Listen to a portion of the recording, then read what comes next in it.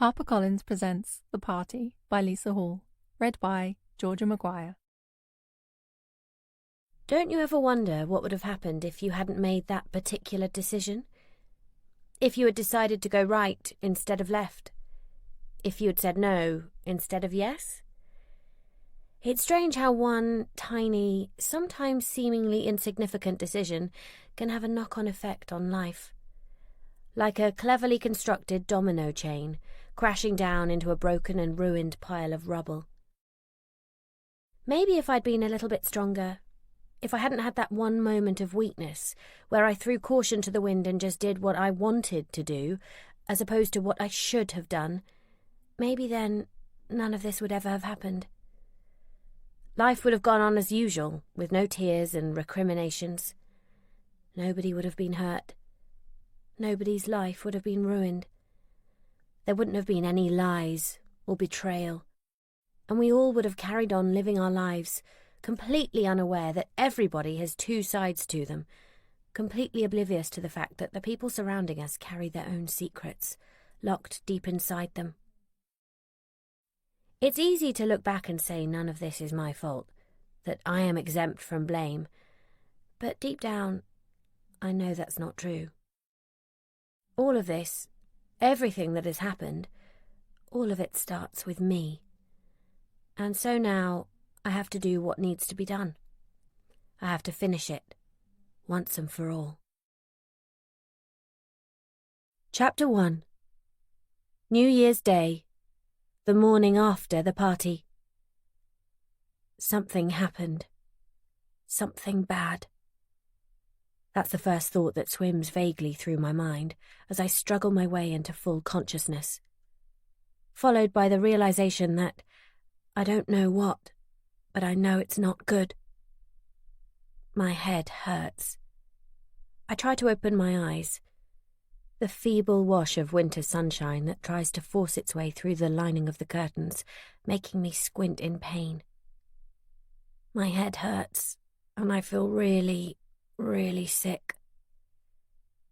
I close my eyes again, willing the thud at my temples to die down and let me go back to sleep, before I crack one eye open again, a vague sense of uneasiness making me reluctant to keep them closed.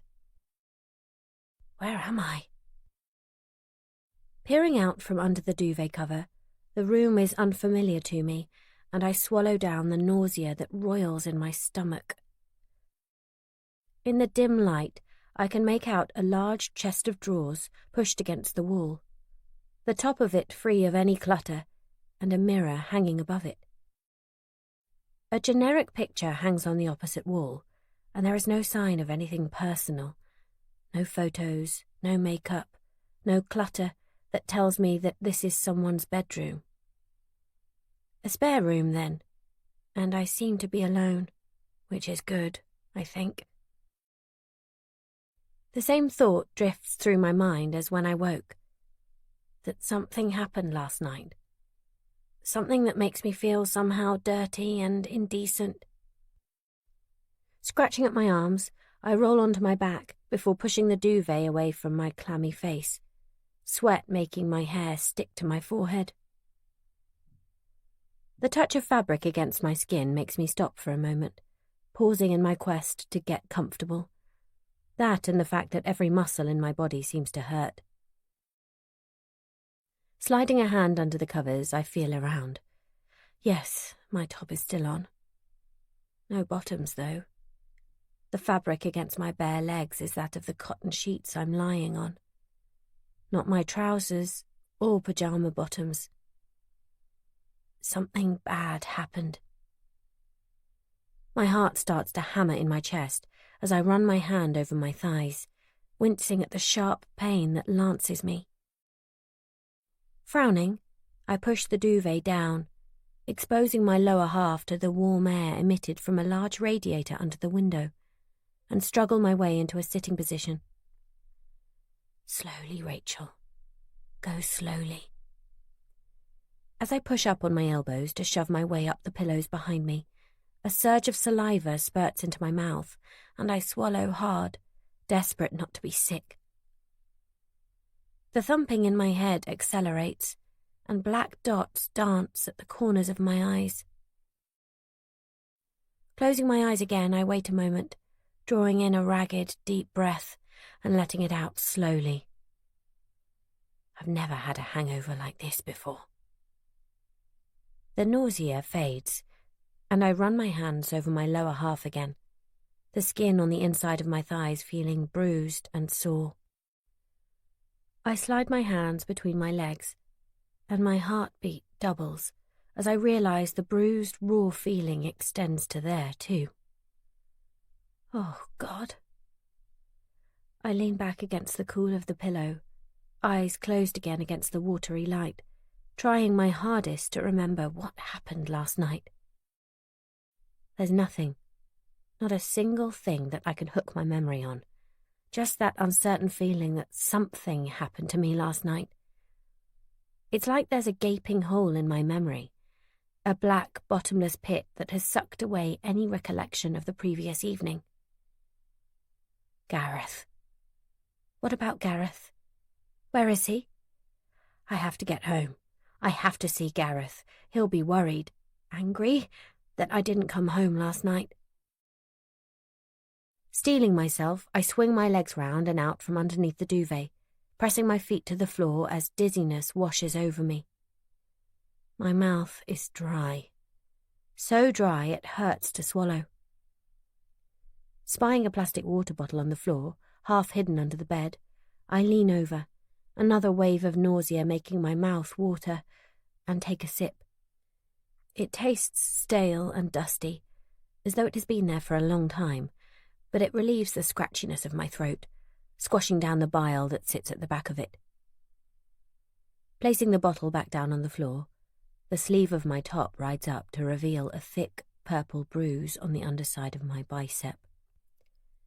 I poke at it, hissing as the tender skin shrieks out at my touch, the muscles sore and delicate.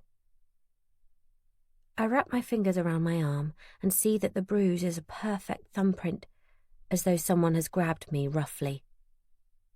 Remember, Rachel. I slide my body slowly down the bed frame until I have sunk onto the immaculate carpet, the thick pile tickling the undersides of my bare thighs, my head pounding in time to a rhythm that no one else can hear. Scrubbing my hands over my eyes, I take a deep breath and look up. I am naked from the waist down, and that needs to be rectified before I can go anywhere. I need to get out of here. Something flutters in my stomach at the thought of the door opening and someone walking in, finding me like this, half naked and vulnerable. Getting to my knees and squashing down the horrid, shameful thoughts that lurk at the outskirts of my mind at the soreness in my thighs, I crawl towards a tangled mass of black, bunched into the corner of the room, against the mahogany of the chest of drawers. Reaching out a hand, I pull the bundle towards me, unravelling it to reveal my black, wet-look leggings. Thank God. Relief floods my veins as I recognise the snarl of black fabric as my own clothing. But that fades as I shake them out, searching for my underwear. It's not there. I turn the leggings inside out and back again, hoping that I've pulled everything off in a drunken state last night, but my underwear is definitely missing. And are you sure that you took them off, Rachel? A stern voice whispers at the back of my mind. The bruising on your thighs, the fact that you can't remember anything. What does that tell you? I hunch forward over the bundle of cloth in my arms, fighting back tears and the ever-present urge to throw up. What the hell happened to me last night? What did I do? And who else was involved? On shaking legs, now clad in yesterday's leggings, the plasticky fabric clinging uncomfortably to my clammy skin, I gently push open the bedroom door and venture out into the hallway. The murmur of low voices wafts up the stairs towards me, uncertainty making me waver on the landing, not wanting to go and face whoever is down there. At least now, though, I have some idea of who it will be. A family portrait hangs at the top of the stairs, and I recognise the tiled hallway and stained glass windows of the front door below. It's a house that I've only ever visited occasionally, and I've never ventured upstairs, which goes a long way towards explaining why I was confused when I woke up this morning. White Christmas lights glitter around the front door, and the scent of pine from the Christmas garland that circles the banister catches at the back of my throat. A tacky silver banner hangs drunkenly across the wall of the entrance hall, loudly proclaiming for all to have a Happy New Year. The glitter of the lights makes me dizzy, and I squeeze my eyes closed for a moment, gripped by vertigo, certain I am about to lose my footing and tumble down the stairs. The dizziness passes, and slowly I make my descent, one hand brushing the wall to keep my balance, as I still feel ridiculously hungover, more than I would ever have expected, the insistent throbbing in my temples making me long for my own bed and the safe comfort of my own home. My silver sandals dangle from the other hand, found in the opposite corner of the bedroom, much to my relief, although I think I would have walked barefoot if necessary. As I reach the hallway, the tiles almost painfully cold beneath my bare feet, the chatter of voices gets louder, as though a door has been opened. I scoot across the cold tiles into the front room, where all the evidence of a party lies, scattered and ground into the carpet. A Christmas tree, looking worse for wear now, its needles dropping and littering the carpet, shines gaudily in the corner of the room, almost seeming out of place in the grim aftermath of what must have been a raucous party. Several empty wine bottles line the mantelpiece, and glasses litter the coffee table, some empty, some with the dregs of boozy Christmas drinks in the bottom. The table is usually polished to a shine, but now it is marred with glass rings on the wood, crumpled napkins, and several paper plates with the remains of buffet food smeared over them. I fight back the nausea that rises at the sight of leftover canapes, the faint smell of warm seafood hitting the back of my throat. A hefty splash of red wine scars the cream rug in front of the still smouldering open fire, and there are tiny shards of glass glinting on the hearth, where someone has made a drunken attempt to sweep away a broken wine glass. I breathe lightly through my mouth, as the scent of red wine and a hint of stale smoke rises up from the damaged rug.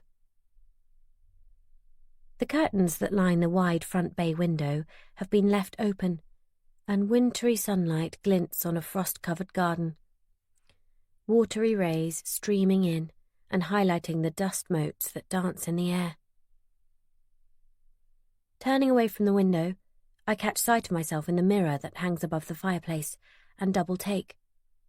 Sure at first that someone else is in the room with me, my reflection looks so unfamiliar in that fleeting glimpse. Stepping closer, avoiding the still damp wine stain, I peer into the glass. I was obviously one of those partaking in the red wine last night. A faint purple stain marks my lips. I run my tongue over my teeth, cringing at the furry feel of them. My face is pale, my long dark hair framing it in a tangled mess. I run my fingers through in an attempt to smooth it. My eyes look too big for my face, ringed as they are by dark circles. In short, if I thought I felt like shit, I look worse.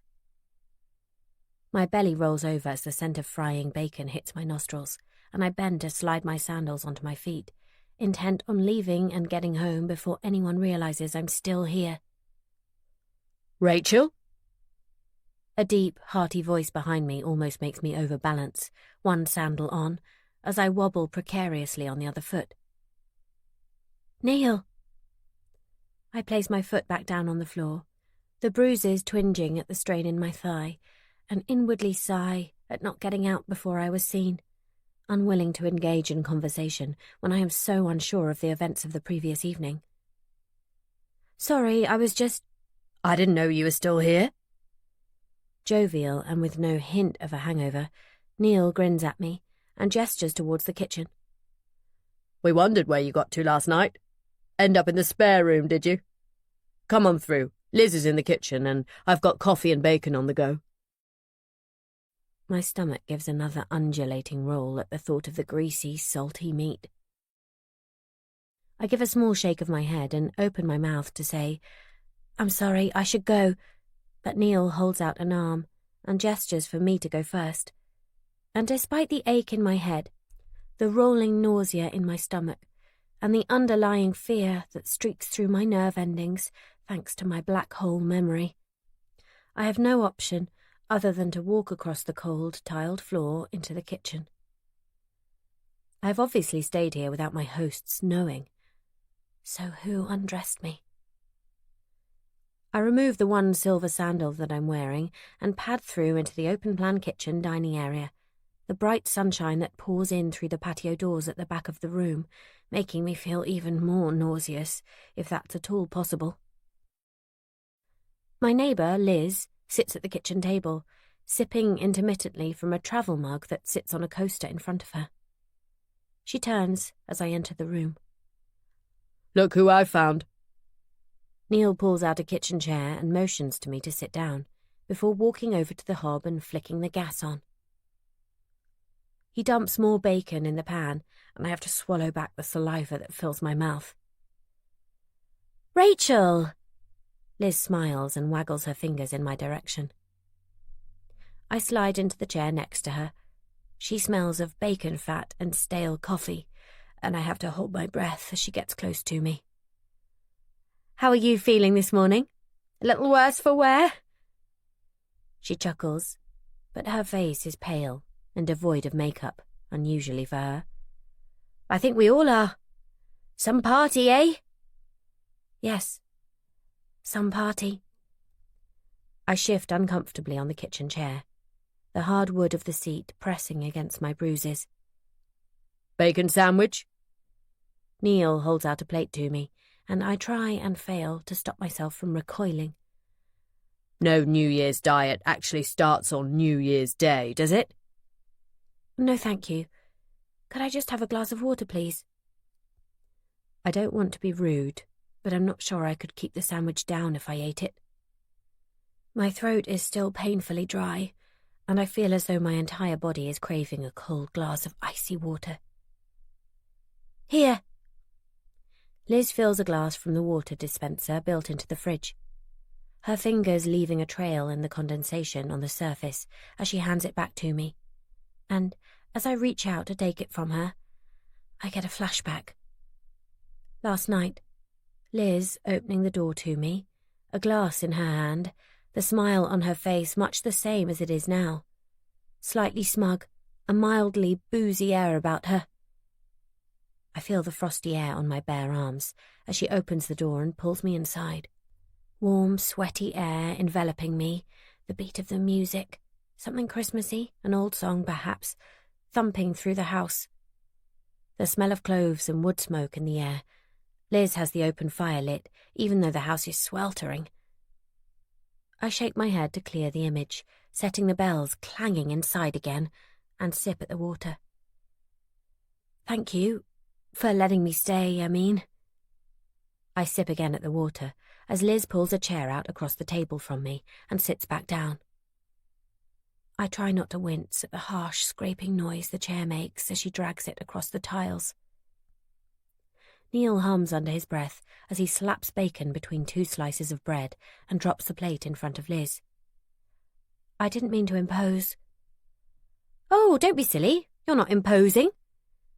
Liz takes a bite of her bacon sandwich before dropping a Barocca tablet into her own glass of water. She offers the packet to me and I take one gratefully, dropping it into my glass and watching the bubbles start to erupt. "I didn't realise you'd stayed, to be honest. I thought you must have left with Gareth." Oh, shit. Gareth. He's going to be furious, I should imagine. "Well, thank you. For the hospitality, I mean. I don't really remember going to bed." I watch her carefully, hoping that she'll tell me who it was that must have helped me upstairs. Who bruised my arms and my thighs, and worse? And did I go willingly?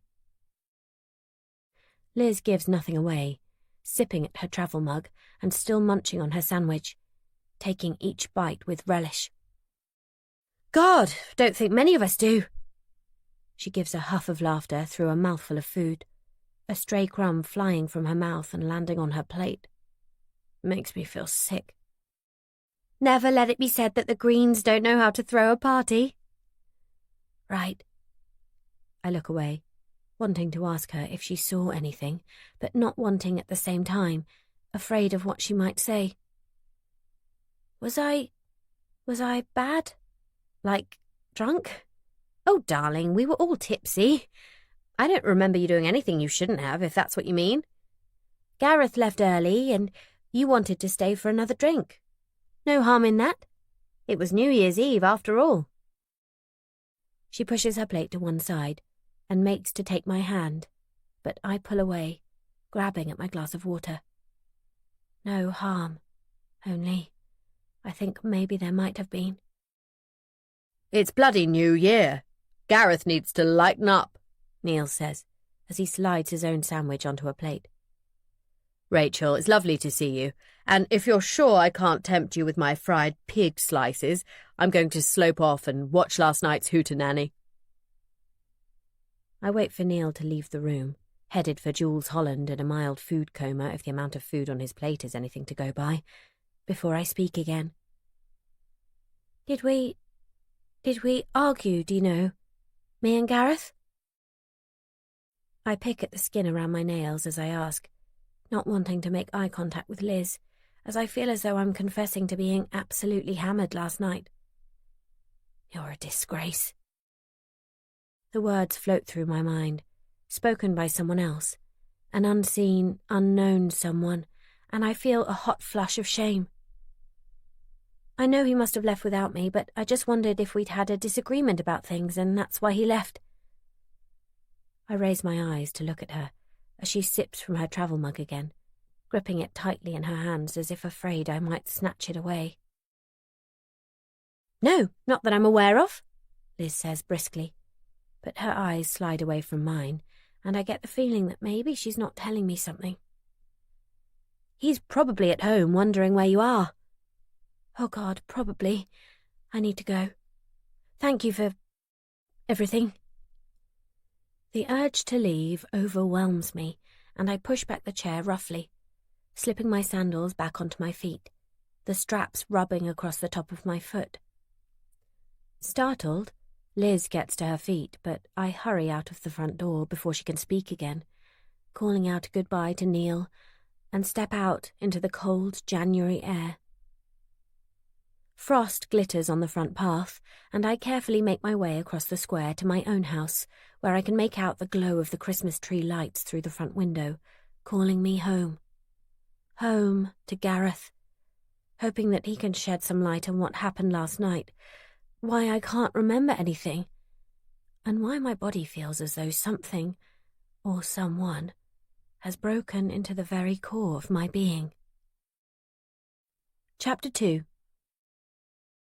As I walk up my own front path, the chill morning air making my exposed toes shriek with the cold, I realise that I don't have a door key.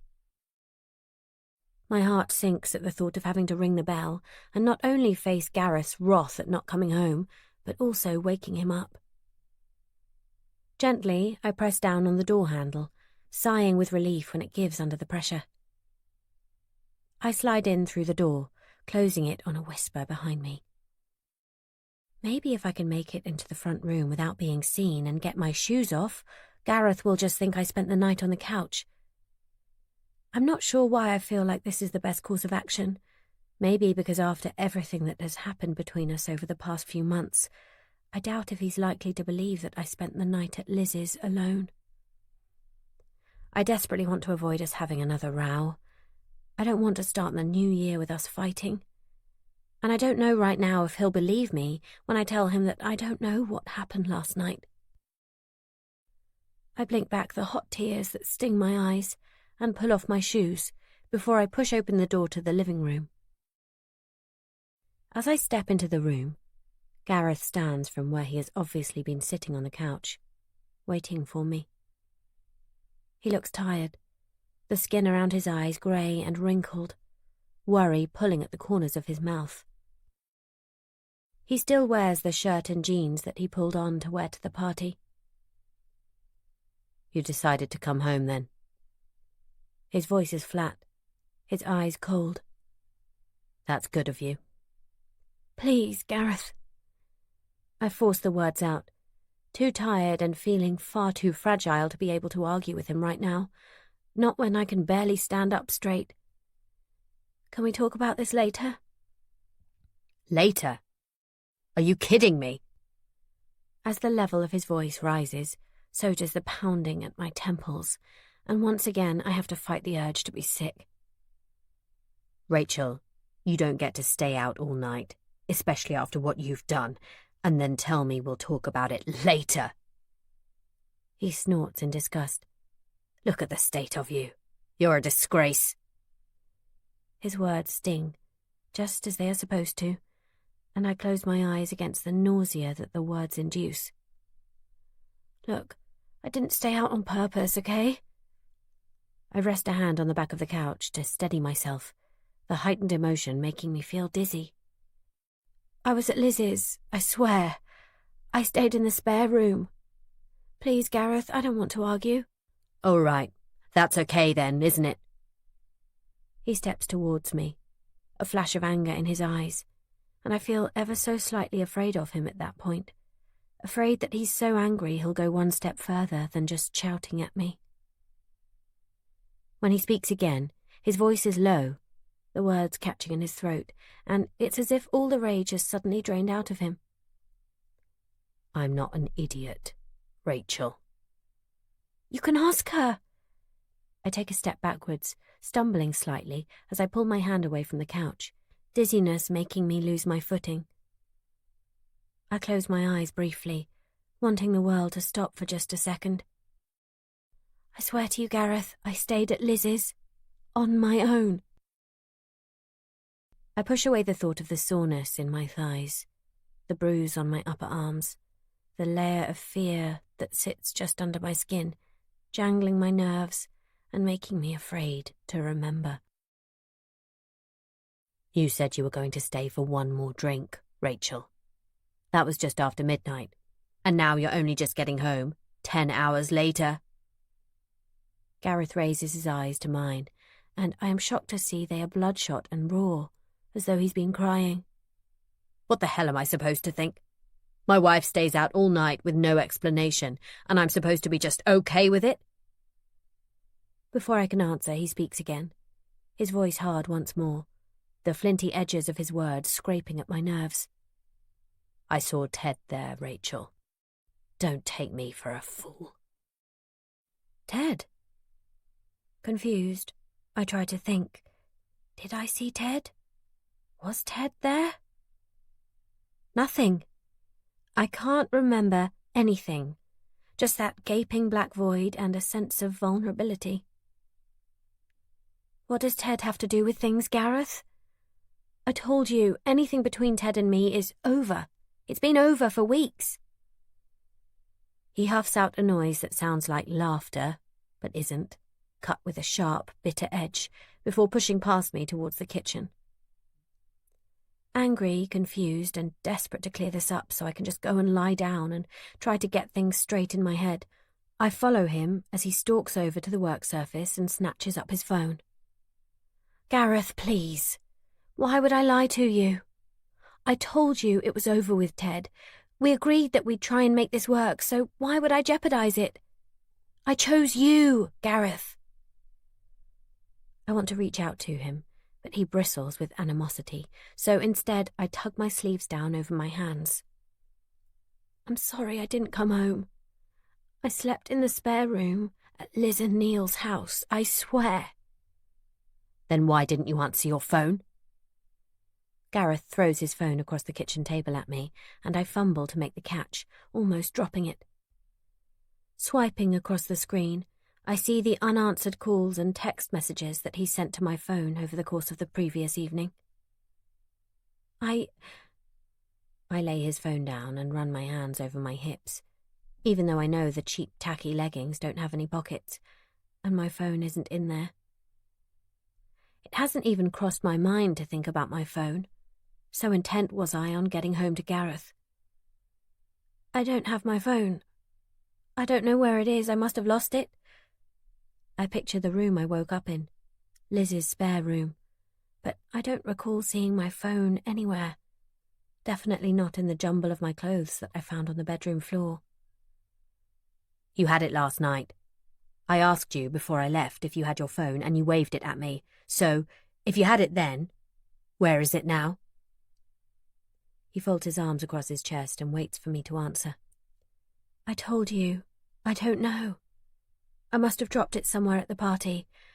I'll call Liz and ask her if she's seen it.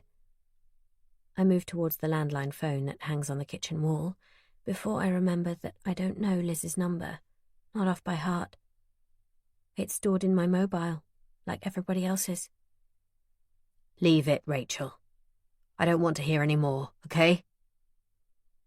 Gareth sighs and scrubs his hands over his face wearily. You can tell me whatever you like, stories about staying at Liz's or whatever, but I don't want to hear it. Not now. Did you even stop to think about Robbie? About what he might think about you staying out all night? Where is he? Guilt creeps over me in a hot wash as I realise that Robbie, my boy, the one thing that has kept me going through all of this with Gareth and Ted, will know that I didn't come home last night. My cheeks burn with shame. Is he home? I don't want him to hear us arguing. He might be 18, but he's had to listen to us rowing for long enough, no matter how hard I've tried to protect him from it. When Gareth and I agreed to make this work between us, I swore to Robbie that the rows were over. No, he's not home. He stayed at Sean's last night, if you remember. Gareth turns away and busies himself by putting the kettle on, and I realise this is also eating away at him.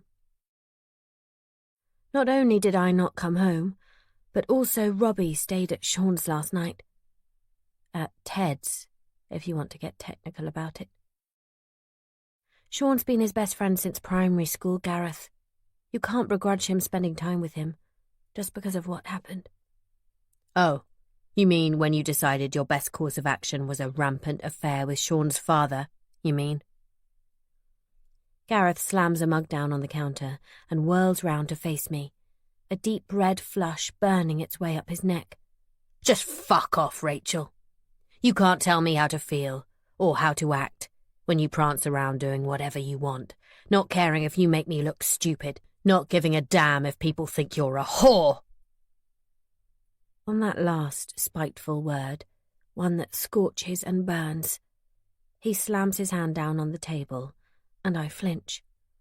I can't talk to you right now, I whisper, my whole body aching as though I have the flu, my head thumping, and the fear and disgust that I first felt upon waking beginning to flood through my veins again. I don't wait to hear if he answers, just run from the room and upstairs to the bathroom, where I lock myself in and let the tears come. Hot water thunders into the bathtub, and I move slowly and cautiously, aware of the muscles that twinge and pull with every movement I make as I pour in my own blend of aromatherapy oils and reach for a clean towel. I pull the leggings from my body, peeling them away from my skin, leaving my exposed legs feeling clammy and sweaty, before throwing them towards the laundry basket that sits next to the shower.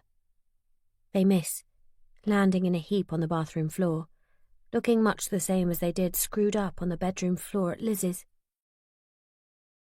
Sighing, I bend to pick them up, the sudden movement jarring my head and making bile rise in the back of my throat.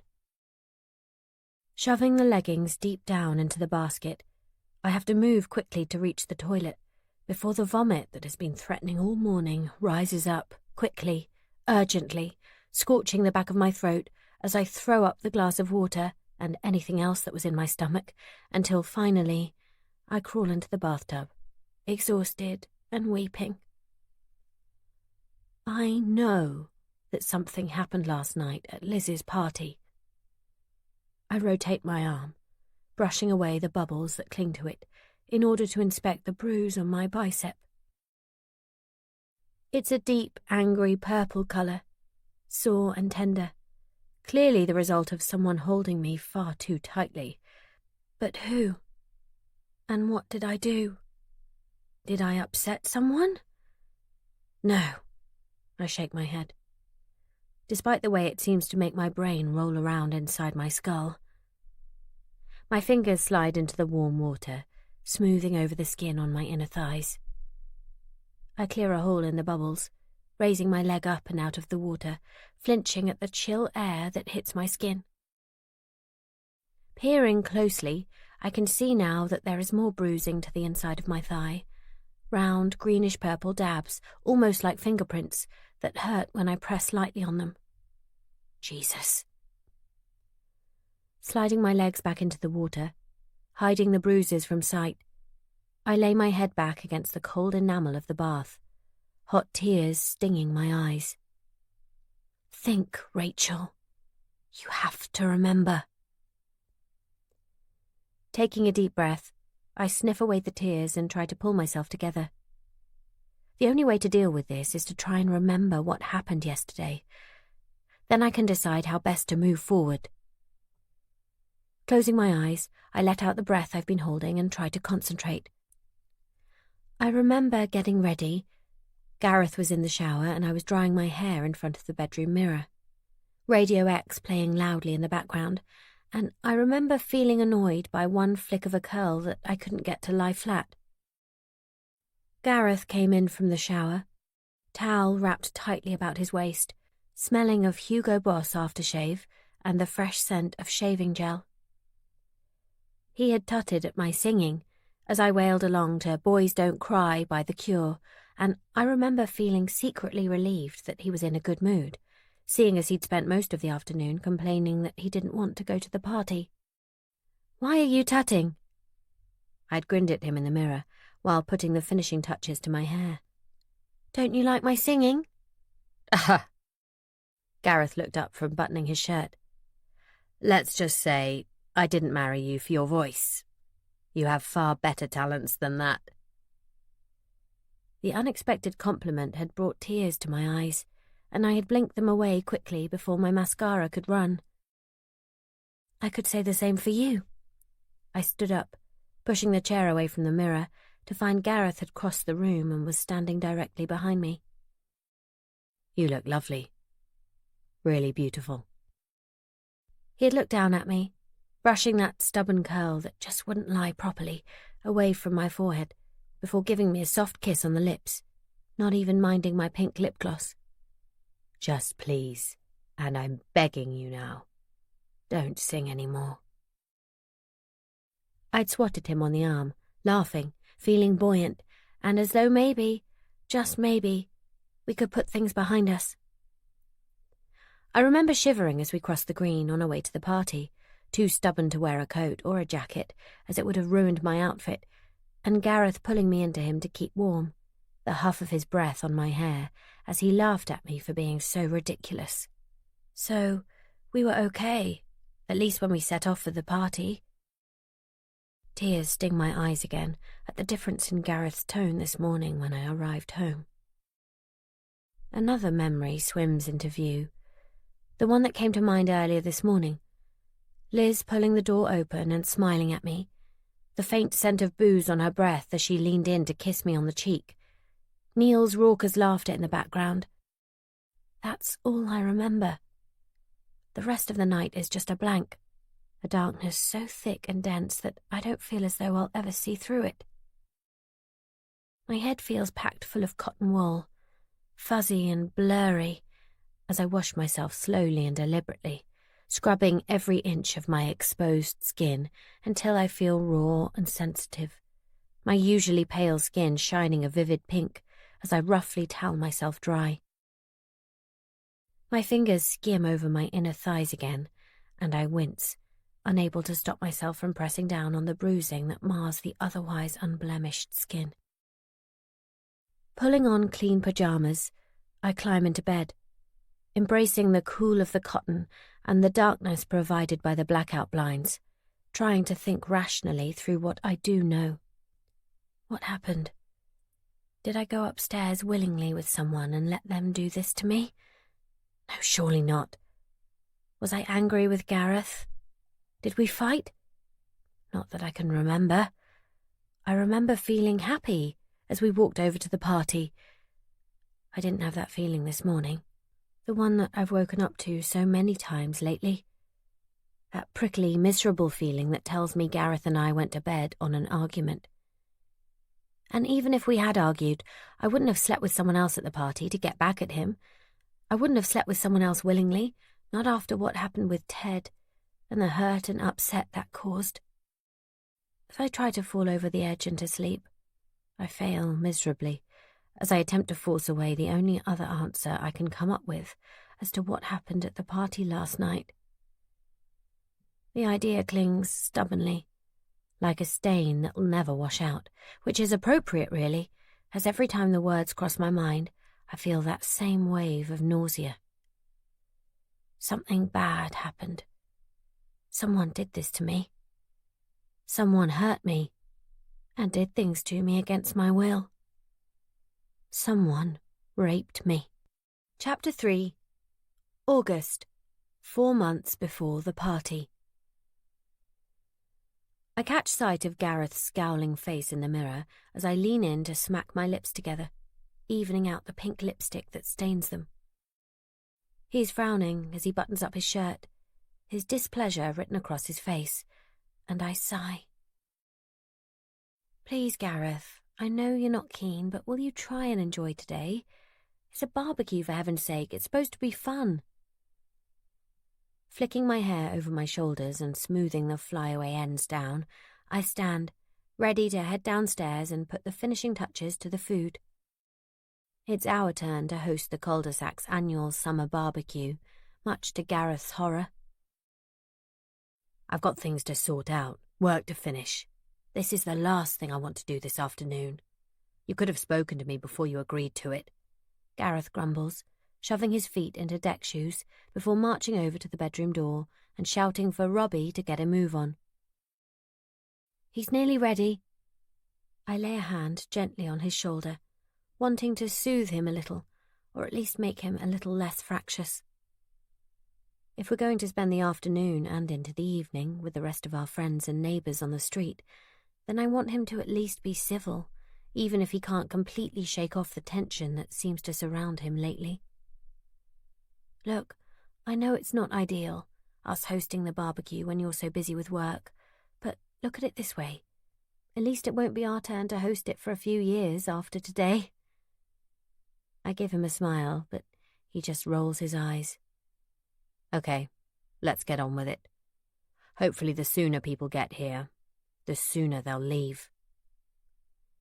Gareth shrugs my hand off his shoulder and thunders down the stairs, leaving me with a familiar feeling of rejection, one that seems to be all too common at the moment. The afternoon is warm, the sky a perfect, deep blue, and I've made a huge pitcher of sangria that is going down a little too well. I am hot and exhausted by mid-afternoon, having spent much of my time dashing backwards and forwards between the barbecue area and the kitchen, and topping up everybody's drinks.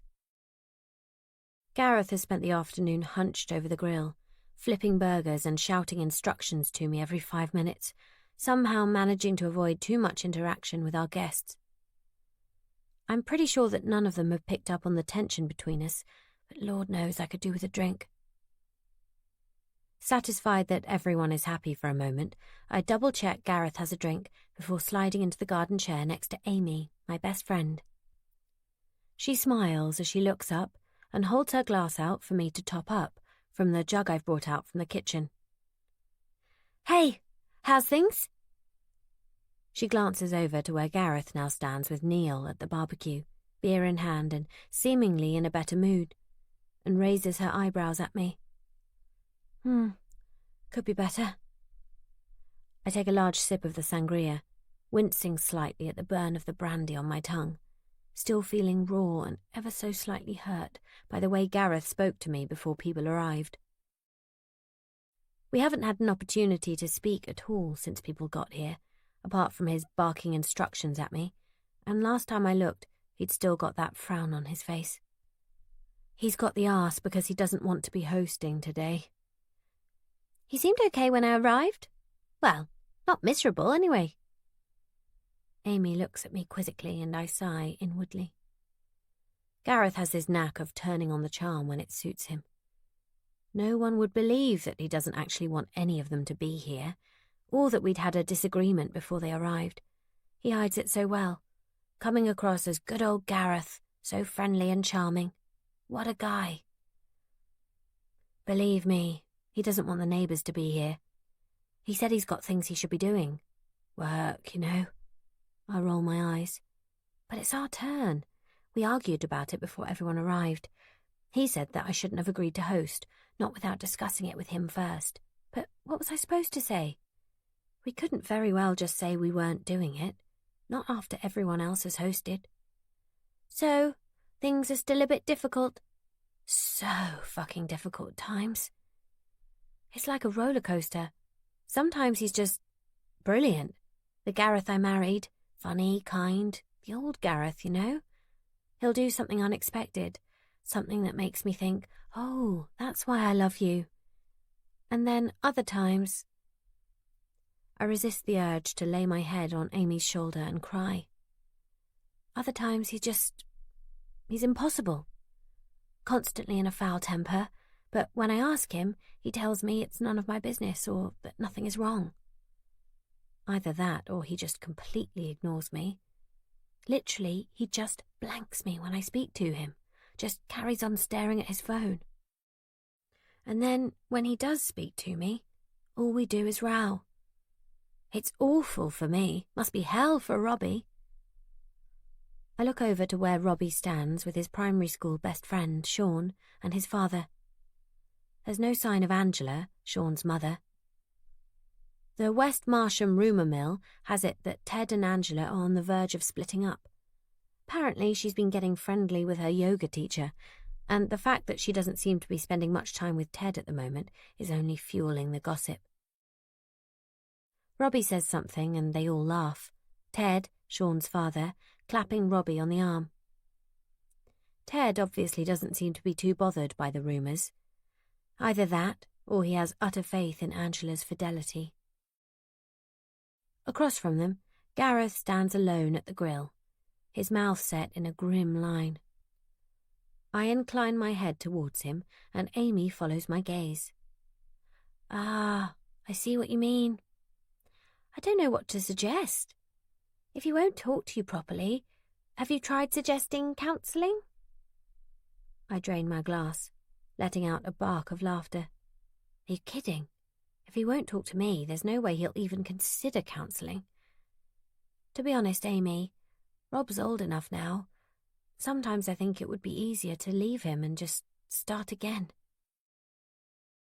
Abruptly, I get to my feet, under the pretense of finding a fresh pitcher of sangria, but in reality, it's so Amy doesn't see the tears that spring to my eyes. Rachel?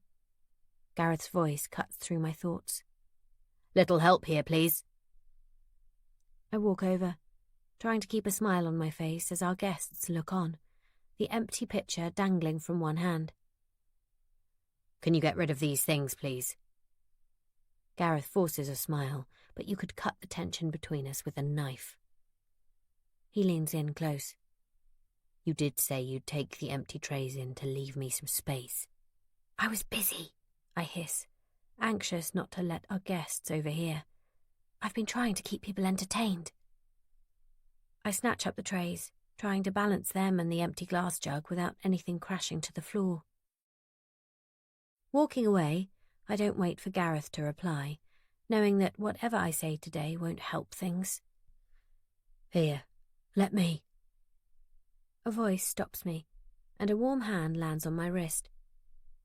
I look up to see Ted. You look like you're about to overbalance. Thank you. I smile up at him, letting him take the top 2 trays and the jug. He walks away towards the kitchen, and I glance over to see if Gareth has noticed. He hasn't. I manage to relax a little after that, the tautness of my nerves loosening as the drink flows and the afternoon cools into early evening. Gareth also seems to be more like his old self, putting away the scowl that's permanently fixed his face lately, and actually engaging with people, now that the food is cooked and he doesn't have the excuse of the barbecue to hide behind. He still doesn't speak to me, though, and before long I stop worrying about what he is doing and whether he's making an effort, and try to enjoy the party. Robbie disappears after a little while, telling me he's going to meet Courtney, a girl I know he has his eye on. I wish him luck and tell him to make sure he has a door key before settling back into conversation with Liz, Amy and Natalie, all of us gossiping and swapping stories. It is dusk when Jono and Melody, the neighbours from 2 doors down, arrive. Melody greeting me with a hug and Jono greeting Gareth with a hearty clap on the back, a fug of alcohol already surrounding them as they squeeze into the circle of friends and neighbours that sit around the small bonfire Robbie lit before he left. Staggering slightly as I get to my feet, the sangria I've been steadily drinking hitting me as I stand, I wander towards the kitchen, intent on getting drinks for the new arrivals, as Liz greets them with boozy kisses and Neil forages under the cover of the grill to find them a leftover burger. I am humming slightly under my breath as I peer into the wine rack for another bottle of red, the alcohol firing a warm buzz through my veins when someone grips me tightly by the arm. Shocked, I drop the glass I'm holding and it shatters across the kitchen floor. Shit! I pull away, rubbing at my arm, as Gareth appears beside me. What the hell did you grab me for? Scowling, I open the cupboard under the sink and start rummaging around for a dustpan and brush. Party's over. Gareth pulls at my arm again as I stand, dustpan in hand. Come on, it's time to wrap it up. You've had enough to drink. What? No, the party isn't over. Mel and Jono have only just arrived. I need to clear this mess up. And I'm not drunk. I bend and start to sweep clumsily at the glass on the floor. But Gareth shifts so that he blocks my way. Gareth, move, please. Someone could cut themselves. I said, leave it. The party is over. You need to come out and help me tell everyone it's time to go. Now. He leans down and pulls me upright, almost knocking me off balance into the broken glass, as I put out a hand to steady myself. And I said, no. Everyone is out there having a good time, apart from you. I don't know what the problem is, Gareth, but I've just about had enough. Do you realise that? My voice is raised, my throat thickening with tears of anger. You're unbearable at the moment.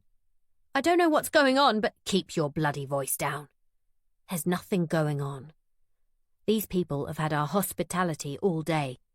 I said the party is finished, so let's go out there and wrap it up. He grips my upper arm again and I tug away violently, alcohol and the slight buzz of fear making my stomach clench. No, I'm not telling people to leave. It's far too early. My palm throbs, and I look down to see a thin line of blood welling up. Fine. If what these people think is more important to you than I am, that's fine. You do what you want. With that, he storms towards the front door, leaving me shocked and confused by his outburst, with no idea what has brought all this on, before shouting after him. Fuck you, Gareth! There is a light tap on the bathroom door as I lean over the sink, splashing cold water over my puffy, tear-stained face. I've picked a shard of glass out of my hand and managed to stop the bleeding before dissolving into tears at the thought of Gareth storming out and having to deal with his bad mood when he decides to come back.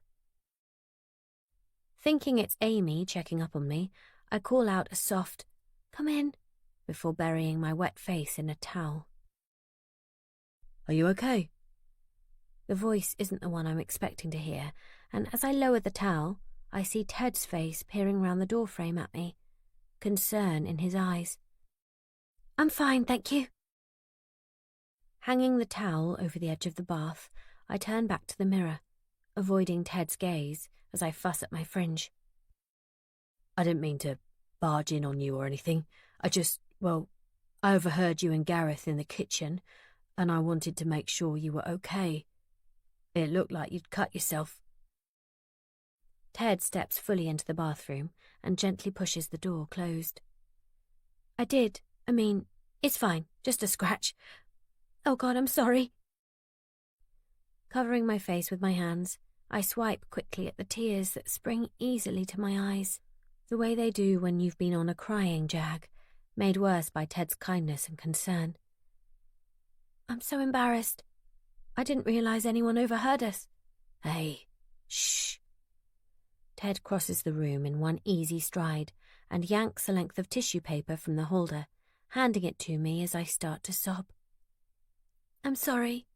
I hiccup again, scrubbing at my face with the tissue, but Ted pulls my hand away, his fingers closing easily around my wrist as he pulls me towards him.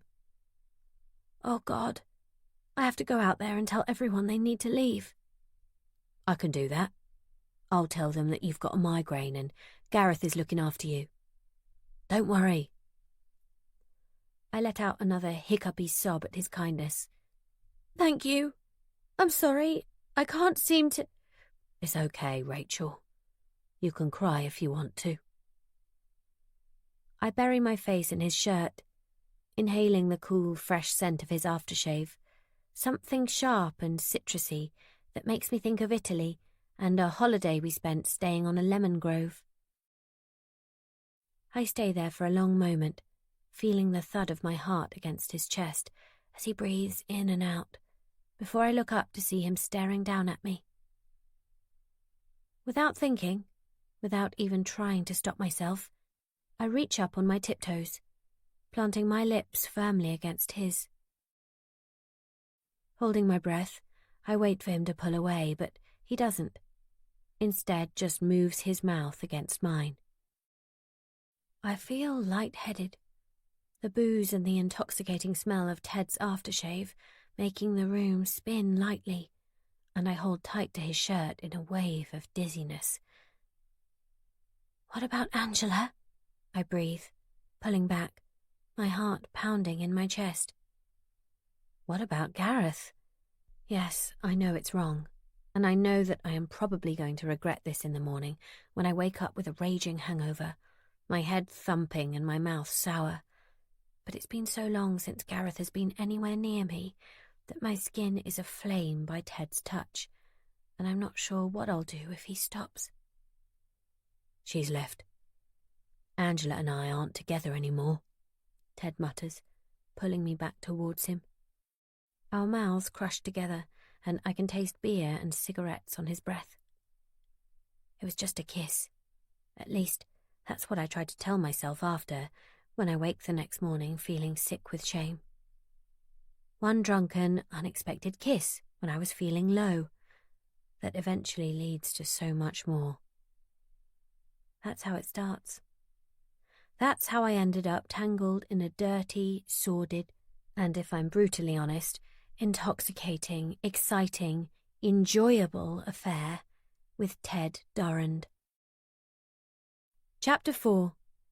January, New Year's Day. A dip in the mattress as somebody's weight leans against the back of my leg pulls me from the uneasy doze I've fallen into. I've slept for a while. The light is almost gone, the bedroom swathed in darkness with just a faint orange glow from the streetlights outside. But it's not been a restful sleep. Dark images and shadowy thoughts exaggerated in my dreams. Turning from where I lay on my side, I roll over to see Robbie, perched on the side of the bed. He leans over to switch on the bedside lamp, and I squint slightly as the yellow warmth chases the last of the shadows from the room. How are you feeling? He hands me a glass of water and a packet of paracetamol as I struggle my way into a sitting position, the duvet tangled around my legs. Better? I lie, swallowing the pills with 2 huge gulps of water. The insistent thumping in my head turns up again as my brain protests at being upright, but the nausea seems to have subsided a little, so I'm not completely lying. Where's Dad? There is only silence from downstairs. He's gone out. He said you were up here sleeping it off, but when you didn't come down for dinner, I thought I'd just better check that you were okay. Dinner? I look at the clock on the bedside table, squinting at the numbers in the dim light. Oh, Rob, I'm sorry. I didn't realize it was so late. Did you eat? I can get up now and make you something. No, Mum, it's fine, honestly. Dad made a curry earlier. He said you always like a curry when you're hungover. We saved you some. I gave him a grateful smile, even though the thought of food makes my stomach roll. And now Dad's gone out? I frown, the chalky aftertaste of the pills thick on my tongue. Did he take Thor for a walk? Thor, our ancient beagle, and possibly the most inappropriately named dog in England. A splatter of rain hits the bedroom window and I frown again, knowing how Thor hates to go out in the rain and hates to go out in the dark even more. No, I don't think so. He just said he was going out. Look, Mum, you okay? You look really pale. I'm fine, honestly. Just a little bit hungover, like Dad said. I can't tell him the truth. Not yet, anyway. That deep-seated maternal urge to protect my child from knowledge that will hurt him is in full swing. I smile to make the lie seem even more like the truth, but my mind is whirring away in overdrive. It's New Year's Day. Where on earth would Gareth have gone? Surely everything is closed. It's not like he's got shopping to do. There's a little tickle at the back of my mind, a familiar one from the summer. The voice that whispered to me that maybe the reason why Gareth was so unbearable, snappy, irritable, and secretive, was because he was having an affair. Then that makes me think about Ted, and the party, and what could have happened last night. No, not what could have, what did. My stomach turns over and I have to swallow down the saliva that spurts into my mouth. I could make you some tea, Robbie says tentatively, looking like a small boy again, and I wonder exactly what Gareth has told him about last night. Judging by Rob's reaction to me, he thinks I've just overdone it on the wine and I've got a raging hangover. That would be lovely. I'll be down in a minute. Robbie leaves the room, thundering down the stairs like a baby elephant, and I lie back on the cool pillows for a moment before I force myself from the safety of the bed, the comfort of the bedroom, downstairs. It's almost midnight before Gareth comes home. Our roles are reversed, and this time it's me sitting in the dark, nursing a lukewarm cup of tea, with Thor snoring at my feet. Robbie asked me if I minded him spending the night at Sean's again tonight, and I told him to go, secretly relieved that he wouldn't be home when Gareth came in, wouldn't be there to hear what I have to say. My head feels less foggy now after my sleep, and the more I think about things, the more I'm convinced that whatever happened to me last night happened against my will. I wouldn't have done that to Gareth, not after Ted.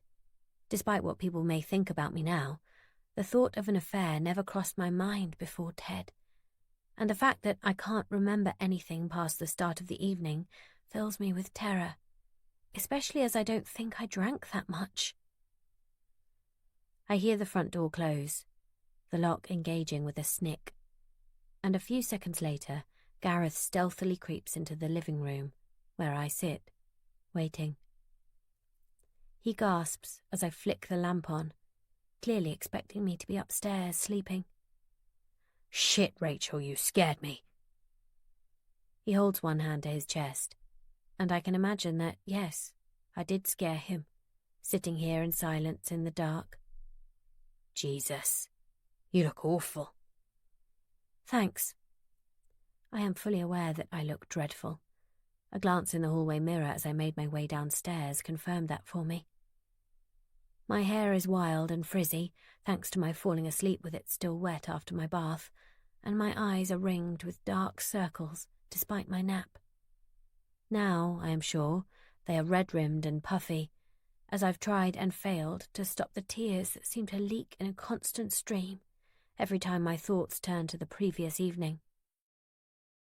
Where have you been? I went for a drink. With Neil. He shuffles past Thor's sleeping body and slips onto the couch beside me. I needed to get out for a bit. I had a lot to think about, you know? He takes a deep breath in before he speaks again.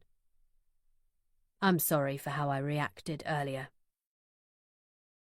I lean down to stroke the dog, using him as the perfect excuse not to look at Gareth, just for a moment.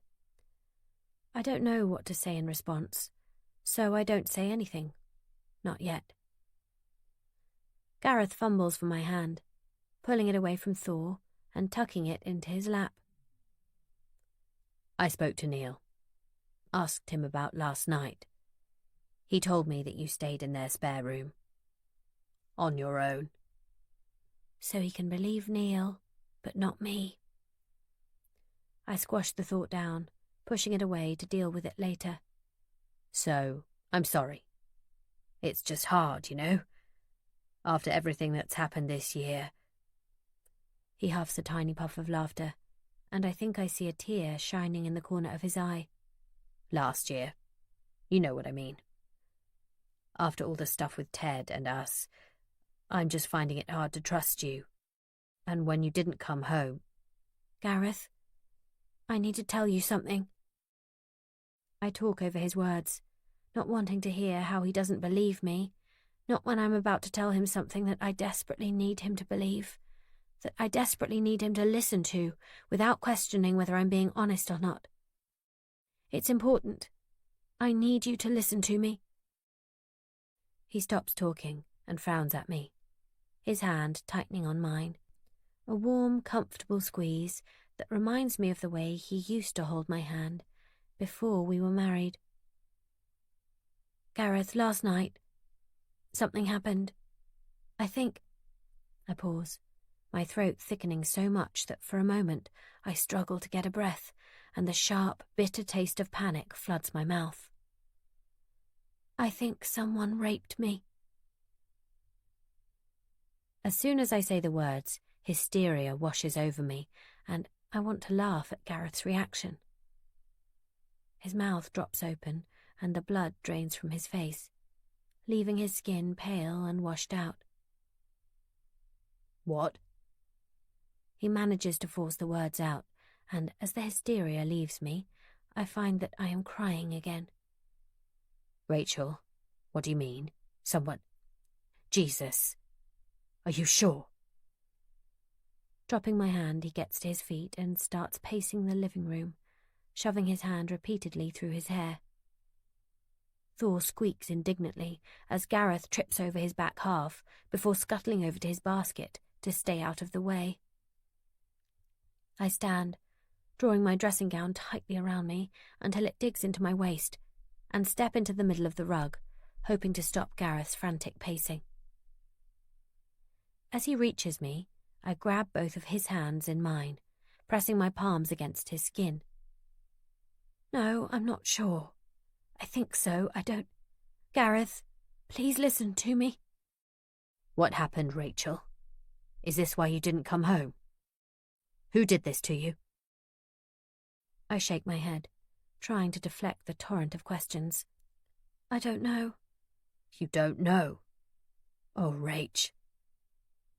Gareth pulls me towards him, wrapping his arms around me, and I wince, aware that my wrists are sore too. I just didn't realise earlier, thanks to the heavier bruising on my upper arms. Tired, I rest my cheek against his chest for a moment, letting him hold me, before I look up at him. He smooths the hair away from my face. What do you mean you don't know? How can you not know? I don't understand.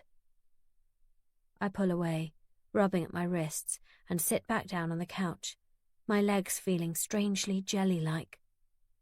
I just don't know. I don't remember. I remember getting to the party, Liz opening the door, Maybe having a glass of red wine?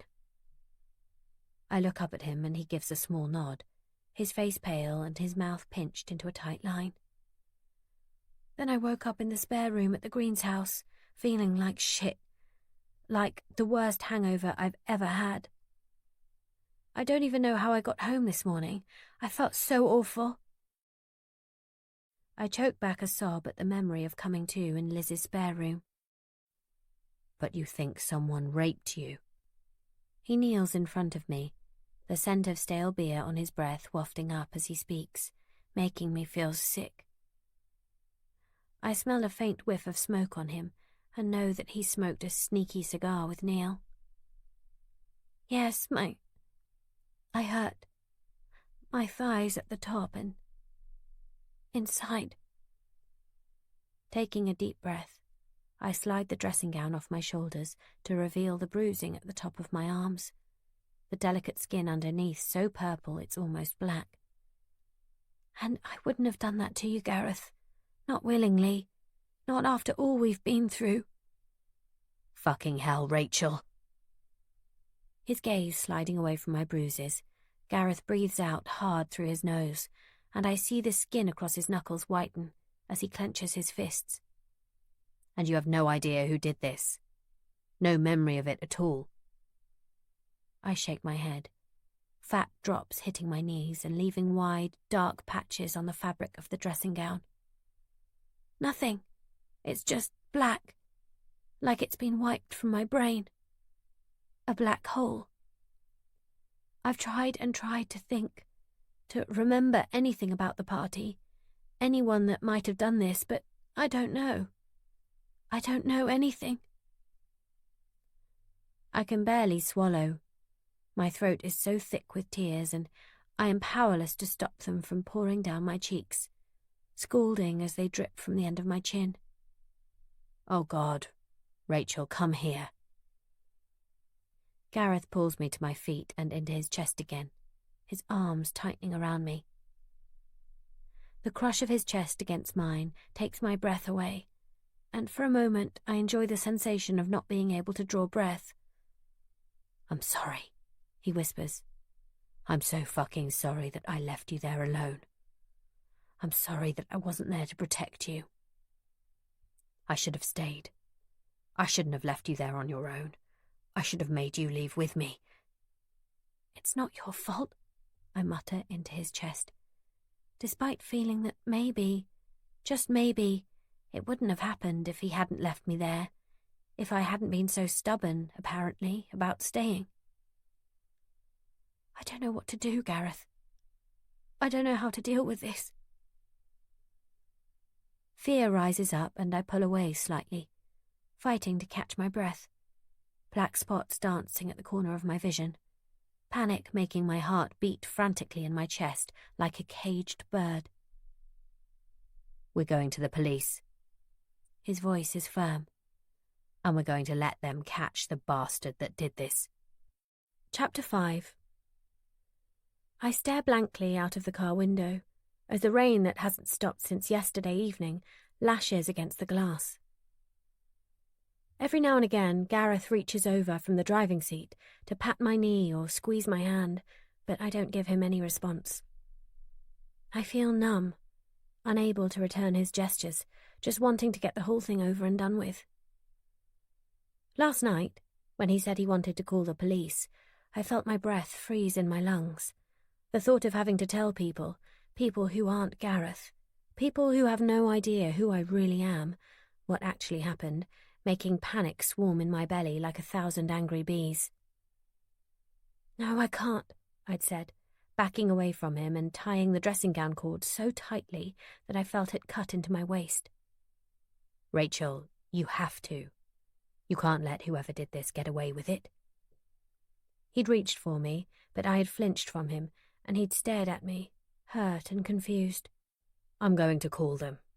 They need to know. No, Gareth, please. I don't want them to know. I can't. The words died in my throat as he reached for the phone, and I shoved past him, headed for the safety of the bedroom. He hadn't phoned them, not then, but this morning when I woke up from a fitful sleep, He was standing over me, phone in hand, ready to make the call. Now I find myself sullen and angry, slumped in the passenger seat on the way to meet a police officer at the King's North Rape Suite. We're here. Gareth rests his hand gently on mine before switching the ignition off, and I ignore him, still gazing out of the window as the rain makes the puddles leap and dance with splashes. Rachel, come on. I'll be with you the whole time. I won't let you do this on your own, I promise. I turn to face him, exhaustion making my movements slow and clumsy, but I don't have the words to say how I'm feeling. Instead, I silently turn back and fumble for the door handle, pretending that I don't hear his little exhalation of relief that I am finally doing as I am told. The building that houses the police station is a sprawling double-story structure masked from the outside world by a short driveway lined with trees, quaint compared to the usual expectation of a police station. As I step out of the car and look towards the road, I realise I've driven past it hundreds of times on my way to drop Robbie off at school, without ever considering what goes on inside. I wait, scuffing the gravel with the toe of my shoe as the rain soaks my hair, for Gareth to lock the car, unwilling to move even a step towards the building on my own. Okay? Gareth's eyes search my face as he tucks the slip of paper he wrote the police station address on into his back pocket, before reaching for my hand. I give a small nod, lying again, as I don't think I'll ever feel ready for this. We walk slowly up the path together towards the door, over which hangs a sign for reception. I stumble at the threshold, almost as though my feet don't want to carry me over, but I force myself onwards, following Gareth to the front desk. He speaks in a low voice to the woman there, her eyes drifting towards me as he talks, and I turn away, not wanting to see pity on her face. It's not long before a slightly built blonde woman appears in my eyeline, a small smile on her face, showing off the gap between her two front teeth. "Rachel?" she asks, and I nod. "I'm Carrie. Do you want to follow me?" I get slowly to my feet, casting a panicked look back at Gareth. "Oh, your husband can come too, if that's what you'd like." I nod again and take Gareth's hand gratefully, his palm warm against my cold skin, as he stands to follow Carrie through a set of double doors and along the corridor to a small room with a low couch either side of a coffee table, with a fake vase of flowers standing on it. It feels homely and it throws me for a second. I somehow thought I would have to give a statement, be questioned or whatever, in an interview room. "Have a seat." Carrie sinks down onto one couch and Gareth and I follow suit, leaning into one another on the opposite couch. "Now, Rachel, I'm what they call a SOLO, Sexual Offence Liaison Officer. I'm specially trained to help you with what you've experienced, okay? I know you're frightened, but I'm here to do the very best that I can to help you." "Okay." I let out a shaky breath that I didn't realise I was holding, and wiggle my toes in the ends of my shoes, pressing them into the beige carpet tiles. "I'll take a statement from you, and if it's okay, we'll do a medical examination. Trust me, Rachel, we will do everything we can to make this as less stressful as we can for you." Carrie reaches over and pats my hand, and I find I am already fighting back tears before I even begin to make the statement. "Can you take me through that evening? The evening of December 31st? "I don't remember very much. Only arriving at the party, maybe having a drink or two. It was hot in there. Busy." I glance at Gareth, who is chewing on the inside of his lip. "Would you rather do this on your own, Rachel?" Carrie sees my glance and follows my gaze over to Gareth. "No," I say hastily, not wanting to be alone with her, afraid of the questions that she might ask me. "It's fine, I just can't remember anything about that night. Not past the first hour or so of the party. Do you think there's a possibility that something could have been put into your drink?" Carrie asks, her pen scratching away at the notepad in front of her. Maybe. I don't know. How did you feel when you woke up? Carrie asks me gently, and Gareth gives my knee a tiny squeeze, letting me know he's still there. Rough, really, really poorly, like the worst hangover I've ever had. Everything was a bit foggy. I was sick and dizzy, a bit unsteady on my feet. And when did you first start to think that perhaps you'd been raped? Carrie's voice is kind, her tone soft, and it makes tears jump to my eyes. I was so frightened that they wouldn't believe me, that they'd think that I was just a woman who'd drunk too much and stayed out all night and needed to concoct a story for her husband. That the fact Carrie seems to believe what I'm saying makes me feel almost faint with gratitude. Not until last night. Not properly. It's not the kind of thing that you think will happen to you, you know?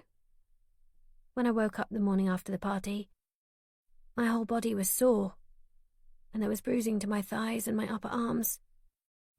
Also, I was sore, you know.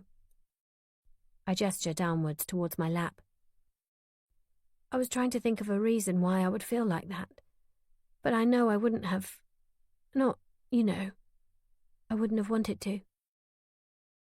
Is there anybody who you think might have had something to do with this? Carrie asks gently. What?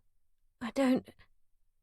The words won't come, and I grip Gareth's hand tightly, my whole body starting to shake. It's okay, Rachel. I don't mean to upset or confuse you, Carrie says, with an anxious glance at Gareth. What I meant is there anyone who has upset you lately? Anyone who might have a grudge against you? Have you fallen out with anyone? Friends or colleagues? Basically, anyone you might think would have a reason to want to hurt you. The reason I ask, Rachel, is that acquaintance or date rape is much more common than stranger rape. Do you understand what I mean? No, not that I can think of. I don't have any colleagues. I'm an aromatherapist. I work from home, I say, my voice barely above a whisper. My brain is foggy and I can't think straight. There's nobody that would want to hurt Rachel. Gareth's voice is strained, and he runs his hand through his hair again, like some sort of nervous tic. She gets on with everybody. There were lots of people at that party. Every room was crowded. There were lots of people that we knew there, but also lots of people that we didn't know. Presumably friends and acquaintances of Liz and Neil. Rachel? Carrie gives a brief nod to Gareth, but clearly wants to hear it from me. Nobody at all? No. I shake my head. There isn't anyone that I can think of who would ever do something as awful as this.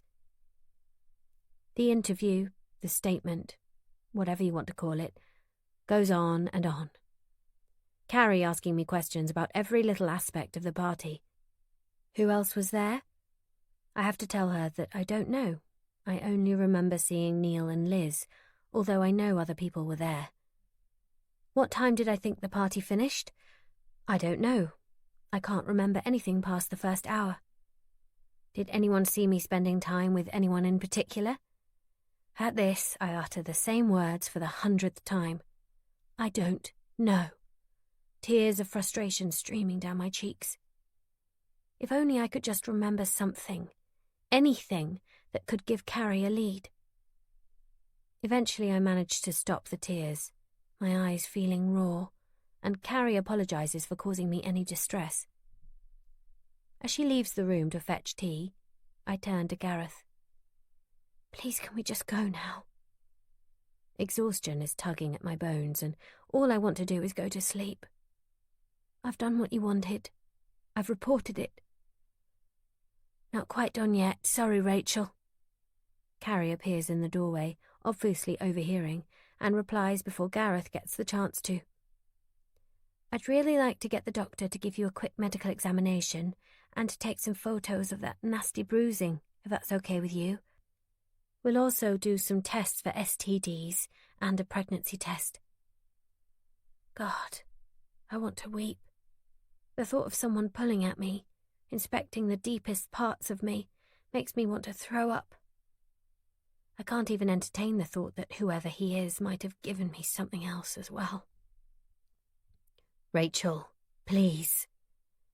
Desperation leaches into Gareth's voice. You've been really brave. Please just do this one thing. Whoever did this needs to be caught. Fighting back the panic that seems to have been simmering under my skin since the night of the party, I agree to the medical, despite feeling as though I might faint at the touch of someone I don't know. Gareth is right. Whoever did this needs to be caught, and if it means I need to do this, then I need to do it. Gareth kisses my temple, and then I follow Carrie along a corridor towards the back of the police station, and realise that this must be the rape suite, a block of 3 rooms, one for examination, another room similar to the one I've spent the morning in, and a bathroom, complete with shower. Carrie explains that after the medical, I can have a shower and she'll give me clean clothes to wear home if I want them. Where are the clothes you wore that night, Rachel? She asks, as another officer photographs the bruises that stain the skin on my arms.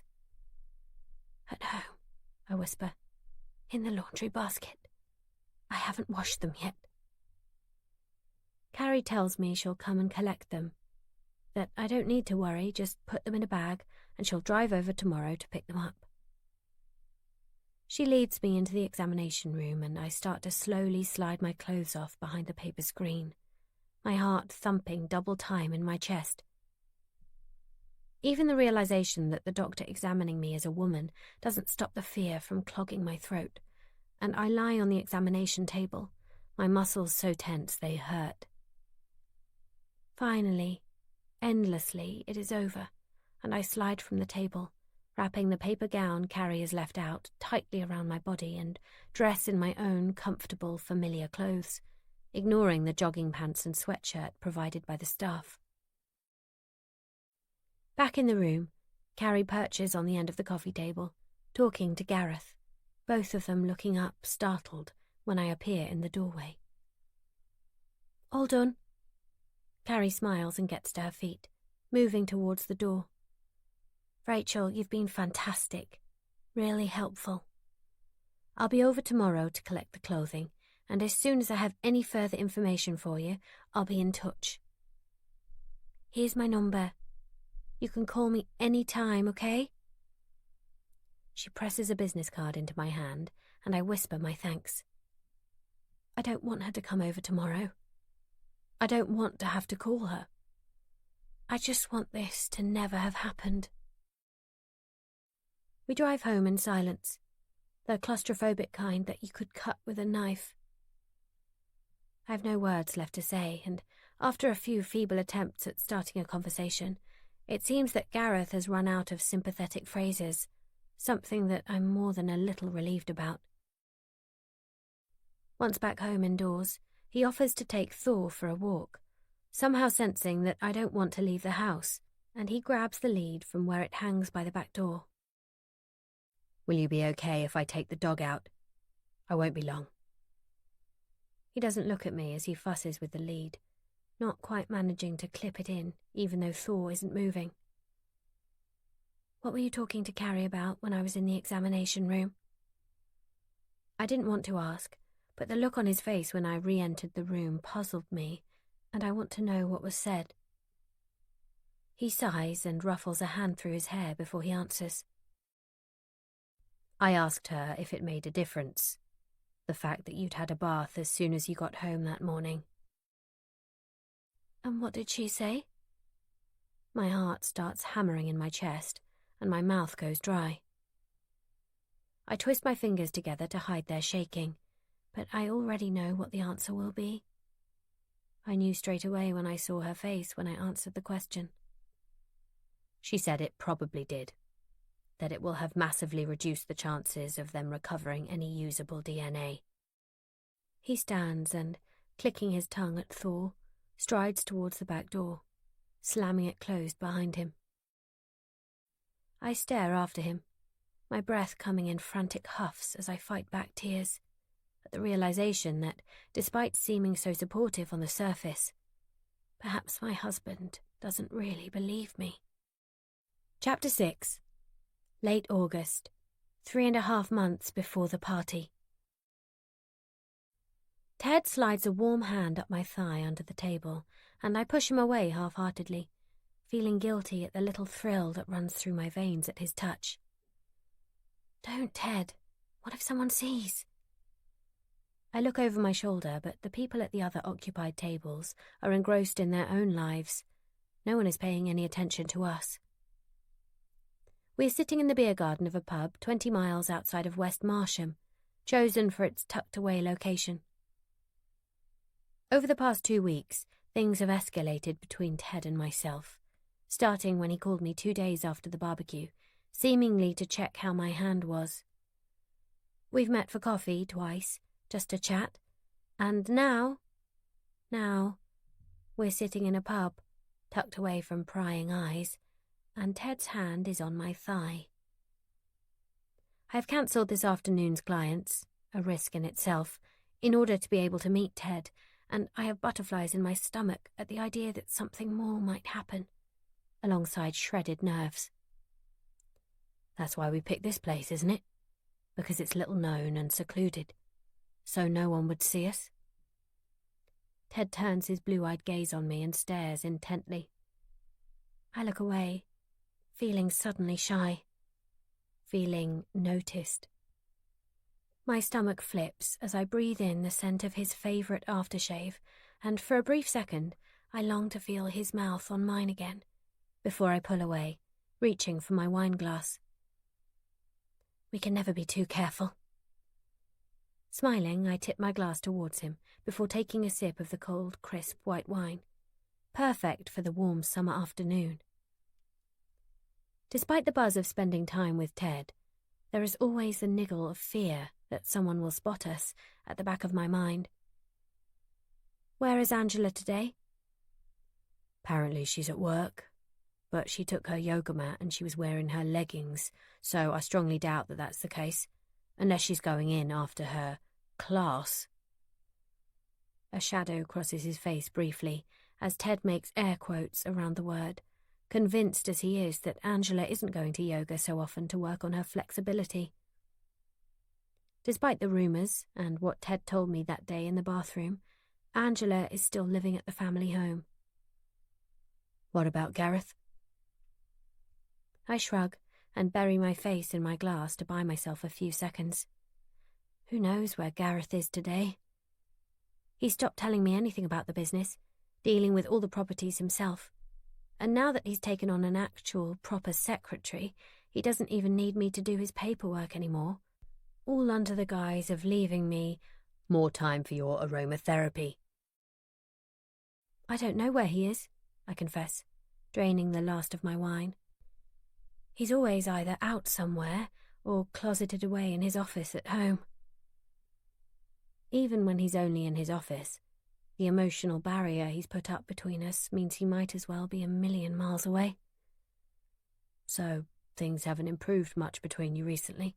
Ted asks, his hand moving from my thigh to rest lightly on the table, a respectable distance away from my fingers. Not really. They're worse, if anything. I mean, we've barely spoken since the night of the barbecue. I flush a hot red at the thought of that night, the night this thing between Ted and I started. Every time I try to talk to him, he tells me he's too busy and he'll speak to me later. Of course, later never comes. I quite often have clients come to me after they finish work, meaning that I spend most of the evening in the log cabin at the end of the garden that serves as my treatment room, and then I'm usually asleep by the time he comes up to bed, if he even comes to bed at all, and he's gone by the time I wake up in the morning. You don't have to put up with it, you know, Rachel. The same way you don't have to put up with Angela sleeping with her yoga teacher? Immediately, as the words leave my mouth, I feel like a bitch. Even more so at the way Ted's face crumples slightly.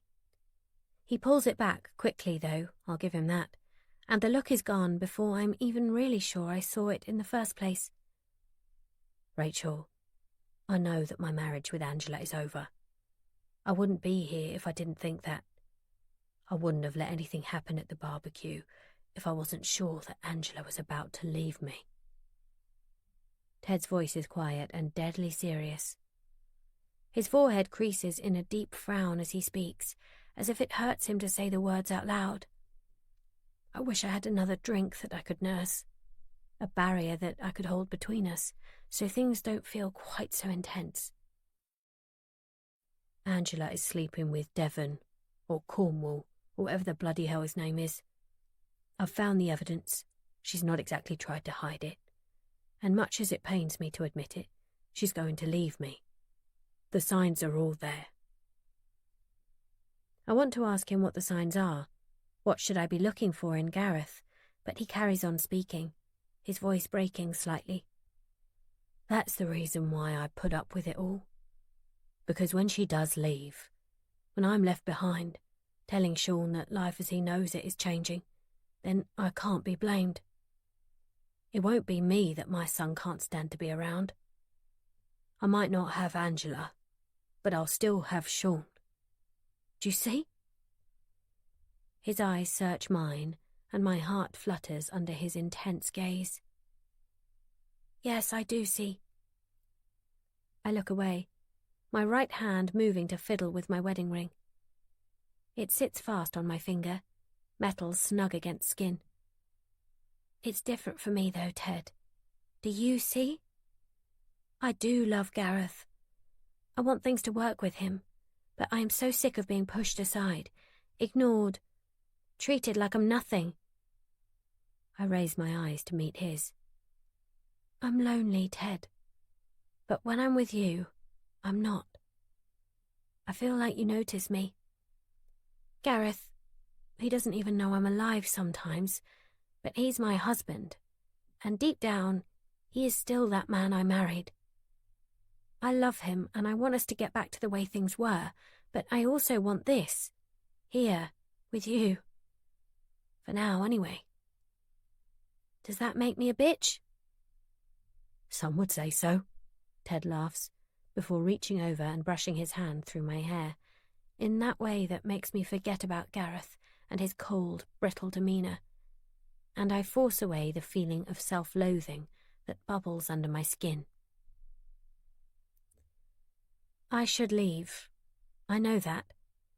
But sitting in the sunshine with Ted, enjoying the alcohol, the sun beating down on my bare shoulders, the feeling of actually being listened to for the first time in I don't know how long, I can't resist staying for one more drink before I head back to real life. Another beer? I get to my feet, swinging one leg over the seat of the picnic bench and picking up my empty wine glass. Wouldn't say no, but don't you have to get back? Ted flicks his wrist to glance at his watch. Another thing I like about him. He's just as aware of where I need to be and when I need to leave as I am, although that might be fear of being found out that makes him so conscious. One more drink can't hurt, can it? I smile down at him. And it's like he said, it's not as if there's anyone we know here. Stepping my other foot over the seat of the bench, Ted brushes his fingers across my ankle, sending a shot of desire straight through me. I'm not sure I'll be able to go straight home after this drink. The inside of the pub is dark after the bright sunshine of the beer garden, and I squint slightly as I enter, willing my eyes to adjust. It's busier in here now, and glancing at the clock behind the bar, I see it's almost 6 o'clock. Not that I have anything to rush back for. Gareth won't be home until goodness knows when, and Robbie will be out with Sean. I jostle next to a couple of men in suits at the bar as I wait to be served. The speedy service of this afternoon gone now as people stop in on their way home from work to enjoy a drink in the evening sunshine. Definitely best to make this the last drink before I get Ted to drop me somewhere close enough to the house to walk the rest of the way, but far enough out that we don't get spotted. As I wait, the pub getting busier and busier, I feel less and less confident about staying. What are you doing, Rachel? Are you really going to risk everything with Gareth for a fling with Ted? Just as the guilty feeling that sits heavy in my stomach becomes unbearable, and I finally make the decision to leave it, to go home to Gareth and forget about seeing Ted again, I catch the bartender's attention, and he mouths, "Same again?" I waver for too long, and then it's too late. He pours a beer for Ted and another glass of wine for me. Turning, my hands full, I am startled by a man standing right behind me, almost too close. Beer slops over my hand and I yelp, holding the glass away from me to avoid it spilling down my skirt. "Shit, I'm sorry." He raises a hand to steady me before he squints at me over the top of his glasses, recognition dawning on his face. "Rachel? What are you doing here?" Fuck. This is the last thing I need. I knew we should have left while it was still quiet. Less chance of being spotted. Now it seems like I've blown everything. Keep cool, Rachel. He doesn't know anything. Aaron. I keep my tone deliberately on the icy side, hoping that he doesn't want to stop and chat. Haven't seen you for years. "It's been a while," he smiles, crinkling his eyes at me. "So is Gareth here? Would be good to catch up over a drink if you guys have time." He looks pointedly at my full hands, both carrying fresh drinks, and my heart sinks down to my sandals. No. I manage to force the words out through my dry mouth. The urge to sip at the wine in my hands is overwhelming. Gareth isn't here, I'm just having a quick drink with a friend, that's all. "Ah. Shame." Aaron looks me up and down, and I remember how he used to make my skin crawl when he first started working for Gareth.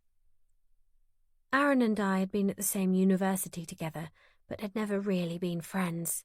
He'd just known some of the people that I had hung around with. I hadn't seen him since graduation, not until his CV landed on Gareth's desk.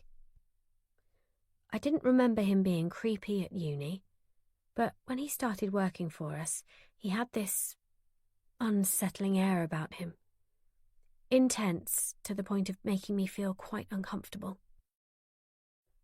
"We'll have to catch up, though. Really soon," he's saying. "I've just moved back over this way. I split up with Harriet, so I'm renting a place over in West Marsham. Not far from you guys, actually." Oh, Jesus. I'm not sure things could get any worse. Yes, of course. We'll arrange something. If you'll excuse me. Heart thundering so hard, I swear Aaron can see my pulse jumping in my throat.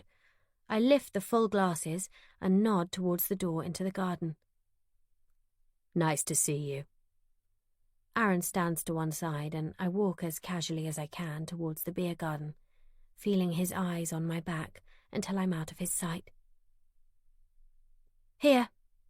I thrust the not quite full pint at Ted and take a healthy slug of the rapidly warming white wine in my glass.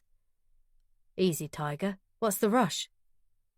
Ted looks at me in amusement as I swallow, not even waiting to sit back down on the bench.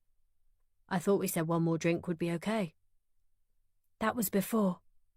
"Before what?" Ted pats the bench next to him, but I shake my head and move to the opposite side, sitting to face him. "Before I saw someone I know. Someone who knows Gareth." I scan my eyes quickly over the garden, but I don't see Aaron anywhere yet. Hopefully he's decided that it's too hot outside and taken a seat at the bar. "Shit." Ted swears, but still doesn't seem fazed. He's certainly not as worried as I am. "Don't panic, Rachel." "Don't panic!" "Ted, we have to go. I don't want us to be seen together." I start collecting up my cardigan and bag, tucking the strap under my arm, but Ted lays a hand over it. "Wait, if we rush off together it looks like we're up to something." "We are! But if we just have a drink, talk and don't panic, we look innocent, okay? Plenty of people go out for a drink completely innocently." He holds my gaze in a calm, steady look, and I let myself take a deep breath. Now, who is this person? Aaron. He used to work for Gareth. God, must be 5 or 6 years ago now. Calmer now, I take another sip of wine. He's moved back here after he split up with his girlfriend, apparently. He's a creep. I suppress a shudder and peep over my shoulder, still anxious that he'll come out into the garden at any moment and spot us. Is he likely to tell Gareth that he saw you? I don't know. Maybe. I don't know why he's back or what his plans are. I don't know if he's made any plans to see Gareth, although he did say it would be good to catch up. I was so rattled to see him that I forgot to ask. Okay. If anyone asks, or more importantly, if Gareth asks, we were meeting to discuss a job opportunity. A job opportunity? I'm not quite sure where Ted is going with this, or how he's going to make this convincing. Ted, you're a salesman. I don't even know what it is that you sell. What job could you possibly have for me? I dunno. Part-time admin assistant at our offices. You used to do Gareth's paperwork, so I asked you to meet with me to discuss it. You turned me down. Too busy with your aromatherapy business. Honestly, Rachel, keep it simple and it'll work. That's if we even need it to. Ted's hand covers mine, and I pull my hand away, too unnerved by Aaron's appearance to even think of letting Ted near me. Okay. Oh, God. What was I thinking, Ted? This is all wrong. I shouldn't be here. Panic makes my heart stutter in my chest, and the burden of guilt sits heavily on my shoulders. Please, Ted, can you just take me home? Ted drops me a couple of streets away, behind the high street that will still be busy, even though it's past 7 o'clock. Digging in my bag for my key as I approach the front door, my phone bleeps in my bag, but I ignore it, intent on getting indoors and into my usual slouchy outfit, one that I wear around the house before Gareth gets home. Thankfully, there is an undisturbed air as I let myself in, telling me that I've beaten both Gareth and Robbie home. Breathing a sigh of relief, I head upstairs, kicking my sandals to the back of the wardrobe and brushing my teeth to rid my mouth of the sour taste of the wine I've drunk. I tell myself that's the reason, but deep down I know it's so that Gareth doesn't smell it on me and then question why I've been drinking in the afternoon. As I brush, I berate myself for being so stupid. How could I have let myself stay so long? Someone was bound to see us. And if Gareth finds out, well, it's not just the two of us who will be affected. Am I really ready to jeopardize my marriage, to potentially lose Robbie, who will no doubt take his father's side, all for a quick fling? I spit out the toothpaste, eyeing myself critically in the mirror as I wipe my mouth. Stupid. Stupid and reckless. That's what today was. Comfortable now in yoga pants, I think of adulterous Angela when I pull them on, and an old suede t-shirt, I grab a glass of water and slump on the couch in front of the TV, wishing I'd just worked as originally planned. Tired from the stress of the afternoon and with a mild headache starting behind my eyes thanks to the wine, I huff in irritation as my phone bleeps again in my bag before I get back up and grab it. A text from Gareth telling me not to wait up, no surprises there. My guilt lessens slightly as I read it, and a notification from Facebook telling me I have a friend request. Sighing, I text Gareth back before opening the Facebook app and tapping the requests button. My heart sinks as I read the words on the screen. Aaron Power has sent you a friend request. Chapter 7. January. 2 days after the party. Are you sure you'll be okay? Gareth pauses from where he's stuffing paperwork into his laptop bag, running his eyes over me. He looks pale, washed out, with dark circles like bruises under his eyes. I can only imagine how I must look. Better than I feel, hopefully. I'll be fine. I know you're busy. Too busy. The words hang in the thick silence between us. It's the first proper working day back after the Christmas holidays, and I know that Gareth is itching to get back to the office. In a way, I'm happy that he's going for the day. I can't shake the feeling that he doesn't quite believe my story about what happened at the party. Something about the way he looked at me when he told me Carrie said I had probably destroyed all the evidence, almost as though he thought I'd done it on purpose. It's hard enough trying to process it all without feeling as though I have to convince him to believe me. If you need me, I can come home. You know that. I nod as he crosses the small gap between us, pulling me close for a quick hug before he lets me go again. Or I can stay if you want me to. I'll cancel the meetings. He pulls the laptop bag over his shoulder and reaches for his travel mug of coffee, saying the words, but not really meaning them. I shake my head, playing my part to perfection. It's fine, honestly. I'm sure Robbie will be home before too long, and I have Carrie's number. Not that I'll call her. I'll take the dog out for some fresh air, and then maybe I don't know, I'll find something to do. I force out a smile, shooing him towards the door, and he scurries off down the drive, giving me a brief wave as he reverses the car out and heads towards West Marsham. I sit at the kitchen table, hugging my mug of tea for warmth. I don't seem to have been able to get warm since I woke up in that stifling, stuffy room in Liz's house the morning after the party. Closing my eyes, I tilt my head back and try my hardest to remember something, anything, about that night. I'm tired of not knowing what happened, tired of the fear that hovers every time I try to fill in the blanks. Music. That's something that floats into my mind as I try and think. I remember as we walked in, there was Christmas music playing. Something old, maybe from the 80s, playing loudly, the bass line thudding in my chest. I remember Gareth rolling his eyes, laughing at me as I started to dance my way into the house, grabbing at his hand to pull him along behind me. I still thought that I could jolly him into having a good time, that once he'd had a beer or two he'd loosen up and start enjoying himself. Did he, though? I can't remember. Liz said she didn't think we argued, but who knows? I should maybe start to think about talking to some of the others at the party. Maybe they would know.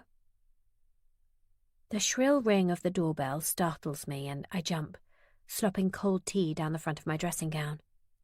Shit. I dab at it pathetically as the doorbell rings again, before giving in and getting to my feet. Rachel, hi. How are you doing? I open the front door to find Carrie on the doorstep. True to her word, she is here, just as she said she would be. She looks me up and down quickly, as if she's trying to assess me without me noticing. I notice. I thought you would have called first. I've just got up. I feel as though I have to justify why it's nearly 10 o'clock in the morning and I'm still in a scruffy dressing gown. I'm sorry, I was passing and I thought I'd pop in now, instead of having to drop back later. Is it okay to come in? She already has one foot on the threshold, so I pull the door fully open to allow her to come in. She moves aside to let me lead the way, and I take her through to the living room, aware that I haven't tidied the kitchen after last night's dinner. Here. I gesture towards the couch for her to take a seat. Would you like tea? No, thank you. Carrie sits and digs in her bag for her notebook and pen. I'm going to be your dedicated officer, Rachel. That means that I'll be the one keeping you informed of everything that takes place during our investigation. I know you gave us a statement yesterday, but do you think I could ask you a couple more questions? Yes, of course. I draw in a shaky breath. Sorry. It's difficult to keep talking about it, you know? Picking at the threads on my dressing gown, my stomach flips with nerves at the thought of having to talk it all through again. I know. I do understand, and I'm sorry that I need to ask you more. I just want to check and make sure that you haven't remembered anything else, anything that might be significant. I shake my head, fighting back the wave of frustration that rises up in me at the thought of the black hole in my memory. Just that there was music. There was music playing really loudly when we walked in. That's it. There's nothing else. What have you done so far? The question blurts out before I think. I mean, how are you investigating this? What are you doing to find out who did this to me? The words tumble out, and I raise my hand to my mouth to try to stop them. Sorry, I'm sorry, Carrie leans forward and lays her hand on mine, squeezing in some gesture of reassurance. Rachel, I promise we're doing everything we can to get as much information as possible. We've spoken to the party host and asked for a complete list of guests. We'll be talking to every guest individually, asking them questions to see what they can tell us. Sometimes people see things that they don't even realize are relevant. Any information can be useful. Okay, I nod, already feeling a little calmer. Now I know that even if Gareth doesn't necessarily believe me, Carrie does. And you'll speak to everybody that is on the list? Of course we will. Carrie makes a point of writing in her notebook, almost as if to prove to me that she'll do what she says she will. Once we have the results of your medical examination, I'll be able to give you more information. But the truth is, Carrie breaks off for a moment, and I feel a swell of horror, as I know what she's going to say. She swallows hard, as if finding it difficult to speak. The fact that you had a bath won't have helped. It might make it difficult for us to pick up any DNA. I had to have a bath. I felt... The words stick in my throat. I felt filthy. And anyway, I didn't know, not at first. I thought... Well, I don't know what I thought. I just didn't think it was that. Everything was so confused, blurry. Things like that don't happen to people like me. I break off, the words unable to force their way out past the lump in my throat. I do understand, Rachel, I promise, and we will do as much as we possibly can to find whoever did this. Carrie's voice is gentle, and I take a deep breath, knowing that I need to trust her to get this right if I'm going to find out who did this to me. Have you still got the clothes you wore that night? They're in the laundry basket, upstairs in the main bathroom. Gareth uses the one in the ensuite, so there shouldn't be any other laundry in there. Do you want me to show you? Carrie shakes her head. Would you mind going upstairs to fetch them for me? I'll wait down here, shall I? Maybe put the kettle on? No need to show me through. I'll find everything. She heads out into the hallway and turns right towards the kitchen. I pause at the foot of the stairs, one foot on the bottom step, and I hear the sounds of running water as she fills the kettle, followed by the clink of the mugs. Taking a deep breath, I head up the stairs to the bathroom and yank open the lid of the laundry hamper. I pull the clothes out, holding them gingerly between finger and thumb, just the sight of them enough to make my heart thump in my chest. I'm back in the kitchen before the kettle even has a chance to boil, and I lay the clothes on the edge of the table. Okay? Carrie looks at me with a concerned smile, a paper bag in one hand. I nod. I'm just going to pop these in the bag, and I'll have a quick look and make sure we have everything all right. I nod again and clear my throat. Yes, okay. Right. So I've got a pair of black wet-look leggings, a black off-the-shoulder top, and a strapless black bra. She pokes into the bag with the end of a biro. There's no underwear in there, though, Rachel. No. The kettle flicks off, and I use it as an excuse to turn away from her as I take over the tea-making, pouring the water into the 2 cups she has set out. I couldn't find it. When I woke up, I was looking for my clothes. I was only wearing my bra and top. My bottom half was naked. I found my leggings scrunched up on the floor with my sandals, but I couldn't find my knickers. Hot shame floods my cheeks, staining them red, and I pull the dressing gown away from my neck in an attempt to cool down. Right, okay. Carrie frowns, but doesn't get a chance to say any more as the back door crashes open and Robbie appears, letting in the cold morning air. Hi, Mum. He steps in, sliding his feet out of his muddy trainers. His hair is ruffled and his cheeks are flushed red with the cold. He looks as though he's been playing football or running. There is a healthy air about him. Who's this? His eyes flick interestedly over Carrie's figure. I should go, she says, picking up the paper bag. I have everything I need for the minute. I'll be in touch, Rachel, okay? I'll see myself out. I nod wordlessly and she hurries out to the front door. I hear it slam closed and then the sound of a car starting up. Mum? Who's that? Robbie peers out towards the front window, watching as Carrie's car heads off towards King's North. That was Carrie, I falter, not sure what to say or how to phrase it. She's Mum, you won't believe what happened, Robbie cuts in. At Liz's party. Some bad shit went down. The police came by Sean's and spoke to us. They wanted to speak to Ted, but he's away at the moment, some sales conference thing. They were asking if we went to the party. Apparently, a woman got attacked there. That's what they're saying. He opens the fridge door and leans in, looking for something to eat. He closes the door, sausage roll in his hand, and takes in my face. Mum?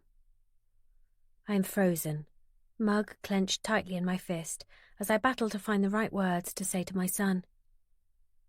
I know I have to tell him, but this is possibly the hardest thing I've ever had to say to my child.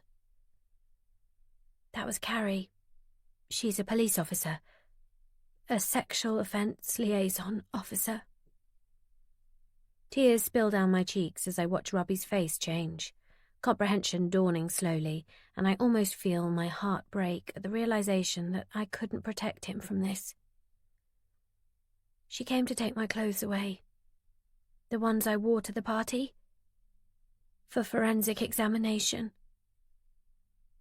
Forensic examination? He sucks in a breath as it hits him what I am saying. It was you. The woman they were talking about. The one who was raped. It was you! It takes me a while to calm Robbie down as he paces the kitchen floor, alternately shouting that he'll kill whoever did this, to asking me questions on repeat, unable to comprehend the idea that I have literally no memory of that night. Finally he calms down and I manage to talk to him sensibly. What did you tell the police? I ask him as he finally takes a seat at the kitchen table. Nothing. His gaze slides away from mine, and I get the sense that he's hiding something. He looks much like he did when he was little, and he didn't want to confess to some tiny misdemeanor. Just that Sean and I were at his house all evening. Which we were. He looks a bit shifty round the eyes, and I deduce that probably wasn't the entire truth. I don't doubt that he spent the evening with Sean, but they probably had a sneaky cider in the park, or a joint at worst, and he doesn't want to fess up to it. In light of what has happened, Robbie sneaking a cider or having a smoke is the least of my worries. Did they ask you about anyone else at the party? I am burning to know who else might have been there, who else might have seen something, anything that could fill in the gaps in my memory. Just about Ted. They knew Angela didn't go, but they wanted to know if Ted went. Obviously they can't speak to him yet, as he left for that convention thing this morning. Right. Did Ted go to the party? Robbie frowns at me, finally realizing that I'm not exaggerating. I really don't remember. Yeah. Well, he said he was going, and he wasn't at their house all evening, so he must have gone. Of course. I give him a small smile and squeeze his hand. I'm fine, Rob, okay? I know this is easier said than done, but please try not to worry about things. The police will find him, and it'll all be sorted. He nods before pushing back his chair and putting his arms around me. I love you, Mum. Are you sure you're going to be okay? He asks, and I manage to hide the tears that spring to my eyes as he's so much taller than me. Love you too, Robster. His childhood nickname slips out without thinking. I'm fine, I promise. He kisses me on the head, and I sink into his vacated chair, swallowing hard to hide the bitter taste of lies on my tongue. The lies that say, yes, I'm okay. Later on, I text Amy, asking her to meet me outside the gates to the park. I need to walk Thor, but on top of that, I need to get out of here, to clear my head. I bundle up warm, pulling a hat low down over my forehead in the hope that if I do meet anyone who attended the party, they don't realise that it's me. I get to the front door, Thor straining at the lead, and panic threatens. I don't know if I can do this. What if he's out there, just waiting to get me on my own? I force the thought away, desperate for fresh air and someone to talk to, pushing my feet over the threshold and down the path. My nerves jangle the entire way to the park, and I find myself peering out from under my hat at people as they pass by. Were they there? Do they know anything? What about that guy over there? Was he somehow involved? By the time I reach the park gates, Amy is waiting, hopping from foot to foot in an attempt to keep warm, and I am a nervous wreck. Hey! Amy leans in to kiss me on the cheek, the damp, misty drizzle that hangs in the air leaving droplets in her hair. Are you okay? Did you hear about what happened at the party? Did the police speak to you yet? I realise that in the whirlwind that has been the past 2 days, not only did I not tell Robbie about it, I also haven't told Amy. You can do this, Rachel.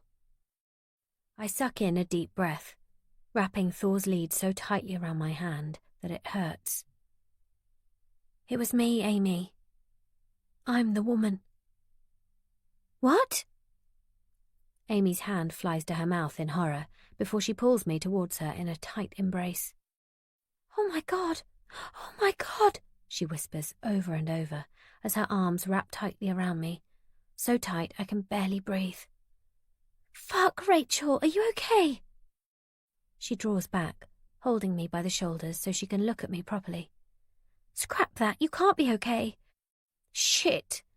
I don't know what to say. Her eyes fill with tears, and I lead her over to an empty bench tucked away at the end of the path, where no one will disturb us. I'm okay, I reassure her, lying again. I'm good at that now. You get that way once you've had plenty of practice. What happened?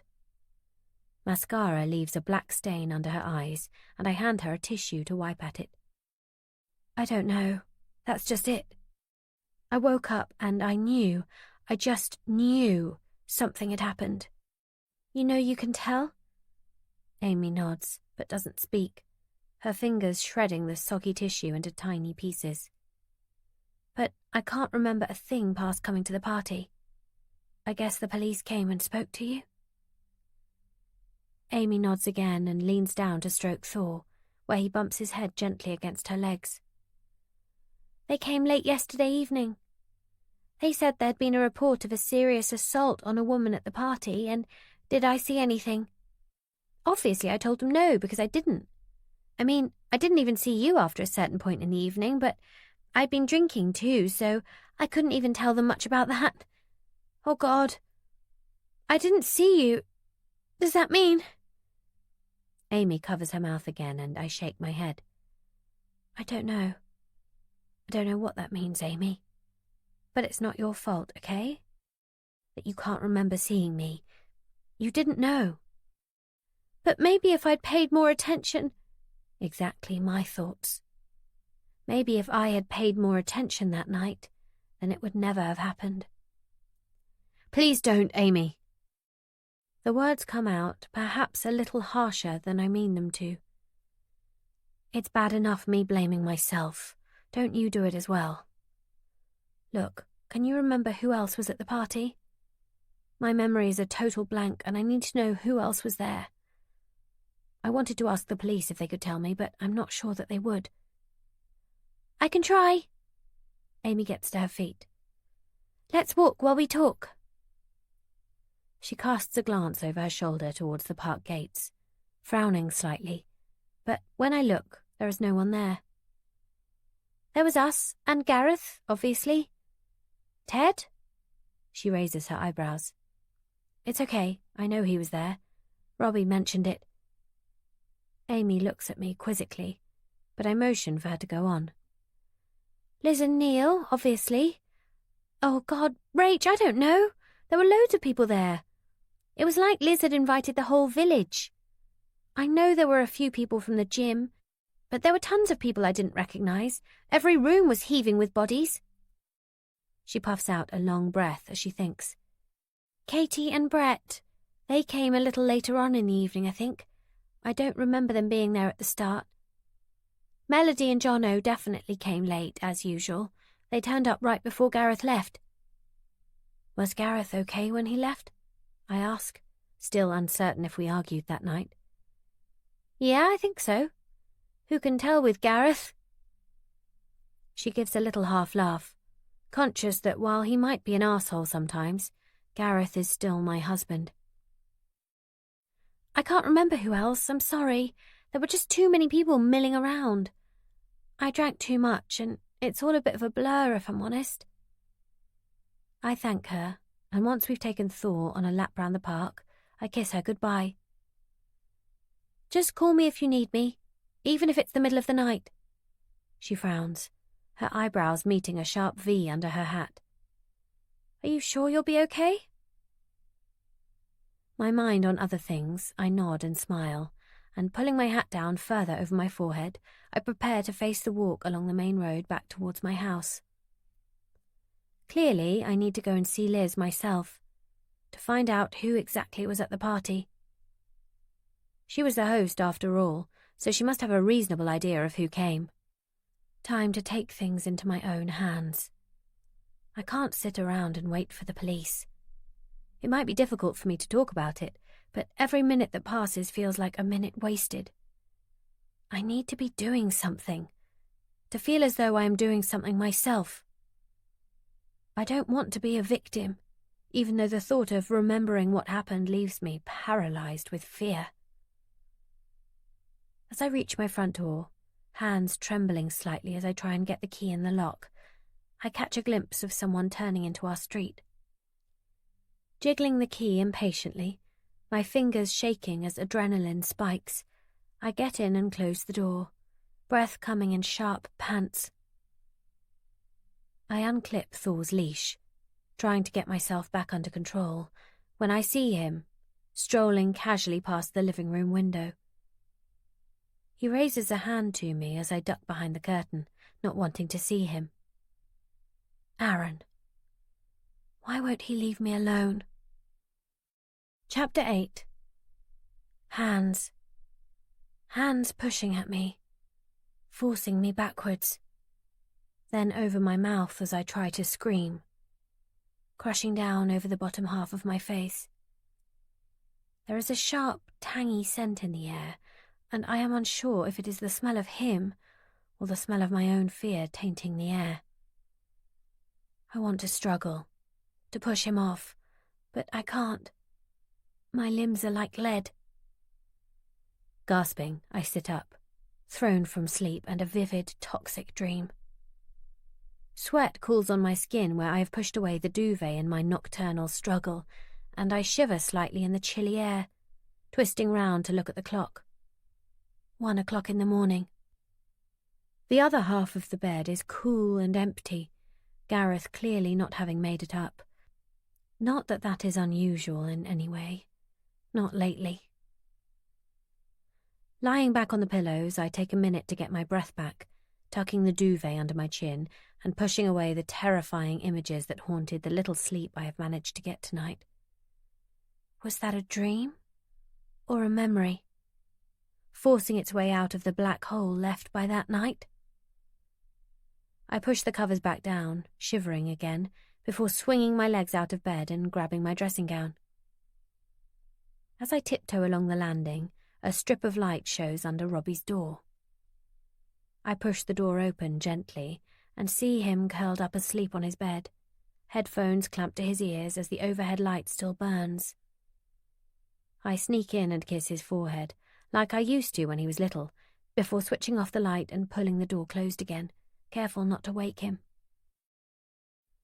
I make my way downstairs, intent on warming some milk, maybe with a splash of brandy to help me back into a, hopefully, dreamless sleep. Moonlight streams in through the glass panel in the front door, lighting the hallway, and as I creep along the cold tiles, I notice that Gareth's office door is ajar, a warm yellow glow seeping out into the shadows that the moonlight can't reach. Without thinking, I reach out and push the door open as Gareth sits slumped at his desk with his head in his hands. "Gareth?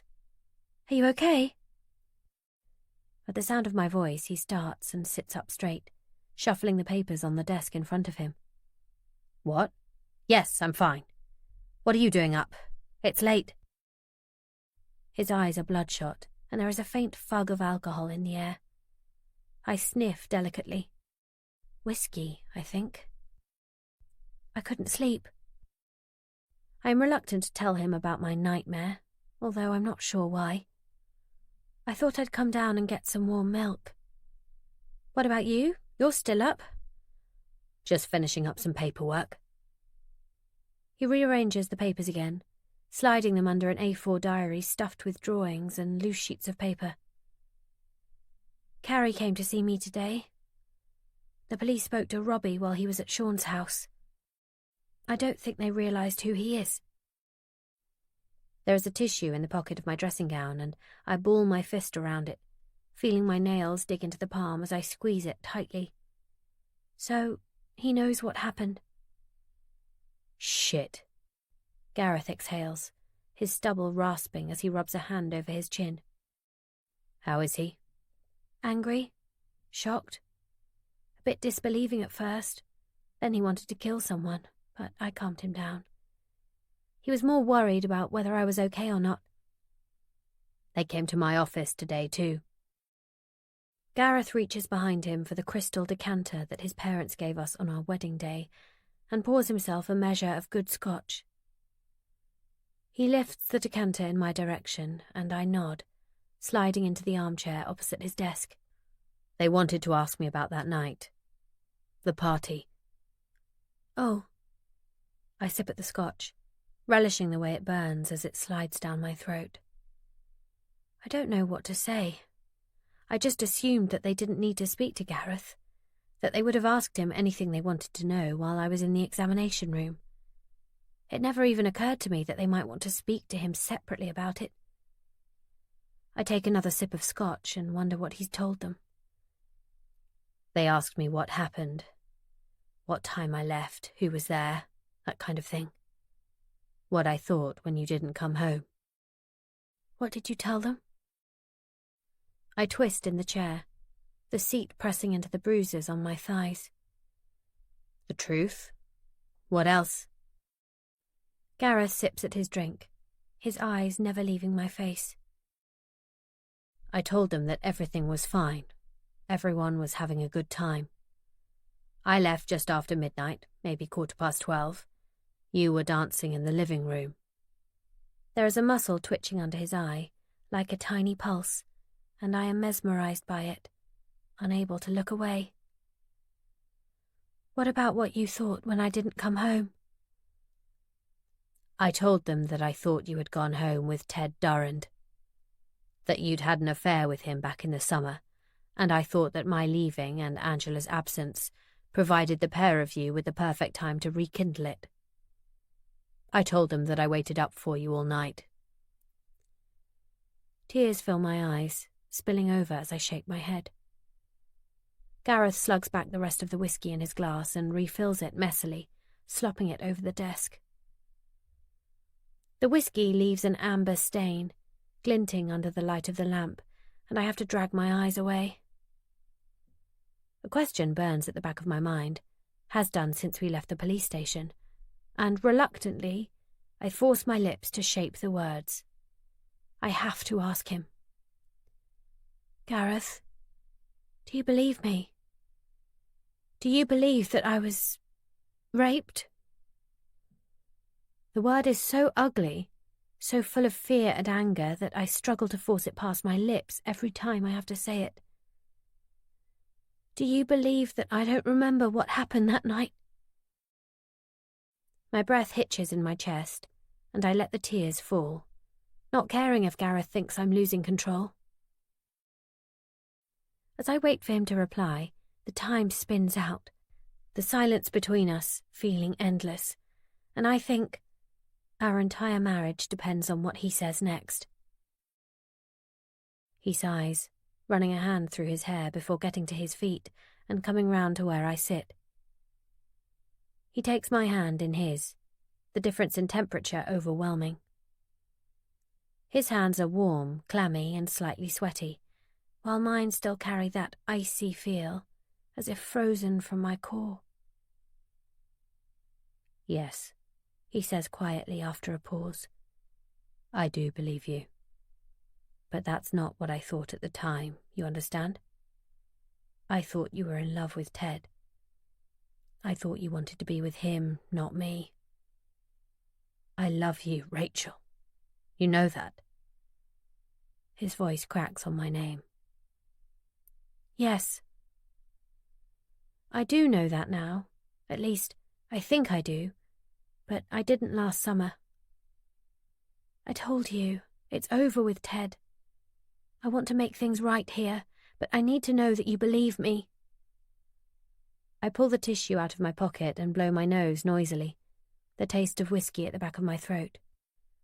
Did the police say anything else to you? Has anyone said they saw anything? I am desperate to know what others may have seen that night, but nothing seems to be forthcoming. Carrie didn't tell me anything, only that they would be speaking to the people that attended the party. They just said the same thing to me. Gareth pulls me to my feet and kisses the top of my head. Listen, I'm sure as soon as they have any information, they'll let us know. Try not to worry, okay? They'll find whoever did this. I nod, my cheek rubbing against his shirt. Closing my eyes, I try not to think about my dream, the sensation of hands pressing me down, trapping me. Panic flutters at the pit of my stomach as I press hard on the doorbell, hearing the familiar tone ring out somewhere towards the back of the house. A few seconds pass, and then the door is thrown open to reveal Liz, immaculately made up and dressed to impress as ever, even if she doesn't have anywhere to be. Rachel! Her tone is one of surprise, and I nearly take a step backwards, the déjà vu that washes over me, leaving me panicky and breathless. It could almost be the night of the party, the way Liz threw open the door. What are you doing here? She's pasted a smile onto her perfectly made-up face, but the tiny line between her eyebrows and the underlying air of tension that surrounds her tells me that I'm not necessarily welcome. I just wanted to chat about the other night, you know. The party? Is it okay to come in? I sound pathetic, vulnerable, and I pull my shoulders back in an attempt to seem more confident. I can't let her refuse to speak to me, not when it's taken me half the morning to get my courage up to come here. Liz flounders for a moment, her mouth opening and closing in a way that would be comical if it were under any other circumstances, but she can't think of an excuse in time. Instead, she forces out another smile and opens the door, gesturing for me to come in. Of course! Come in! I follow her over the expensive Italian tiles into the kitchen, batting away the memories of the morning after the party as I do. Liz heads straight for the kitchen counter, filling a stainless steel pot with ground coffee. Coffee? She raises an eyebrow at me and I nod. She leans across the table to pass me a mug, and I see she's not quite so perfectly made up as I first thought. Her eyeliner is smudged at one end, one wing not quite perfect, and a tiny dot of something orange stains her blouse just below the collar, as though something has splashed up or spilled. So, She settles into the chair across from me, her red travel mug next to her. She takes a sip, running her tongue over her lips, an action that makes me feel slightly sick. How are you? I'm okay, I think. Thank you. Cautiously, I take a sip of my coffee, the scalding liquid burning the tip of my tongue. I'm so very sorry, Rachel, she blurts out, cutting me off mid-sentence. Fat, wet tears fill Liz's eyes, and she sniffs dramatically, tugging a clean tissue out from her sleeve and dabbing at her face. I feel awful that something like this could have happened. To one of our friends. And in our house, of all places. Not your fault, I say. Liz carries on sniffing into her tissue before swigging from the travel mug again, and I can't help but feel as though she's secretly enjoying the drama. Did they find out who did it yet? She asks, tears miraculously drying up, tucking the tissue back into her sleeve. I just can't believe that someone we know, someone we let into our home, could do something as awful as this. That's exactly what I wanted to talk to you about. I shift in my seat, curling my toes up inside my boots. The police came to see you about a list of guests for the party? Yes. They came a couple of days after the party, quite late in the afternoon. I told them the names of everyone that I could remember seeing, but, we'd all had quite a lot to drink, and there were a lot of people there. I don't think anyone turned down the invitation. A defensive tone has crept into her voice, as a flush makes its way slowly up over her collarbone, leaving a pink stain across her neck. Unprompted, she carries on, and begins reciting a list of party attendees. There was us, obviously, Amy, Katie, and that funny little man that she lives with. I can never remember his name. The travel mug goes up to her mouth again, and she looks up at the ceiling as she tries to recall the other names on the list. Ted? No, Angela, obviously, as she's gone off with that yoga chap. I didn't think it was appropriate to invite her, seeing as she doesn't live in the close anymore. I resist the urge to roll my eyes and hurry her along. Liz just can't help herself, it seems. The residents of the Vines are destined to be her gossip fodder, and I've just provided her with the juiciest gossip of all time. She reels off a few more names. Anyone else? I prod gently. She's already given me a couple of people that I wasn't sure about. I just want to make sure that she tells me as many as she can remember. A few people from Neil's gym, some of his colleagues. I can't remember all of their names, but I'm sure Neil gave them to the police. Oh, and the new guy. What's his name? Quite dishy. He moved here back at the end of the summer. My heart starts to thunder in my chest as I realise who she is talking about. Aaron! That's his name. He was there too. Aaron? He was definitely at the party, I ask, tucking my shaking hands under my thighs as heat prickles along the back of my neck, the very definition of a cold sweat making me feel clammy. I definitely don't remember seeing him there. I would have left immediately if I had. Oh, not for long. You might not have seen him. He only arrived towards the end of the party. He wasn't even sure whether he'd be back in time to make it at all at first. He might have arrived after you went to bed. Waving her hand, her eyes looking anywhere but mine, Liz trails off, a look of horror on her face as she realises what she said. Oh God, Rachel. I'm so sorry. I'm such an oaf. It never even occurred to me. Her eyes fill with tears again, and I find it's me reaching for her hand to comfort her. I know you didn't mean anything by it, really. But I do need to know if there is anyone else you can remember being at the party. The police weren't really that forthcoming about it, and I just think that if I knew for sure who was there, maybe it'll jog my memory. Can you really not remember anything? Liz asks, her wet lashes spidery with mascara. The police asked about drugs, whether anyone was seen with any illegal substances. whether someone could have put something in your drink. Do you think that's what happened? I honestly don't know, Liz. I think maybe it's likely that someone spiked my drink. I can't remember anything past coming into the house. I remember the music, dancing as we came in, you asking me if I wanted a drink. That's it. Hands pushing me backwards, limbs like lead. I blink and scrub my hands over my trousers. Oh gosh, you poor thing. I feel awful for you. I'm so sorry I can't be more help. Clearly much more together now, Liz gets to her feet and carries her travel mug over to the work surface. Her gaze flicks towards the fridge before her eyes come to rest on my face again as she leans up against the worktop. I don't remember a lot about the evening, if I'm honest, and that's exactly what I told the police. Neil was pretty much in the same boat.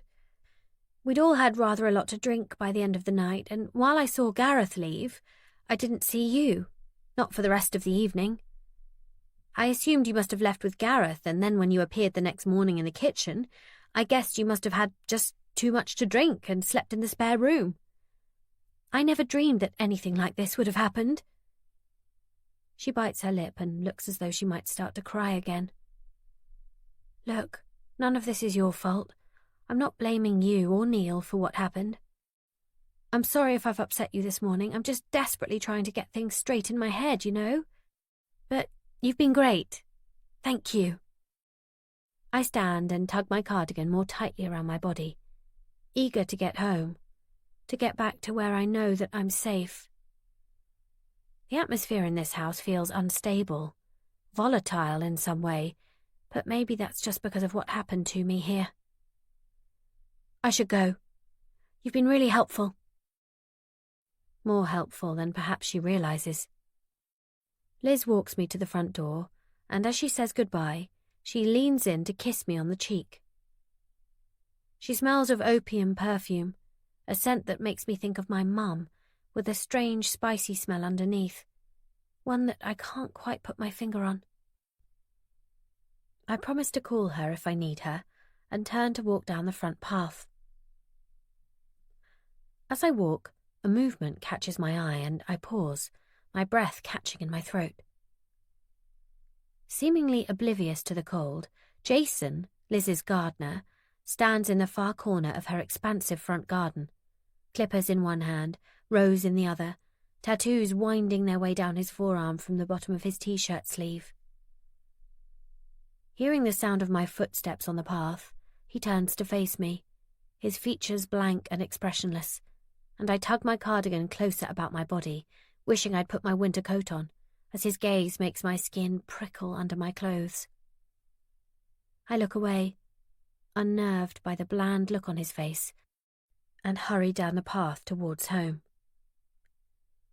When I look back, he is engrossed in his gardening, with no sign that he even noticed me at all. Chapter 9. January, 1 week after the party. While my nerves jangle every time I think about leaving the house, the urge to run is even more overwhelming, until I can't ignore it any longer. I wait until Gareth has left for the office before I quickly shower and pull on my running gear, eager to get out and feel the pounding of the pavement beneath my feet. At the front door I pause, that same panicky feeling washing over me, the thought that whoever did this to me is out there, possibly watching me, making my breath catch in my throat. Anxiously fingering the rape alarm strapped to my wrist, so ironic, it turns out rape alarms are more useful at parties than out running alone through the West Marsham woods, I force my feet over the threshold, holding my breath steady in my chest. By the time I've reached the end of the high street, I have settled into a rhythm, my feet thumping against the concrete, the stretch of the muscles in my thighs feeling familiar and welcome. The cold snap that started off the new year continues. This morning the sun hangs low in the sky, frost glittering on the pavements and swirling icy patterns onto car windscreens, and my breath streaks out ahead of me in huge, smoky plumes. For me, Running is a form of meditation. All the time I'm out there, my mind is full of the rhythm of my feet on the pavement, the strain of the muscles in my thighs, and the regular in and out of my breath, leaving no room for me to think about anything else. It's just what I need right now to give me some time to get my head together. This morning, I let the comforting familiarity of it all overtake everything else and let my mind become blissfully blank. After letting my feet take me where they want to go, I look up, realizing where I am. Coming to a stop for a moment, I pause at the edge of West Marsham Woods, my heart beating double time in my chest, unsure as to whether I want to follow my usual route, but my feet itch to press on, so I do, reasoning that I have my rape alarm, and it's 8 o'clock in the morning. People are on their way to work on the other side of the trees, and surely something couldn't happen to me twice, could it? My first few steps into the woods are cautious, and my breath loses rhythm in my throat, making me gasp and giving me a stitch in my side. I push on, breathing through it, fingers pressed against my ribs to ease the sharp pain. By the time I reach the tiny wooden bridge that spans the small stream running through the forest floor, I can see the motorway bridge in the distance, and people scurrying over it on their way to work, school, wherever they need to be. I stop, checking the time on my watch. My best time yet. It seems as though fear works for me in terms of personal bests, and lean over the handrail of the bridge, sucking in gulps of fresh, so cold it hurts, early morning air. I'm so intent on drinking in the fresh air, watching the swirling eddies in the no doubt icy water, that I shriek as I feel a hand land on my arm. I whirl around, one arm raised to strike, fumbling for the button on the rape alarm with the other. "Wait, Rachel, please." A familiar voice tries to calm me. "It's me. It's only me." I lower my arms, heart racing and breath coming in gasps, as fear pumps obscene amounts of adrenaline around my body. "Jesus, Ted, you scared me." I wipe surreptitiously at my top lip, where tiny beads of sweat have gathered, and try to regulate my breathing. "What the hell were you doing, sneaking up on me like that?" "I wasn't sneaking, honestly. I'm sorry if I scared you. I was just walking Flora and I saw you." He lifts one hand, dog lead wrapped around it, Flora, his Doberman, attached to the other end. She sniffs at the edge of the bridge, before pacing backwards and forwards, letting out a little whine of frustration. "I just wanted to make sure you're okay." I look at him, taking in his familiar features, the smile on his face that could make my heart race and my knickers fall off. Once. Not anymore. He's been away at a conference, or so Robbie said, so I have no idea whether he knows what happened at the party or not. "I don't need to be in the office until later today. Can we get a coffee?" he asks awkwardly, his cheeks rosy from either the cold or a blush. I'm not sure which. "I mean, if you want to. Just to chat. Catch up, you know?" He gives another awkward smile. I think for a moment, worry that Gareth will hear about it, sparking a niggle of anxiety. I don't want to make things any worse between us, but then I think of Gareth's face when he said I had washed away all the evidence, and how I felt, despite his reassurances, as though he didn't believe me about what had happened. It's just a coffee, and Ted is a friend, no matter what went on between us. "Yes," I say. The coffee shop on West Marsham High Street is busy, heaving with customers grabbing their latte or cappuccino or whatever to go, on their way to work. While Ted ties Flora's lead to the post outside, I push my way through the busy cafe, headed towards the back of the room, where I spy an empty table tucked away from prying eyes. The last thing I need is someone reporting back to Gareth that I was having coffee with Ted. I think for a moment about leaving, about saving myself the bother that this coffee could potentially cause, and just walking out and heading home. But when I turn, Ted is at the counter, gesturing to me about muffins. I shake my head and sit down at the table. No chance of escape now.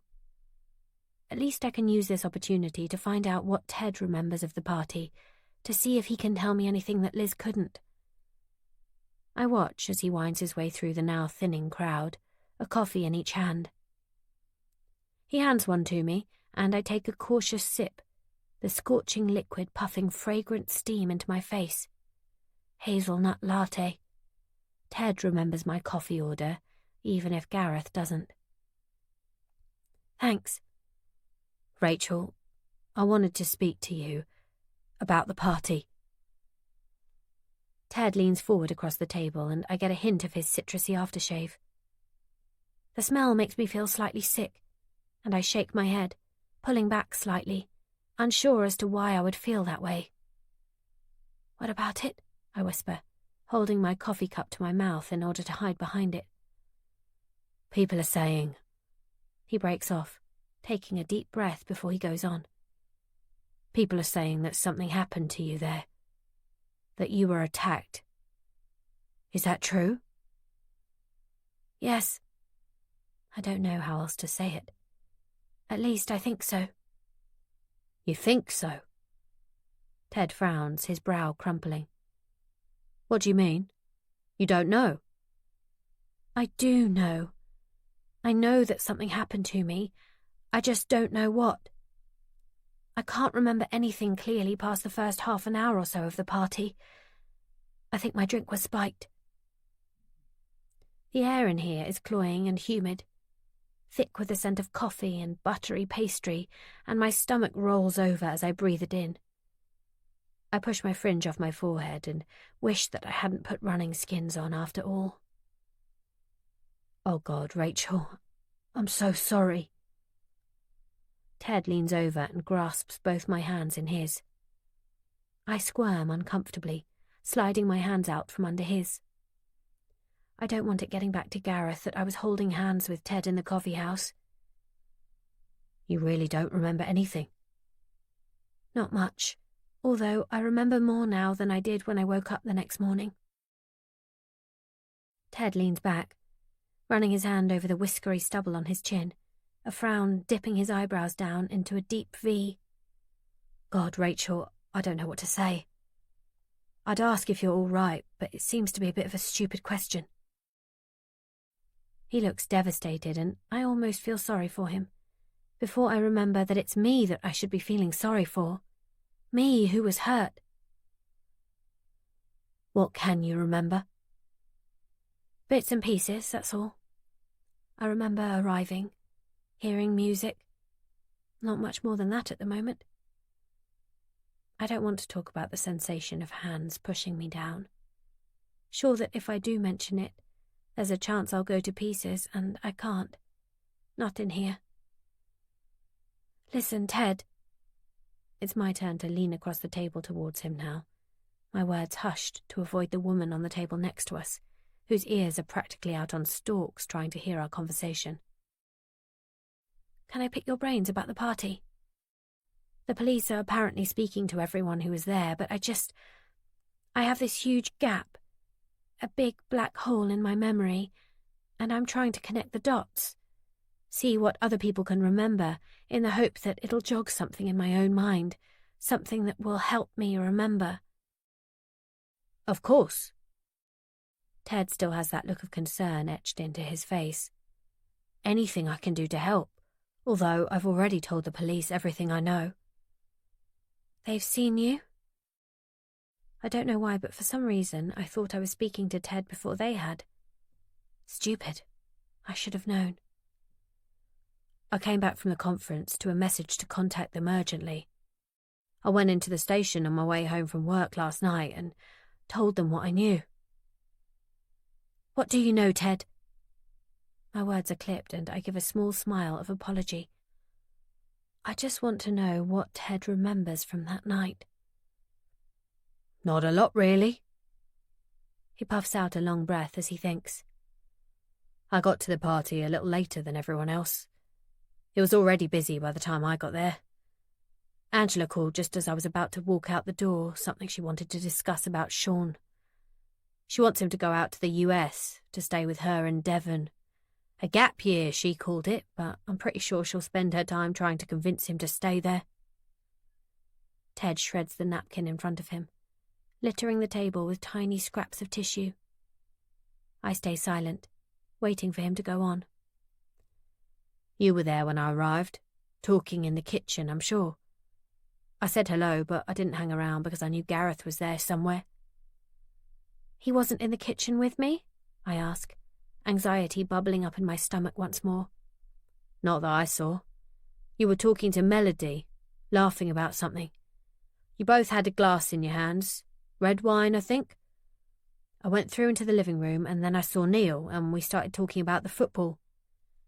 What about Gareth? Did you see him leave?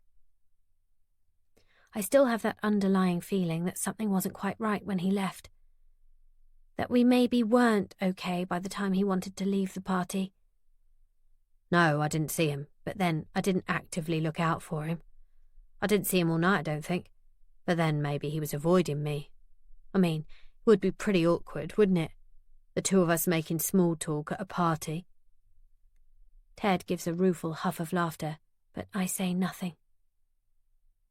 Do you really not remember me leaving, Rachel?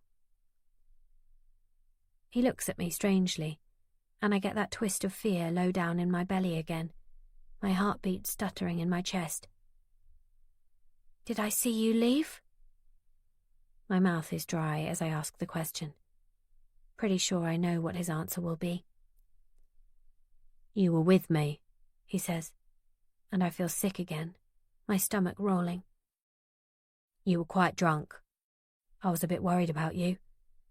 You were slurring your words and staggering a bit, and there was no sign of Gareth, so it must have been after he left. I was going to help you home, just walk you across the green, make sure you got back safely, because you weren't in a fit state to get there on your own. My phone rang just as we were about to leave, and it was Angela. I had to take it, we'd rowed earlier, and she was a bit hysterical. So why didn't you end up walking me home? I left you in the kitchen, sat at the table. I did tell you I'd be right back once I'd spoken to Angela, but when I came back in the kitchen, you were gone. I checked all over downstairs to see if I could find you, but obviously I couldn't. I checked with Liz to see if she'd seen you, but she seemed to think that you'd left when Gareth did. Ted looks down at the mass of shredded paper all over the table. I'm sorry, Rachel.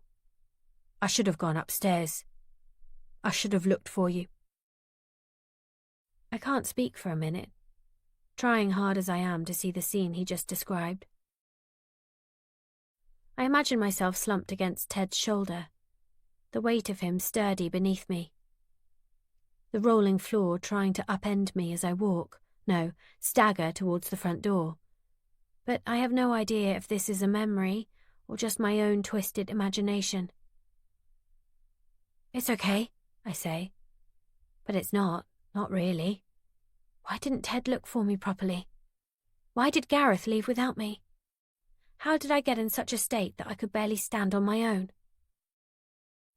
Anxious now to get home and think things through, I push the empty coffee cup away from me and get to my feet. I have to go, Ted. Thank you for telling me what you know. Wait, Rachel. He stands and lays a hand firmly on my arm. I stare down at it until he pulls back. Let me know what the police say, won't you? When they have anything new to tell you. I nod and make my way through the now thankfully empty cafe. I just want to go home. I should never have gone running this morning. Once home, I strip off my damp, clammy running clothes and head straight for the shower, my mind whirling with everything Ted has told me this morning. Standing under the powerful spray, I let the hot, almost too hot, water thunder down over my face and hair, into the stiff, aching muscles that I failed to warm down properly. I toss over Ted's words in my mind. You were quite drunk, slurring your words, and I struggle to believe what he said. I would never have let myself get in such a state that I couldn't walk or talk properly on my own. Gareth would never have let me get like that, even if he was angry with me. Yes, there have been times in the past when I have drunk too much and not remembered things in the morning. Who hasn't been there? But not like this. Previously, I've always been able to remember the majority of the evening, who I spoke to, who else was there. But this time, there is literally nothing beyond Liz opening the door, the thumping bass of the music thudding through the walls. The other thing that strikes me as unusual is Ted saying I slurred. When I drink, I'm a puker, much to Gareth's disgust. I'm a lightweight, and I have never, ever reached a point where I slur my words, simply because I've usually been sick and gone to bed before I can reach that point. And the smell of citrus aftershave, that persistent little voice whispers at the back of my mind. See how you reacted to the smell of Ted's aftershave? Why would that make you feel sick? You used to love the smell of Ted's aftershave. I reach up and lather shampoo roughly into my hair, trying to force that thought from my mind. It terrifies me to think that Ted perhaps had more to do with things that night than he's told me. An hour later, my hair still drying on my shoulders, I am seated on our living room couch, feet tucked up on the cushion next to me, listening to Carrie tell me the good news, and then the bad news. The good news is that all your tests came back clear. Thank God. But I do have to tell you that things with the investigation have slowed down a bit since I last spoke to you. What? I slide my feet out from under me and place them firmly on the floor, as if to ground me. The world tilts slightly, and I feel as though I'm underwater, as though I might faint. What do you mean, things have slowed down? It's barely been more than a week. Carrie looks down at the floor, fiddling with her watch strap, keen to avoid eye contact with me. I'm sorry, Rachel. I really am. If it were down to me, I wouldn't let you down like this. She finally raises her eyes to mine, and I shake my head disbelievingly. We are still working on it. I can assure you I'll still be on the case. But unfortunately, the leads we've been following don't seem to be giving us much more information to go on at the moment. Surely you can't just give up like this? We're not giving up on you, Rachel, I promise. There's just no evidence. No leads for us to go on right now. But that doesn't mean that we won't keep looking for things. We still need your underwear to turn up for starters. And the information you already have hasn't helped? Your medical examination showed that you had had intercourse, but there was no DNA, no tearing, nothing that could have been anything more than rough sex. You'd been drinking, and by the time you came in, anything that might have been slipped into your drink didn't show on any blood tests. I'm sorry. But what about the bruises on my arms and on my thighs? Doesn't that prove anything? My voice rises into nigh on a shriek, scratching the back of my throat. At the sound of raised voices, Thor staggers from his basket, throwing himself down on the rug at my feet. Carrie shakes her head.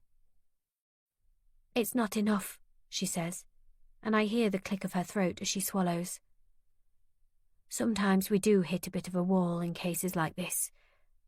I wish I could tell you differently. But believe me, Rachel, this doesn't mean that I won't keep investigating. What about the other people at the party? I whisper, as I feel the anger that fired me up fading. Surely someone saw something. One of them must have been able to give you something to go on. How could nobody have seen anything at all? Apparently not. We've spoken to everyone we're aware of attending, and no one saw anything, apart from you seeming to be more drunk than usual. I'm sorry, Rachel. We've done as much as we can for the moment. Until we can find your underwear, there's no evidence. You washed it all away. The words stand in the thick atmosphere between us, as sure as if they were written in neon. Did you speak to a man named Aaron Power? Apparently he was at the party, I say, desperate to give Carrie something to go on. I had some trouble with him before Christmas. Yes, we did. Carrie tucks her pen back inside her notebook. There were a lot of people at the party, and there seems to be some slight confusion over who actually attended. He says he wasn't there, Rachel. Unable to speak, so furious am I show her to the front door, eager to see the back of her now, disappointed that she could just give up on me, because that's what it feels like, even though she says she's not, making me feel heavy and lethargic. She tries to apologize again at the door, but I wave her away, closing the door on her before she can finish speaking. Resting my head against the cool of the door, I close my eyes, not even attempting to blink back the hot, angry tears that fall. I'm on my own. That much I do know now. The police aren't interested, despite Carrie saying they'll still be working on my case. I know I'll just fall further and further down the list as more, even worse crimes come in. And despite Gareth saying he does believe me, I still have that creeping feeling that he doesn't. Not really.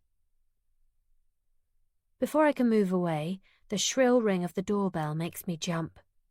And I think maybe Carrie has come back. Maybe she's realised that something sinister happened that night, and she's going to try and get a full team back on it. I pull the door open, only to see a stranger standing there.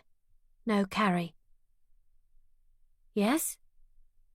I don't think it's too obvious that I've been crying, but I tug the door close to my body, ready to slam it shut. Hi! The woman in front of me draws the word out in an attempt to sound chummy. She's about my height, with a thick face of makeup, a line of orange foundation marring her bottom jaw, and bleached spiky blonde hair. I have no idea who she is. Rachel, right? Rachel Walker? Yes, I reply cautiously, peering past her to see if Carrie's car has left yet. There's no sign of the little blue Fiat she turned up in last time.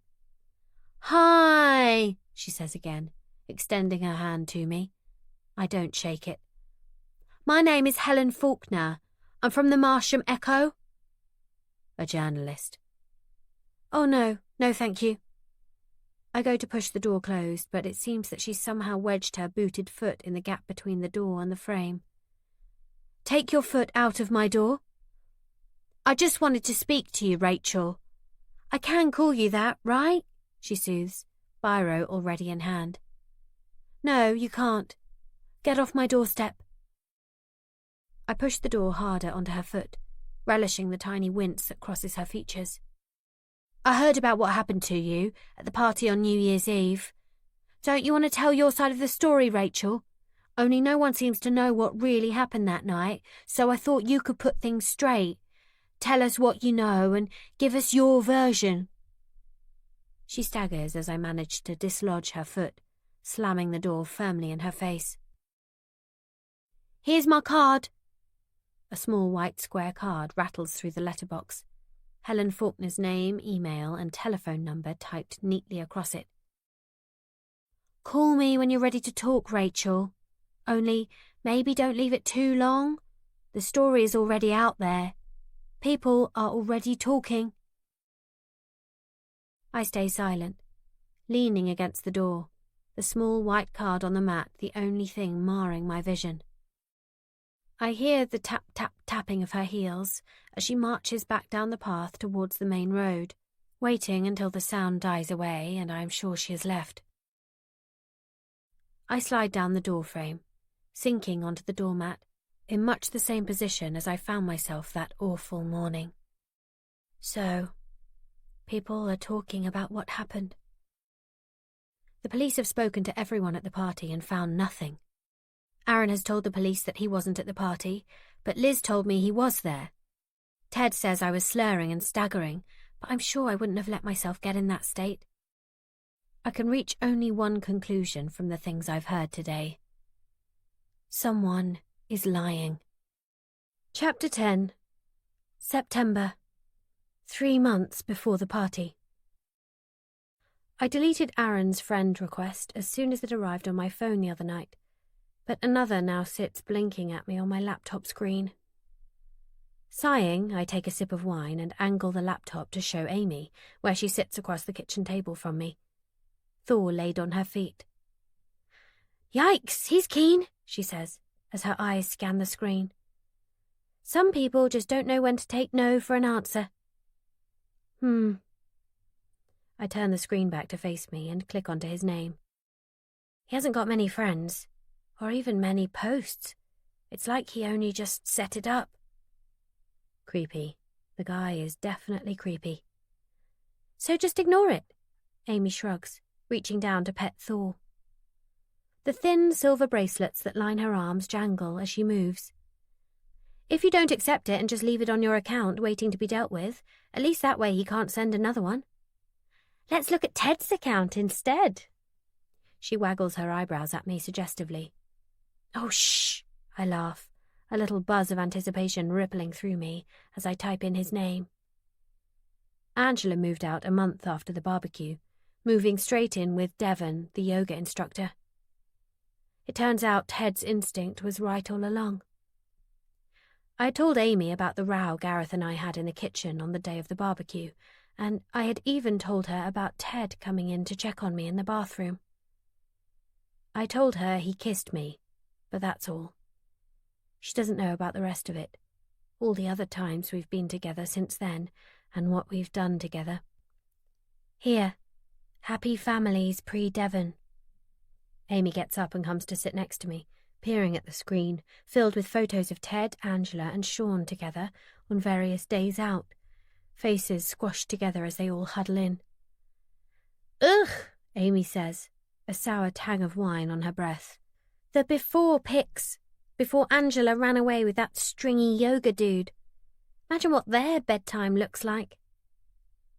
Light-headed with wine, I snort with laughter at the thought of Angela and Devon tying themselves up in knots in bed, before Aaron sneaks into my thoughts again, and I sober quickly. "So you reckon just ignore him then?"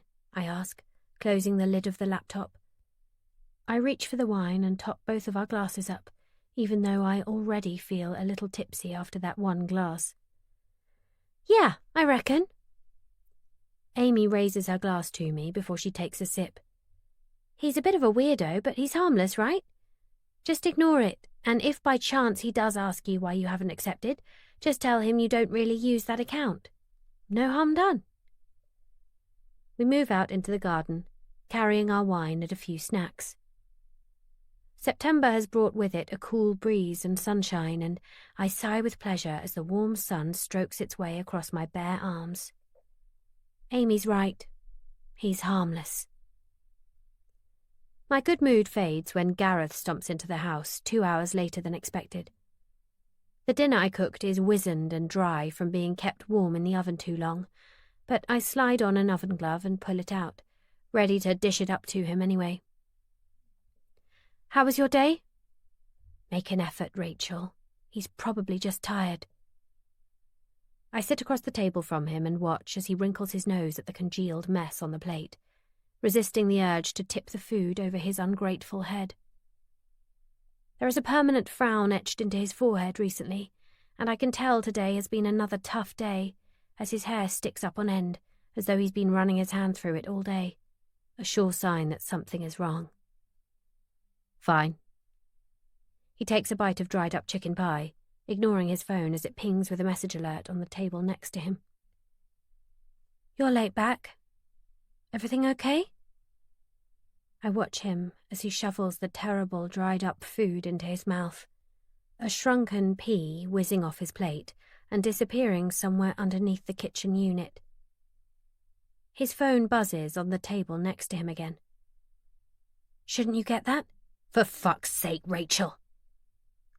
He slams down his knife and fork, leaving half of his meal uneaten, and scrapes his chair back, getting to his feet and grabbing the phone.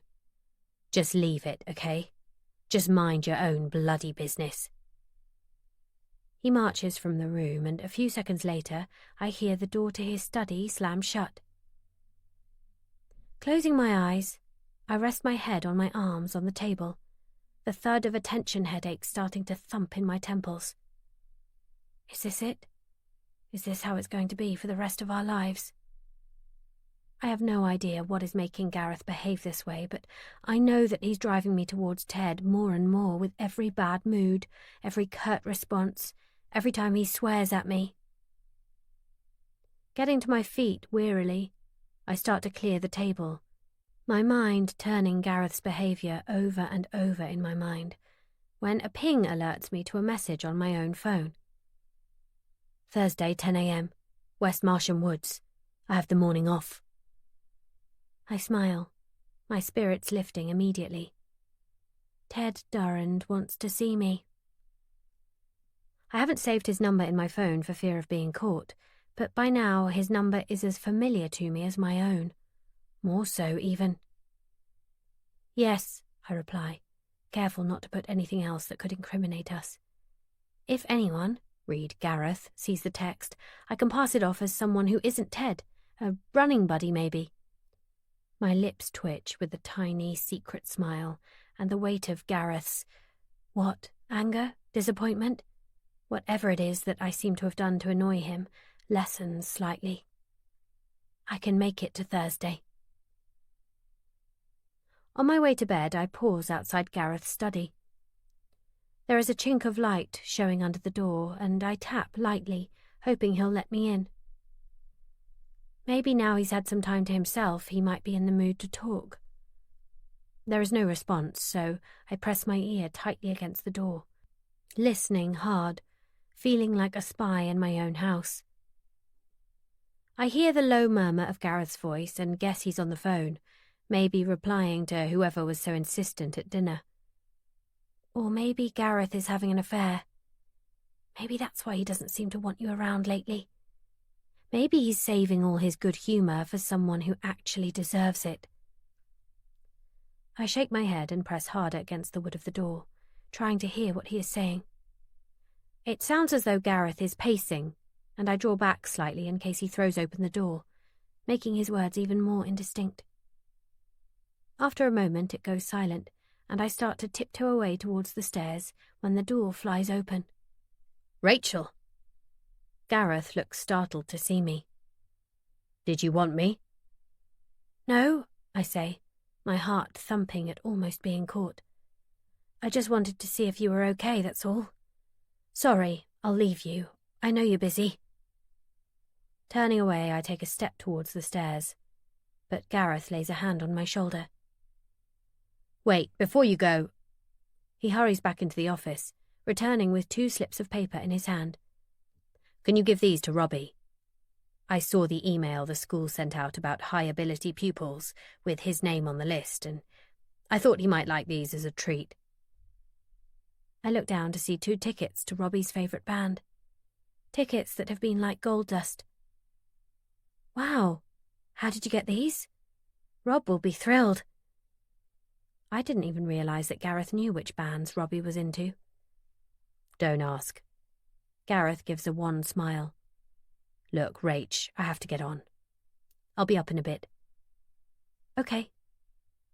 I nod, and he leaves me there in the dim light of the hallway, the 2 tickets burning a hole in my hand. As I slide under the covers, my feet searching out the cool of the sheet, I wonder what it could all mean. One minute, Gareth is stressed out, rude and abrupt, not caring if he hurts my feelings, and then the next he does something so completely unexpected, so sweet, that makes me think, there you are, the man I married, and it's like an invisible cord draws me back to him again. My phone buzzes on the nightstand next to me, and I almost don't check it. My head is so full of trying to decipher what Gareth could be so stressed about, and trying to unravel the guilt I'm feeling about Ted. Every time Gareth does something thoughtful, the weight of my betrayal hits me like a wave of disgust, harder and harder each time. But then I think maybe it's Ted, and perhaps I should just text him back and cancel our meeting. I roll over and grope in the dark for my mobile. A message request icon flashes up on the screen, illuminating the room with an eerie blue glow. Tapping on it, my breath sticks in my throat. Aaron Power has sent you a message request. They will not see you have read this message until you accept it. Fuck. I feel a bit queasy as I open the message, careful not to tap the accept button just yet. Hey, Rachel. I sent you a friend request, but you don't seem to have accepted it yet. Just wanted to say it was lovely seeing you the other day. Perhaps we could get together for a drink. For old time's sake. Winky face. Winky face. A winky face, for fuck's sake. What are we, 15? I press the accept button and start to tap out a reply. Maybe if I'm just honest with him, he'll get the hint. Hi, Aaron. Sorry, I don't really use this account. Thanks for the tip, Amy. I'm sorry, I can't accept your offer of a drink either. I pause for a moment, thinking how best to word what I want to say. I'm happily married, and I just don't think it would be appropriate. But thank you, Rachel. Happily married. I flick the phone onto silent and flip my pillow over to the cool side. Closing my eyes, I will sleep to come, trying to ignore the bitter taste of lies on my tongue. Days later, I am at the supermarket, meandering along the aisles, picking things up and putting them down again. I'm not in the right frame of mind for food shopping, occupied as I am with Gareth and his still erratic mood swings, but I have a rare afternoon free of clients, and we have nothing in. An 18-year-old boy eats a lot, even if his father isn't there for dinner every night. Gareth also decided to spring it on me this morning that he's arranged a works dinner party for tomorrow evening. I'm leaning over the edge of a large freezer, trying to decide whether frozen prawns are a better bet than fresh, when a tap on my arm startles me and I nearly upend into the freezer fully. Straightening up, I turn to see the last person I wanted to bump into. Aaron. Hello. I realise I am clutching a sweaty packet of frozen prawns as though my life depends on it, before slinging them back into the freezer. Aaron looks far more together than I feel right now. I feel a bit discombobulated, caught on the hop, while Aaron looks fresh from a catalogue page in a crisp white shirt and chino-style trousers. Rachel, nice to see you. He leans in to kiss me on the cheek, and I have to resist the urge to pull away. His aftershave is strong and sickly, making my stomach flip, and not in a good way. Yes. I don't know what else to say. Doing your food shop? Aaron peers into the trolley and I feel exposed and vulnerable by his prying eyes, even though all I have in there so far is a large bag of salad, a tube of Pringles, and some wine. Looks that way, I say brightly, inching the trolley forward slightly. Well, I should go. I gesture towards the trolley. Lots to do, you know? I do. He smiles, and I'm reminded of a shark circling its prey. I'm just grabbing some lunch on my way back to work. He raises an eyebrow, and I feel as though I'm missing something, like he knows something I don't. Well, see you then. I place both hands firmly on the trolley and start to push it away from him, but his hand shoots out and he grabs the end, stopping me from going anywhere. Why don't you want to go for a drink with me, Rachel? I flounder for a moment, giving a little cough to buy myself some time. It's nothing personal, Aaron. So why not then? We've got history together, Rachel. You know that. History? Surely he can't think that a couple of pints in the student union bar over 20 years ago amounts to history. I barely spoke to him. He was just on the fringes of our friendship group. I know he worked for Gareth for a bit, but I had barely anything to do with him then either, not if I could help it. Yeah, history. He smirks, small white teeth showing through his fashionable hipster beard, and I shudder inwardly. Come on, it's just one drink. You don't even need to tell Gareth about it. Or I could just book in to come and see you for a treatment. The thought of him laid out on my massage table makes me feel more than a little uncomfortable. Look, Aaron, I'm flattered. I really am. But I'm married. To Gareth, for goodness sake. You know, Gareth, your old boss. It's really not appropriate. Please, I need to go. I have things to do. I glance anxiously over my shoulder, hoping that someone else is nearby, but the aisle is deserted. Clearly no one is in great need of frozen food this afternoon. My fingers shake slightly and I grip the handle of the trolley tight until my knuckles go white, my pulse starting to throb in my temples. Shopping for the dinner party? He relaxes his grip on the trolley but still stands, barring my way.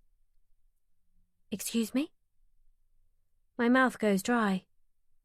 How does he know what I'm shopping for? As far as I know, Gareth only arranged it with the guests a couple of days ago. The dinner party? Tomorrow night? I'm guessing that's what you're shopping for. How do you know about that? I turn back towards the freezers, trying to disguise my anxiety from him by pretending to be engrossed in the frozen fish. I pick up the packet of prawns again. Well, Gareth invited me, of course. A smug grin slides across his face as he realizes that I know nothing about his invitation. We're all invited. Well, 2 of our most important clients, plus the senior management from the office. Our clients. Realization dawns, and I have to swallow down the dread that washes over me. You? Gareth gave you a job again. You're back at the office. Oh God, that's the last thing I need. I was so relieved when he left the last time.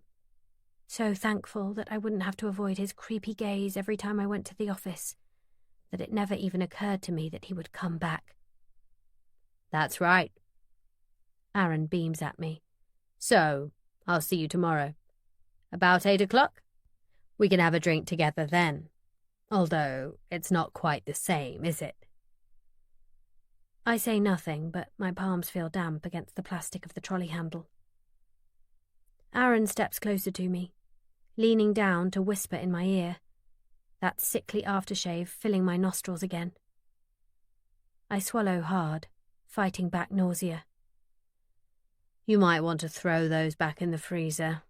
To be honest, I'm not too keen on fish, especially the cold kind. Chapter 11. January, 2 weeks after the party.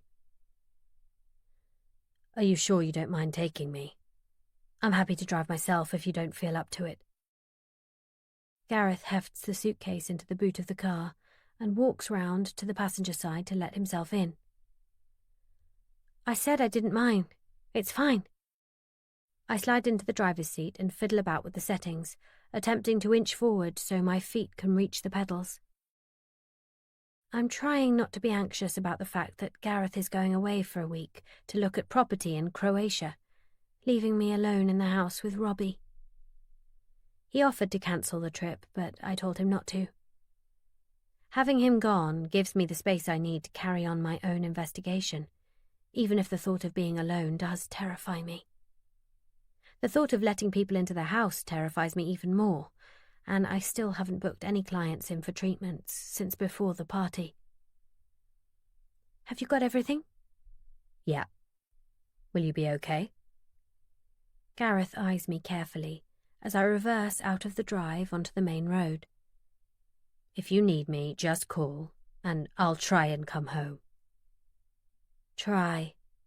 Just that one little word changes the whole sentence structure and tells me that he didn't really mean it when he offered to cancel his trip. I should imagine he'd be relieved to get away from me, to get a break from it all. I'll be fine. I bite the tip of my tongue in lieu of crossing my fingers. The truth is, I am anxious about being here alone. What will I do if he knows where I live? What will I do if he breaks into the house while I'm alone, to do it all over again? I did try to voice my concerns to Gareth, but he just looked at me oddly and told me that wouldn't happen. So I'm settling for driving Gareth to the airport in his car, which I will then park on our drive, thereby making people think that Gareth is home. It was the best idea I could think of to make me feel safer.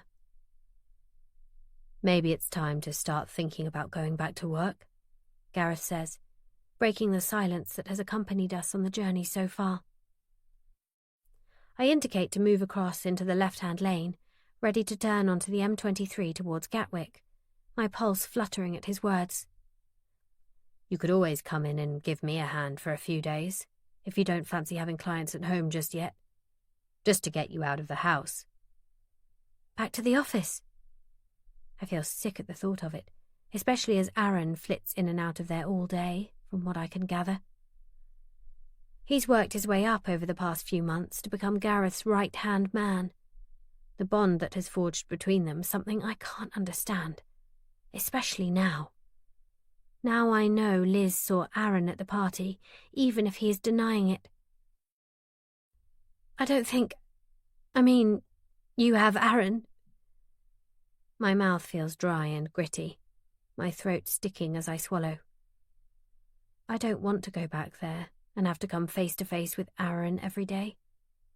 The very thought of it makes my ears ring, as though I'm about to faint. It doesn't have to be the office, Gareth replies. It doesn't even have to be your aromatherapy, not if you feel uncomfortable. I was thinking something along the lines of counselling. Remember you wanted to do that course? Maybe that would help. Help? How will that help? I keep my eyes fixed on the road.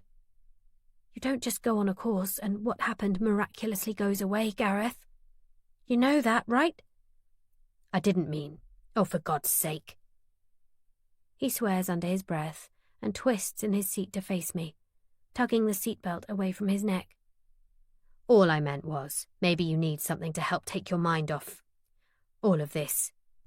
That maybe being closeted away in a log cabin at the bottom of the garden, on your own with clients who you don't necessarily know, isn't the best thing for you right now. He sighs. I found your notes, Rachel. My notes. Every scrap of information I've found about that night. Like Ted trying to help me home. I've scribbled down in an old notepad that I hide under my pillow. Writing things down helps me keep things straight in my head, and I figure if the police are scaling down the investigation, then it's up to me to find out who did this and why. They're private, is all I say to Gareth, still keeping my eyes on the road, prickly with irritation at him going through my things. A white van tries to cut me up at the roundabout, and I hang back, letting him push in. They're just notes, that's all. I'm worried you're getting obsessed. The police said things were slowing down for a reason, Rachel. Whatever happened that night, there just isn't enough evidence for them to go on. Please, I know this is hard for you, but can't we? Maybe we can try to move on. Are you fucking kidding me? I bite back the words and yank on the handbrake as I pull into the dedicated drop-off zone, trying not to show Gareth how angry I am. How can he want to move on without finding out the truth? At least the police have lack of evidence as their excuse. What's Gareth's? I push away the other thought that rises to the surface, the one that says he doesn't believe anything really happened that night, at least not the way I said it did. You'd better go. You'll miss your flight. I pop the boot and stare out of the window, not wanting to see his traitorous, unsupportive face. He leans over and grasps my wrist, where my hand lies on the steering wheel, tugging it towards him. You've got the phone I got you? Gareth asks, and I point towards the glove box. My mobile still hasn't turned up, so Gareth bought me a cheap supermarket phone until I can get a new one. He squeezes my wrist lightly. Please, Rachel. I know it's hard, but just think about it all, okay? I want... He breaks off, sighing again, lacing his fingers through mine. I want everything between us to be all right. I know things have been difficult, But we can put all of this behind us, can't we? Please, maybe just think about the counselling course. He's obviously not going to leave until I agree, and much as I don't want him to go and leave me alone in the house, with Robbie, not that that makes much difference, I want him to miss his flight even less. Okay, fine, whatever. I'll drop it. Just go. You're going to miss your flight. I let him kiss me on the cheek, and he gets out, only to lean back in again. Call me if you need me. I nod, and the minute he slams the boot shut, I pull away, glancing in the rear-view mirror to see him standing watching me leave. I've told him what he wants to hear, but I have no intention of letting things go. I'll find out what happened to me that night and who was involved, even if it kills me. There's no way I'm giving up. Pulling onto the driveway an hour later, I have calmed down a little and resolved to be nothing but sweetness and light to Gareth tonight when he calls. I'll hide the notebook and tell him I've got rid of it, and I'll just have to be super careful about snooping around. What's one more lie among the mountain of them that exist between us already? I get out of the car, relieved that I seem to have found a way to keep us both happy, and raise a hand in greeting to Mrs. Gregory next door as she peers out between her net curtains. I am halfway up the path to the front door when I see it. A flash of silver, caught by a weak ray of sun. A quick trick of the light that I could have so easily missed. Frowning, unsure if I even saw it at all, I crouch down in front of the driver's side of my car, a Mini Clubman, distinctive by the red stripes that race along the bonnet and the sides, clashing wildly with the black paint. There, etched carefully into the polished black exterior, is the word slut. Shit. I press one hand to my mouth, the other to the cold concrete path to stop myself from falling. Taking a deep breath, my heart hammering hard enough in my chest to hurt, I press my fingertips lightly to the roughened edges of the metal. Someone has taken great care to make sure the word is not only legible, but it is scored so deeply into the car door that the only way I'll get rid of it is to replace the door completely. Are you okay down there, lovey? Mrs. Gregory is standing over me, wringing her hands together. Only I saw you crouched down there, and you look a little bit upset. She peers over my shoulder at the ragged letters scratched into the door panel. Oh, she breathes, her breath whistling through her false teeth as I stand upright, fighting back tears. That looks nasty. It's fine, Mrs. Gregory. I'm fine, I mean. I angle my body against the car to try and hide the damage, even though I know it's too late. She's already seen it. Gareth will sort it out. A thought strikes me. Mrs. Gregory must spend 90% of her day peering out of her front window. I don't suppose you saw anything, did you? Anybody on the drive, perhaps, while I was out? Oh, no, dear, she says, shaking her head, grey curls immobile from the hairspray she uses. I just got back from the hairdresser's only a few minutes before you. That's why I saw you from the front window. A likely story. She can't help herself from spying on all of us that live in the close. We're her daily entertainment. Something I'm conscious of every time Gareth and I have a row. Okay. Thank you anyway. She makes no effort to leave, so I turn away on shaking legs and start to walk towards the front door when she calls out to me. It's probably got something to do with that article on the internet today. I stop, my mouth suddenly dry. What article on the internet? Are you sure? I might be old, dear, but I do know about the Facebook, you know. Mrs. Gregory sniffs indignantly. It's on the Marsham Echo website. There's an article all about you. Thank you for coming over. I usher Ted inside quickly before Mrs. Gregory can spy him, although chances are it's already too late. Have you seen it, the article? I haven't been able to bring myself to open up my laptop. Not yet. I feel too sick at the idea of the entire village talking about me. Yes, but have you seen your car? Bewildered, Ted is glancing over his shoulder as I pull him roughly inside. That's why I called you and asked you to come over. I came home and found that word scratched into the side of my car, and Mrs. Gregory said it must have something to do with an article the Echo has posted online today. I have no idea what she's talking about, but it's all over social media, apparently. I am jittery, my words tumbling out over one another. Too frightened to leave the house, and with Robbie nowhere to be seen, I called Amy to ask her to come over, to quite literally hold my hand as I read what has been written about me, but her mobile just rang out and went to voicemail. The only other person I could think to call was Ted, only now he's here I'm not sure I made the right decision, and I'm pretty sure Mrs. Gregory will have seen him arriving and will report back to Gareth. Ted follows me through into the kitchen, where I shove a mug of coffee at him and open up my laptop. I sign in and search for the Marsham Echo page. There it is, the most commented on article. Woman assaulted at New Year's Eve party. I feel sick. The gist of the article is that a woman, namely me, claims to have been sexually assaulted after Liz's party, and that the police have no evidence to back up my claims.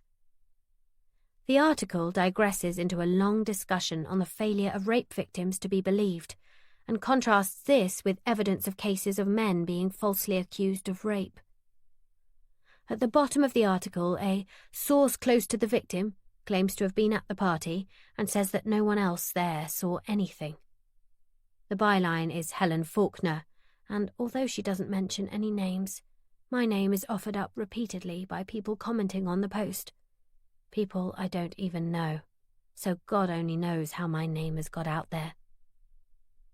Oh my God. I cover my face with my hands. Why would she do this? Why would she write this crap? Surely it's not allowed. Can't I sue them or something? And all those people giving my name in the comments. Can't I report them? Ted puts his arm around me, pulling me firmly into his shoulder. Look, I don't know if there's anything you can do, but... He stops, as the slam of the front door makes us both jump, and he quickly slides his arm away. Robbie and Sean tumble into the room, both shedding coats and scarves as the warmth of the central heating hits them. At the sight of us, me tear-stained and puffy, the smile slides from Sean's face, and he frowns slightly as he sees his dad next to me, as though not expecting him to be here. He looks at Robbie, who is headed towards me, concern etched on his face. "Mum, are you okay?" "Yes, of course," I sniff, wiping at the end of my nose with my sleeve. "Just this stupid newspaper article that's been posted online. It upset me a bit, that's all." "That and the fact your mum's car has been vandalised," Ted says. "I don't suppose you two have seen anything, have you?" "What newspaper article?" "Vandalised." Robbie looks horrified. "Vandalised how?" Pushing the laptop towards him, I watch quietly as his eyes scan the page, his mouth a grim line across his face. When he's done reading, before he can speak, I tell him about the graffiti scored into the metal, and his nostrils flare, his fists clenching at his sides, before he demands to see the damage. Ted lays a hand on my arm as I get to my feet, my legs still shaky. "I'll go," he says, and I watch with quiet relief as they head back outside, leaving Sean and I alone together in the kitchen. I don't want to look at the ugly word carved into the metal, not if I don't have to. "We didn't see anything when we went out earlier," Sean says, his feet shuffling slightly on the tiles, looking as if he'd rather be anywhere else than alone in the room with me. "No, whoever did it was clever and made sure no one else was around." I try to smile, but it wobbles across my face and won't settle. "It's only words, anyway." Maybe if I try and shrug it off, it won't seem so threatening. "I guess worse has happened," Sean says, his face contorting in horror as he realizes what he said. Oh, I didn't mean... I'm sorry. He blushes a bright red, and this time I manage to paste the smile on properly. It's okay, Sean. Everyone knows what happened to me now, thanks to the echo today. Whether they choose to believe it or not is another matter. Have the police said anything else? Do they have any idea about who did it? He asks, as he fiddles with the rope bracelet around his thin wrist. No, I think they've pretty much given up, to be honest. No evidence, they've said. They've told me that they're still looking into it. They just haven't got a lot to go on, apparently. Right. Sean nods seriously, and before he can speak again, Robbie and Ted clatter back into the kitchen. Robbie calmer now, thank goodness, and the two teenagers disappear upstairs. Moments later, we hear the thud of music from above, and Ted turns to me with a smile. Robbie is furious, but I think I've convinced him not to go off half-cocked at anybody. His face grows serious. Listen, Rachel, I've remembered something else from the party. Oh? I frown, trying not to let my emotions show as I feel my nerves fray a little more around the edges. I am eager to hear what Ted has to say, and terrified of what Ted has to say, both in equal measure. Taking a deep breath in order to calm myself, I wait for Ted to speak. It's about Jason, the Greens gardener. The guy with the tattoos. The memory of him staring at me as I left Liz's house that day, leaning on his shovel, his blank dark eyes following my steps up the path. The unnerving feeling that accompanied me as I left. I saw him earlier, on the way here. I was turning into your street, and it looked as though his van was parked across the road from here. When he saw me coming, he drove off. It reminded me that I saw him that night at the party. Jason? I blink rapidly, and the skin on the back of my neck prickles. He was at the party, but no one said anything about seeing him there. Why would he be there anyway? Can't see that Liz would have invited him. You know what she's like. She's funny about things like that. And saying that, I can't see that Jason would want to spend the evening with any of us. Ideas above her station, eh? I did think it a bit odd to see him there. Like you say, why would he want to spend time with Liz outside of working hours, especially on New Year's Eve? Ted pours me another mug of coffee and adds a heaped teaspoon of sugar. Here, drink this. You look a bit pale. I sip at it gratefully, glad to hold on tight to the warm mug as I feel my hands starting to shake. I forgot I even saw him, to be honest, Ted says. I'd had a few drinks and I didn't really pay much attention to him. It was only when I saw him outside earlier that it jogged my memory. When I came outside to take the phone call from Angela, he was in the garden by the rose bushes. It didn't even register, the fact that he probably shouldn't have been there. I don't know what to think. Should I tell the police, do you think? No one else has said anything about him being there, so maybe you were the only one who saw him. And if Liz didn't invite him, then he won't be on the guest list she gave to the police. Fumbling in my cardigan pocket for my cheap, plasticky phone, I almost send the coffee mug flying, and Ted puts out a hand to still me. Wait, Rachel. It's probably better if I call them, don't you think? After all, I'm the one who saw him. Yes, that's probably for the best. I feel as though the police already think I'm some hysterical time-waster, so it probably is best coming from Ted. Look, I have to get going. Angela is Skyping me to talk about the divorce in half an hour, so I'll call the police as soon as I finish speaking with her. Will you be okay? I tell him I'll be fine and show him out, making him promise to tell me what the police say as soon as he's spoken to them. As I close the door, something catches my eye. Heart thumping, with the thought of, please not more, not today, ringing in my ears, I bend down to pick it up. The square white corner of a card peeps out from underneath the doormat, possibly pushed under there in error by the postman. I didn't notice it earlier, the state I was in. There is a tiny love heart in the corner, and my name on the front. There is no stamp or postmark on it, meaning it must have been hand-delivered, not left by the postman as I first thought. Frowning, I flip it over, but there is nothing on the back, just blank white space. Mum, what's that? Robbie bounced down the stairs to peer over my shoulder. I don't know. Some sort of card. Where's Sean? Distracted, I turn the envelope back over and try to see if I can recognize the writing. Oh, he left a little while ago. His mum's going to Skype, apparently, and he wanted to talk to her for a bit before his dad does. Something about the summer. Hey, maybe that's an early Valentine's card from Dad.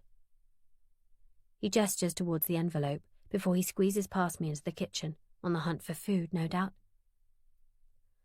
I slide my finger under the flap and ease the card out. It's clearly homemade, a heart on the front made with pink wool, silver glitter showering the carpet. Frowning, I wait a moment before I open it up to read the message. Gareth wouldn't have time to make a Valentine's card. Come to think of it, I'm lucky if I even get a bought card. A finger of cold ripples down my spine, and there is a sour taste in my mouth as I open the card to reveal the message inside. Roses are red, violets are blue. Rest assured, Rachel, I'm watching you. Chapter 12. The night is long, feeling never-ending as I toss and turn in bed, convinced that every little noise I hear is my rapist, back to hurt me again. The darkness feels thick and invasive, not at all comforting, and an insistent tapping has me huddled up, shaking under the duvet, my heart racing and my eyes squeezed shut as I wait for the inevitable footsteps creeping up the stairs towards my bedroom door. When they don't come, I force myself out of bed and down the stairs, only to find a bare, wintry branch tapping against the living room window. I try to force out a laugh, but it won't come, sticking somewhere between my chest and my throat, as if it can't get past the lump of fear that sits heavy inside me, weighing me down. Wrapping my dressing gown tightly around me, I give up trying to sleep and head towards the kitchen for a hot drink and my laptop, deciding to use this time to carry on my investigations. After speaking to Gareth the previous evening, the lies tripping off my tongue easily as I told him that everything was fine, and that of course I would seriously look into the Open University counselling degree while he was away, I waited for Ted to contact me. He promised he'd call after he'd spoken to the police, but my phone has stayed silent all evening, and when I called his phone, it went straight to voicemail. I grab the laptop and mug of tea and carry them both upstairs, checking on the way up that the front door is double locked. Once upstairs, the branches of the bare tree outside tap against the window again, making my heart leap into my throat, so I run back downstairs, this time double-checking all the windows are locked and snatching up a bread knife from the block that sits on the kitchen counter. I can't be too careful. Now, back under the duvet, laptop screen perched on my knees and illuminating the darkened room, I take a deep breath. I've updated my notebook with the events of yesterday and I've come to a conclusion. I can live in fear, waiting for him to come back, suspecting every man I come into contact with of having something to do with it, afraid of my own shadow. Or I can properly look into this myself, find out exactly who did this and why, and actually do something about it. Only then do I think I'll be able to move on. I remember Ted's words about how I was behaving that night, and without pausing to let myself think about it any more, I type Rehypnol into the search engine and wait for the results to load. 2 hours later, my eyes gritty and sore from lack of sleep and staring at the computer screen for so long, I look up as Robbie peeps his head round the door. Fingers of light are starting to creep in through the curtains as the sun starts to rise, and I hear the click of the central heating as it turns itself on. A quick glance at the clock on the nightstand tells me it's 7:15. You're up early, Mum. Robbie grins at me, his face marked with pillow creases, hair standing on end. I could say the same about you. I smile and lower the laptop lid, hoping he can't see how shaken I actually feel. College trip, he explains. I'm a bit late, actually. Do you want a cup of tea or anything before I go? I shake my head and wait for him to leave, straining my ears to hear the click of the latch as he locks the front door behind him, before I open the laptop again. There's no doubt about it. I am sure that Rohypnol, the date rape drug, was used to spike my drink at the party. The symptoms are shockingly similar to those I experienced. The loss of memory and the way Ted says I was staggering and slurring are prime examples of how the drug takes effect. Plus, it didn't show in the tests carried out by the police, which fits, as according to the websites I've checked, it only stays in your system for a short while. Weirdly, this information is reassuring on one hand, as it tells me that I wasn't so drunk I could barely stand. Someone must have spiked my drink. On the other hand, though, I shudder as I allow the thought to form fully. This means that whoever did this planned it. They planned to do this to me at the party, and they made sure they came prepared. An hour later, I am out of bed, showered and dressed, despite the exhaustion that hangs over me like a thick, oppressive cloud. I force myself to smear concealer across my face to hide the dark circles under my eyes and my grey pallor, but draw the line at mascara and lipstick. I don't want to feel pretty, just human. I've made a decision, and now I have to see it through, even though my palms are sweaty and my heart thunders in my chest at the thought of it. I get into my defaced car and take a deep breath before reversing off the drive and heading in the direction of Gareth's offices. Rachel, hello. Tina, Gareth's receptionist, looks nervous as I stand in front of her desk. How are you? You do know Gareth isn't here. Her words tumble out in a rush, and her hands flutter around her collarbone before her fingers seize on the butterfly necklace she wears around her neck. I do know that, Tina, thank you. Her nervousness is making me more jittery, and I just want to do what I came here to do. No fuss. I'm here to see Aaron. Oh, Aaron. Of course, I'll just... She reaches for the telephone. No need, I say, with a confidence that I'm not feeling. I'll let myself through. Aaron looks up with a sly grin as I push the door open to his office, with my best brave face on. I refuse to let him see how frightened I am by what has happened. Rachel! He stands and comes around to the other side of the desk. What a pleasant surprise. What can I do for you? I want to talk to you about Liz's party. My voice shakes on the last word, and I cough to try and disguise it. What about it? I heard a good time was had by all. Some more than others. He raises an eyebrow, and I have to fight the urge to flee, fear beating at my breastbone. You know what happened to me at the party. The police came and spoke to you. It's a statement, not a question. Yes, they did. He has a mildly amused air about him, and I think for a moment how there is no one on this earth I despise more than Aaron right now. Stop fucking me about, Aaron. This time, the words come out steady and firm, and I draw strength from that. You are not a victim. Remember that, Rachel. In order to finish this, you have to remember. You have to know. Liz says you were there, but you told the police you weren't. So, were you at the party or not? Did you see anything on New Year's Eve? Oh, Rachel. His eyes narrow as he looks at me, raking over my unwashed hair and tatty jeans. I saw lots of things on New Year's Eve. My skin prickles with discomfort under his gaze, and I know he's toying with me. Changing tactic, I pull out the card. What about this? What do you know about this? I shove it under his nose, but instead of drawing back as I thought he would, he leans in closer to me. So close I can see the tiny blackheads that dot his nose, the smell of his aftershave making my pulse pound in my temples and sending a rush of saliva to my cheeks.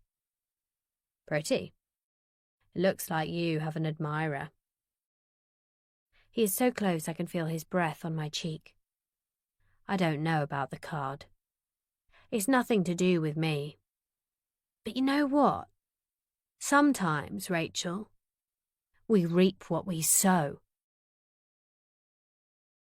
Shaking, almost faint with fright, I rush back to my car, desperate to get away from Aaron and the scent of threat and danger that filled my senses in that office. Afraid that Carrie won't answer her phone if I call her, I drive to the station, clutching the printout of all the information I could find on Rehypnol and the card that was left under the doormat yesterday. On arrival, I march into the reception area before I can change my mind. The reception area is busy, and I wait my turn to see the desk officer, the thin antiseptic smell on the air, making my stomach roll as I remember coming that morning for the examination. Finally, I am seen, and I ask for Carrie by name, remembering at the last minute that she might not even be on duty today. I don't know what I'll do if she's not here. Thankfully, she is, and I only have to wait a short while before she comes striding towards me, her hair scraped back from her face into a short ponytail. She looks tired, and nowhere near as pleased to see me as I'd hoped. Rachel. She smiles wearily, not holding out a hand for me to shake. She gestures for me to follow her, and for a moment my heart seizes in my chest as I think she's going to take me through to the room she took me to that morning. Instead, she guides me through to a grey, bland interview room, taking the seat opposite me. What can I do for you? She asks, folding her hands on the table in front of her. You know we still don't have any new information, don't you? I can smell her perfume on the air, something sweet and childish that a teenager would choose. I know, I say, pulling the bundle of papers out and laying them on the table in front of her. I've been looking into things for myself. I went to see Aaron Power at his office this morning. Rachel, this isn't how these things work. Did you really speak to him? Did you question him about the party? Because you said he wasn't there, only I think he's lying. Lying? Rachel, please. Carrie looks as though she wants to put her head in her hands before she pulls herself upright and opens her notebook. Okay. Why is he lying? Did he say something that contradicts what he might have told us? Well, no. He didn't say anything concrete. It was more a feeling. Like he knows more than he's letting on, Rachel. A feeling isn't evidence. I know you want to find him. I do too. But we can only move within the law. You can't go and do your own investigation. She closes the notebook, and I get the vibe that she thinks we're done here. We're not done. Not yet. I will never be done. Not until whoever did this is caught and punished, stopped from ever hurting anyone again. But I found something else. Jason, the gardener for the greens? Panic that she's going to leave before I can tell her everything makes my words tumble over one another. He was at the party. I don't know why. I don't think he was invited, so Liz wouldn't have put him on her list. But Ted saw him there. He told me himself, and then he saw him again outside my house yesterday afternoon. He said he was going to call you, but I don't know if he did. And then there's this. Grabbing the card by its corner, I pull it out and show it to her. What's this? With the tip of her pen, she opens the card and reads the sinister poem inside. Where did this come from? It was pushed through the front door, I think. It was under the doormat, so at first I thought it was from Gareth. A rueful laugh escapes me. Maybe an early Valentine's Day card. But obviously it's not. I think it's from him. I bite my bottom lip hard on the inside to try and stop the tears that threaten. And when did you find it? Yesterday afternoon? Could anyone else have put it there? She turns the card over and runs her eyes over the front of it. You don't recognize the writing? No. The writing is all in neat, evenly spaced block capitals. There's no way anyone could identify it. I know it doesn't look like much, but there's something else as well. I tell her about the word carved into the side of my driver's door, and we head outside for her to see it for herself. Crouching on her heels, she runs her finger over it, much the same as I did the first time I saw it, before sighing and standing up. Look, Rachel, I'm going to be really honest with you. My heart sinks, and I know she's going to tell me she can't help. I saw the article on the Echo's website and on their Facebook page this week. I think a lot of people have. And West Marsham is a tiny place. There's going to be some backlash. I don't mean to sound cruel. I must look devastated as she reaches for my hand and gives it a squeeze. I'm going to log this, the card, and the vandalism, but it could be anyone who did this. You might want to think about having CCTV installed at home. If you feel unsafe, it can be reassuring to know that cameras will pick up anything that does happen. Right. I give her a brief nod, disappointment clogging my throat and making it hard to speak. Thanks anyway, I guess. Turning, I pull my hand away, but Carrie tightens her grip. Wait a minute. She glances towards the building, as if making sure no one will come out and overhear us. I do believe you, Rachel. I know there isn't enough evidence for us to get any strong leads right now, but I want you to know that I won't let this go, okay? I do believe you. You do? But I thought I do. You're not the only woman this has happened to, Rachel. And it's so difficult to make these accusations stick, especially when there isn't enough evidence. And in your case, you don't even know who was involved. But if you can bring me evidence, something solid, then I'll do anything I can to get the investigation back up and running at full capacity. Understand? Her eyes bore into mine, and I get the distinct feeling that there's something personal in this for her. Okay. I offer up a watery smile, and she drops my hand, walking away towards the police station without a backwards glance. I can do this. I can totally do this. Fired up by Carrie's words, I jump back into my graffitied Mini and turn towards the vines and home. The first person on my list of people from the party to talk to is Melody, seeing as she arrived later and was probably, hopefully, more sober than anyone else by the time I was taken upstairs. Hurtling along, traffic lights with me for a change, I see Amy walking up the high street towards her flat, and I beep and wave. She turns, but I think she can't see me behind the wheel, as she doesn't wave back, instead putting her head down and hurrying off.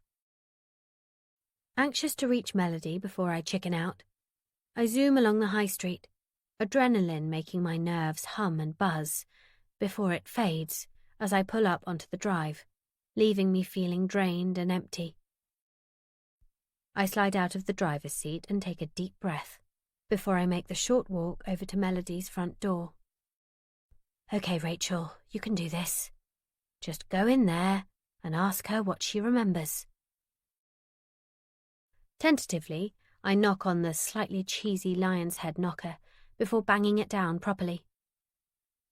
I don't have to wait long before Melody yanks the door open, clad in an expensive-looking yoga outfit, blonde hair teased high on her head.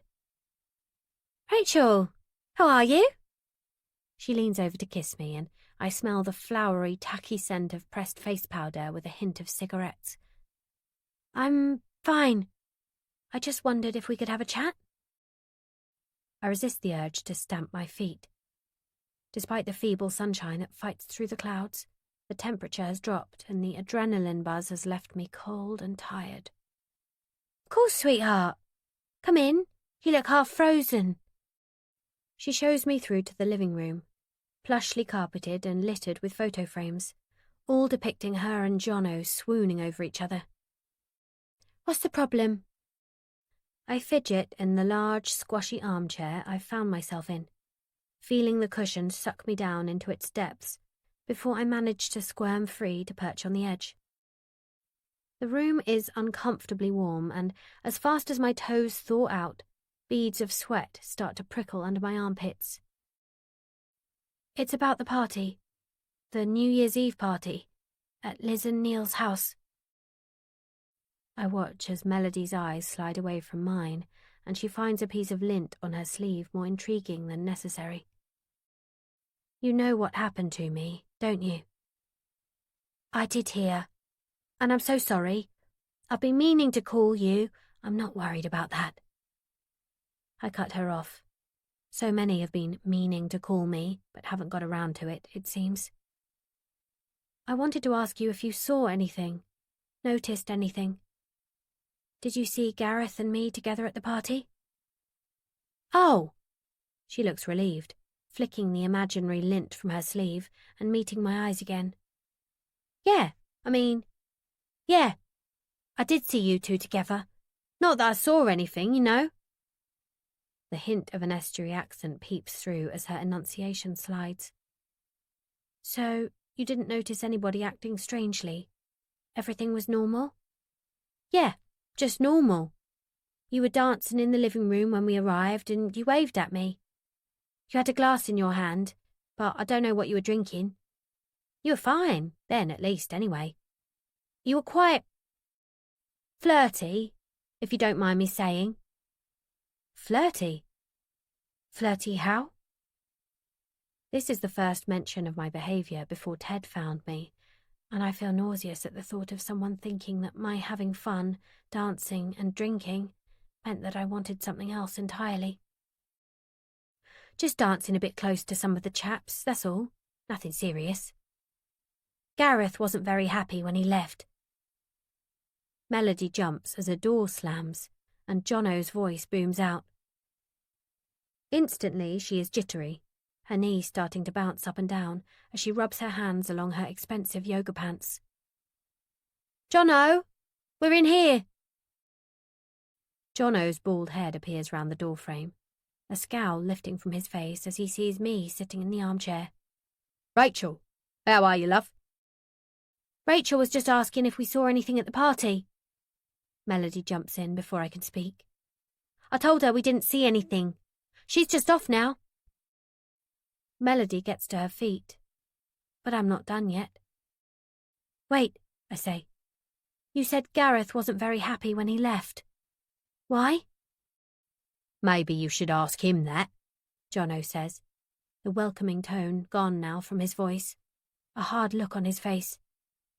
There's probably a few things you want to be asking him about. I frown, confused by what is meant by his comment, but Melody butts in again before I can ask him what he means. He was a bit cross with you before he left. That's all Jono means. She looks nervously at him, her fingers picking at her cuticles. Why? Did we argue? I knew there was something that night. Some vibe that made me feel as though things between Gareth and me weren't 100% right.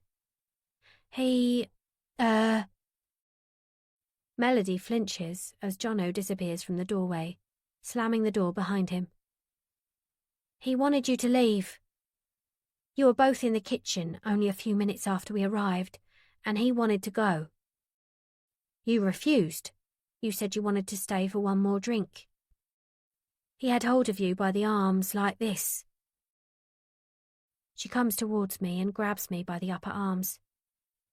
Dizziness washes over me, and I have to blink hard to get rid of the black spots that dance at the corners of my vision. She holds on to me tightly, her fingers matching the exact spots where the bruises marred my skin on the morning I woke up in Liz's spare bedroom. Gareth did, I whisper, my mouth dry. It was Gareth who grabbed my arms. I just assumed that whoever did this to me was the one to bruise me there. Yes, sorry. Melody lets me go, her blue eyes full of concern. You know you can talk to me any time if you need to. You don't have to put up with that. She peers out at me from under her lashes, and I get the feeling it's more that she wants to talk to me. I shake my head impatiently. Did you actually see him leave the party, Melody? Actually see him walk out of the door? Well, no. I saw him grab you and I felt uncomfortable, so I left the room. I was thinking that maybe I'd find Jono or Neil and get one of them to have a word with him, you know. But then Liz stopped me and by the time I came back, you'd both disappeared. I'm so sorry, Rachel. No, it's fine. You weren't to know what was going to happen. I get to my feet, gathering up my bag and wrapping my scarf tightly around my throat. I have to go. Thank you, you've been really helpful. I rush towards the front door, fumbling with the lock. Melody leans across to help, that powdery scent wafting up in my face again. I would have spoken to you sooner, she says, as she snaps the lock and moves aside to let me out, peering back over her shoulder to make sure she isn't overheard. Only I was kind of with someone else at the party. Someone I shouldn't have been. She looks at me, her fingers shaking on the lock. You won't tell Jono, will you? Only he'll kill me if he finds out. I won't tell. Anxious to get out of her overheated, stifling home, I push past her, bile swirling in my stomach. All I can think of is Gareth, his hands wrapped tightly around my arms. Gareth gave me those bruises, and no one seems to have seen him leave the party. Chapter 13. September, 3 months before the party. Gareth seems weirdly jittery tonight, as though he's nervous about the dinner party, getting under my feet and snapping irritably at me when I ask him to move out of the kitchen. Maybe it's because the clients he's invited are a big deal, but he seems oddly anxious, unusually for him. I'm feeling the pressure already, attempting to prepare this last-minute dinner party, and Gareth's agitation isn't making things any easier. Gareth, please, I sigh, as I turn around with my hands full to find him in front of the fridge, exactly where I need to be. They'll all be here really soon. You arranged this dinner party, so why are you so... I break off, not sure how to word it. Moody?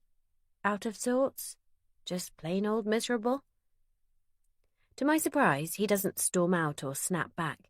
Instead, he just sinks into a dining chair and scruffs his hair with his hands, his skin looking grey under the harsh light of the kitchen spotlights. Rachel, do you ever think... What I'm trying to say is... He sighs, his stubble making a scratching noise as he rubs his hand over his face, and swallows hard, as if finding it difficult to locate the right words. In this unguarded moment, he looks vulnerable, and my heart twists a little. I mean, if everything were to go wrong, would you? The shrill ring of the doorbell cuts him off and he gets to his feet, already headed towards the front door before I can stop him and urge him to go on. I am left alone in the kitchen, feeling unsettled and confused by what he was about to say. What does he mean, if everything were to go wrong? What exactly is it that he was trying to say? I try to shake away the feeling that creeps along my spine, the feeling that says maybe he knows about Ted and me. Wiping my hands on a tea towel, I head through to the lounge, hoping it's not our dinner guests arrived early. I still need to change. But it's Amy, with Pete, one of Gareth's major clients. Amy. I lean in to give her a kiss and peck Pete quickly on the cheek, aware that I probably stink of garlic. And Pete, when did this happen? Just after the barbecue last month, Amy blushes. Pete was there, and after your migraine came on, she casts a nervous glance at Gareth, who is preoccupied, slapping Pete on the back before moving to the cabinet in the corner of the living room for drinks. He asked me to go for a drink with him, and then, well, we've seen each other a few times. I like him.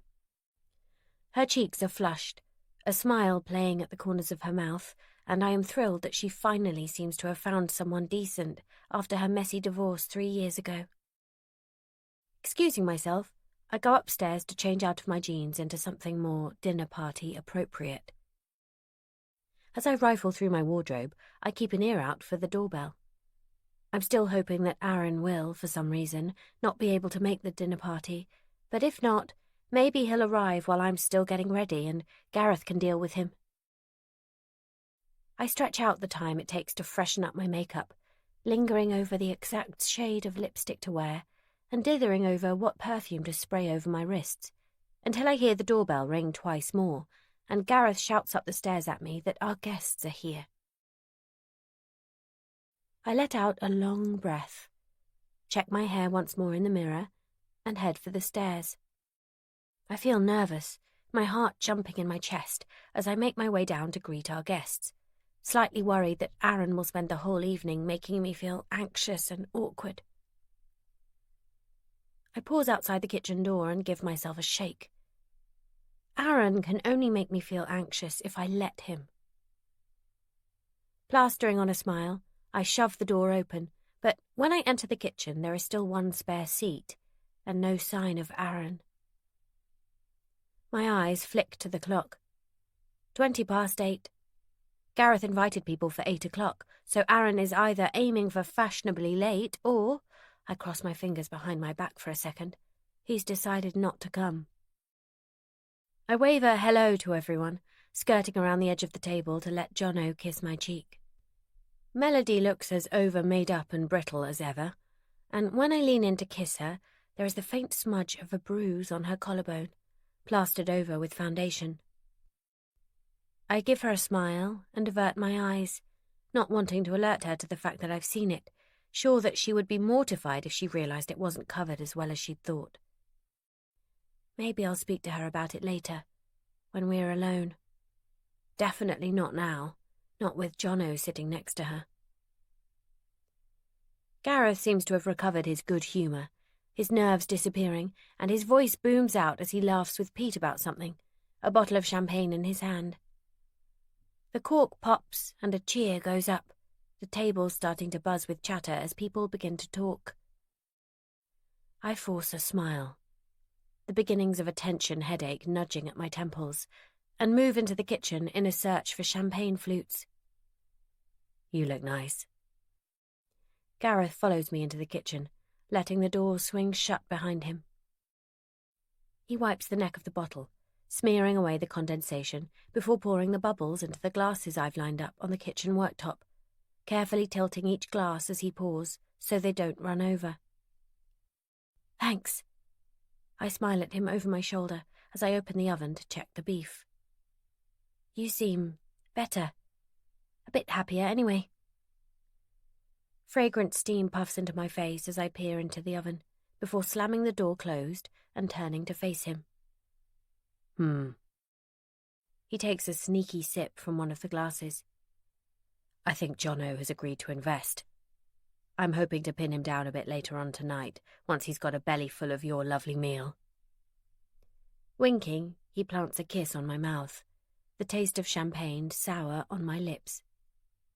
Gareth, what did you mean earlier, when you said, what if everything were to go wrong? I lay a hand flat on his chest, in order to stop him from turning away from me, but he does it anyway, reaching back to pick up 2 of the full champagne flutes, bubbles streaming up the sides of the glass in a race to the top. Nothing, it's fine. But you've got me worried, saying that. Is everything okay? Of course. He drops another kiss on my cheek, 2 kisses more than I've had from him in a long while, before backing out of the kitchen, letting the door swing closed in my face. The prawn cocktail starter is on the table, Retro, I know. I'm on my second glass of champagne, and I've finally started to relax when the doorbell rings again.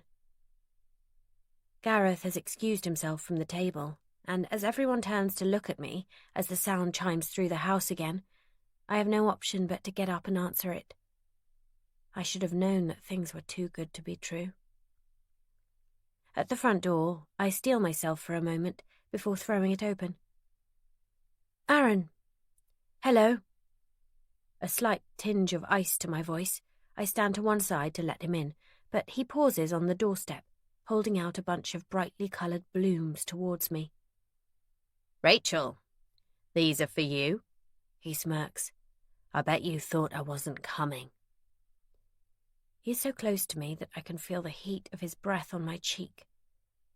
I turn my face to one side, taking the flowers from him even though I don't want to. Aaron, you made it. Gareth's voice booms down the hallway and the tension is broken. Relieved not to be alone with him anymore, I stand back, as far from Aaron as I can get without looking odd. Aaron was just saying he thought maybe we thought he wasn't coming, I say pointedly, but Gareth just laughs good-naturedly. Something has definitely changed for him to be so upbeat this evening. Ha! I knew you wouldn't let me down. Gareth grasps Aaron's hand in a tight handshake before leading him towards the dining table. Come through, I hear him saying. I want you to meet Jono, seeing as you'll be dealing with a lot of his portfolio. My heart sinks at these words, realising that Gareth has no intention of getting rid of Aaron any time soon.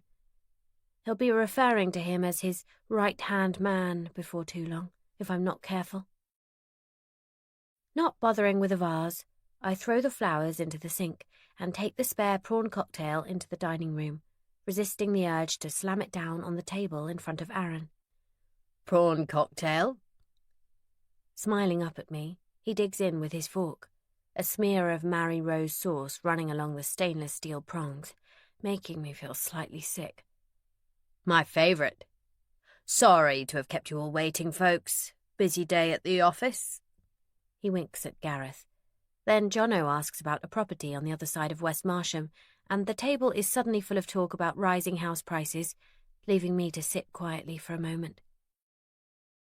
Sitting back in my seat, I fork the fish into my mouth, trying to look as though I'm enjoying myself, but the food tastes like ashes on my tongue, and I have given up any pretense of trying to follow the conversation. Every time I raise my eyes from my plate, Aaron is staring at me, but no one else seems to notice. Isn't that right, Rachel?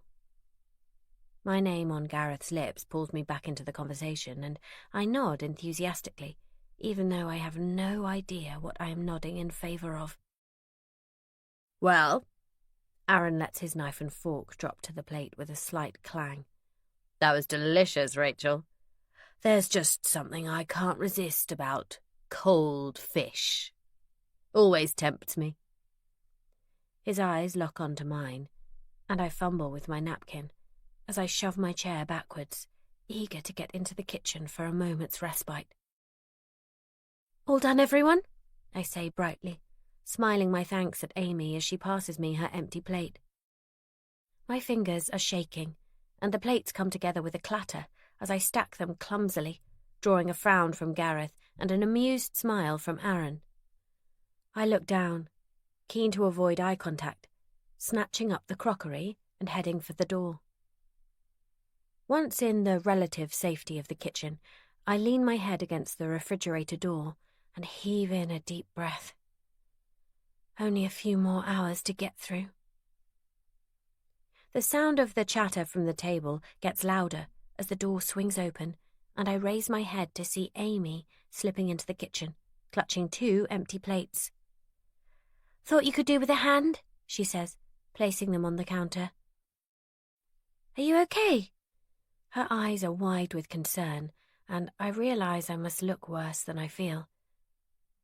"Oh God, I was hoping Aaron wouldn't make it," I blurt out, sloshing a giant fizzy glug of champagne, slightly warm now, into a mug, and grimace as I take a large mouthful. "Oh, he's not so bad," He's quite good looking, actually. I didn't realise. Amy takes the mug from me and has a sip herself. Is this still about the friend request thing? No, God no. I just ignored that. He stopped me in the supermarket, demanded to know why I wouldn't go for a drink with him. I was in the frozen fish aisle, and he made some comment about cold fish. Amy claps her hand over her mouth as she snorts with laughter, her blonde curls bobbing. It's not funny, I hiss, one eye on the kitchen door in case one of the others walks in. Didn't you hear him say that just now? Another comment about cold fish and being tempted by it. That was aimed at me. I blink back tears, and something in my voice must resonate with her because she stops laughing abruptly, the smile dropping quickly from her face. She grasps my hand in both of hers. Rachel, come on. Don't get upset. I think he's harmless. Yes, I think maybe he does like you, probably in an inappropriate way. And yes, I agree, he is a little socially awkward, but I don't think he means anything by it. He's a creep. He always used to make me feel uneasy, on edge, and now it's no different. Sending me message requests, demanding to know why I won't go out for a drink with him, makes my skin crawl. I shudder, goose pimples rippling up my arms. He makes my skin crawl. Look at it this way, Amy says. He's just broken up with someone, just moved back to an area that holds good memories for him. He's probably a bit up in the air at the moment, emotionally. He might have latched onto you a bit because he knows you from before. He feels comfortable with you, or maybe you just remind him of when things were better for him.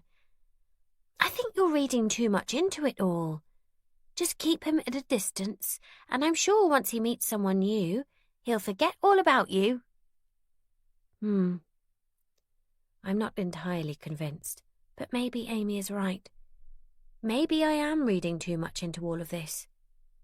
All I do know is that I don't want to be alone with Aaron under any circumstances. Dinner goes without a hitch, and everyone raves about my dessert, so I don't mention that I picked it up in a particularly upmarket supermarket this morning on my way home. Aaron doesn't make any further comments, and the weight on my shoulders feels as though it has lifted slightly by the time Gareth pours the port and sets up the cheese board. He's been in high spirits for the rest of the evening, and I can only assume that Jono's agreement to invest has something to do with it. Finally, Amy murmurs about making a move, and people start to drift towards the front door. Gareth and I stand together in the light of the porch as we wave people off. Aaron is the last to leave. I'm feeling relaxed from the port and the warmth of Gareth against my side, so I don't even hear what he says at first. Let me grab you that file, the one we talked about. You can have a read through while you're out of the office tomorrow. Before I can say anything or offer to get it, Gareth has marched down the corridor to his office, leaving Aaron and me alone on the doorstep.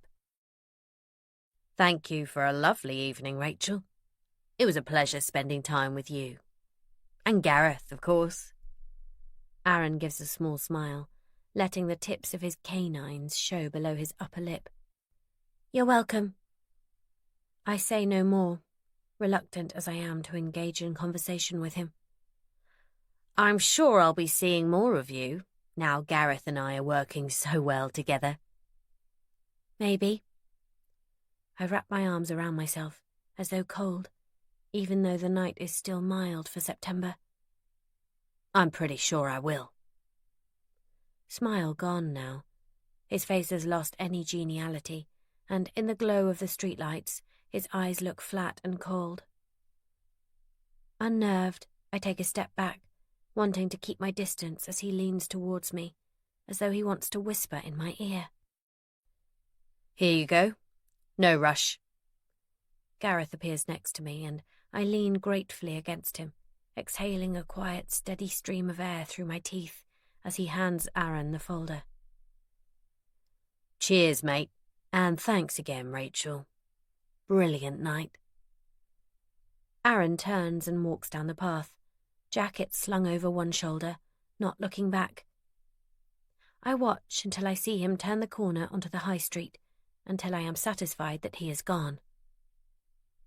If Amy is right, and I am reading too much into things, then why do I still feel so unsettled? Chapter 14.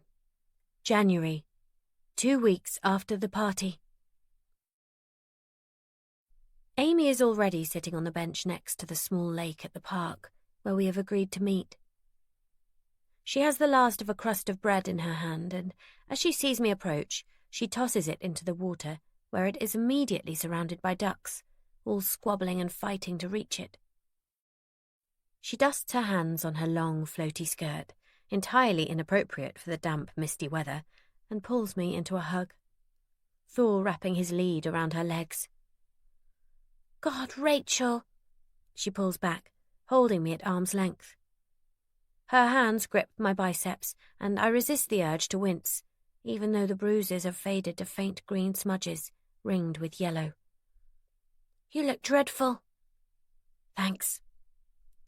I manage a weak smile as we sit, the damp wood of the bench seeping through my jeans, catching a glimpse of myself in the darkened window of the tea hut that sits on the bank of the lake. God, Amy is right.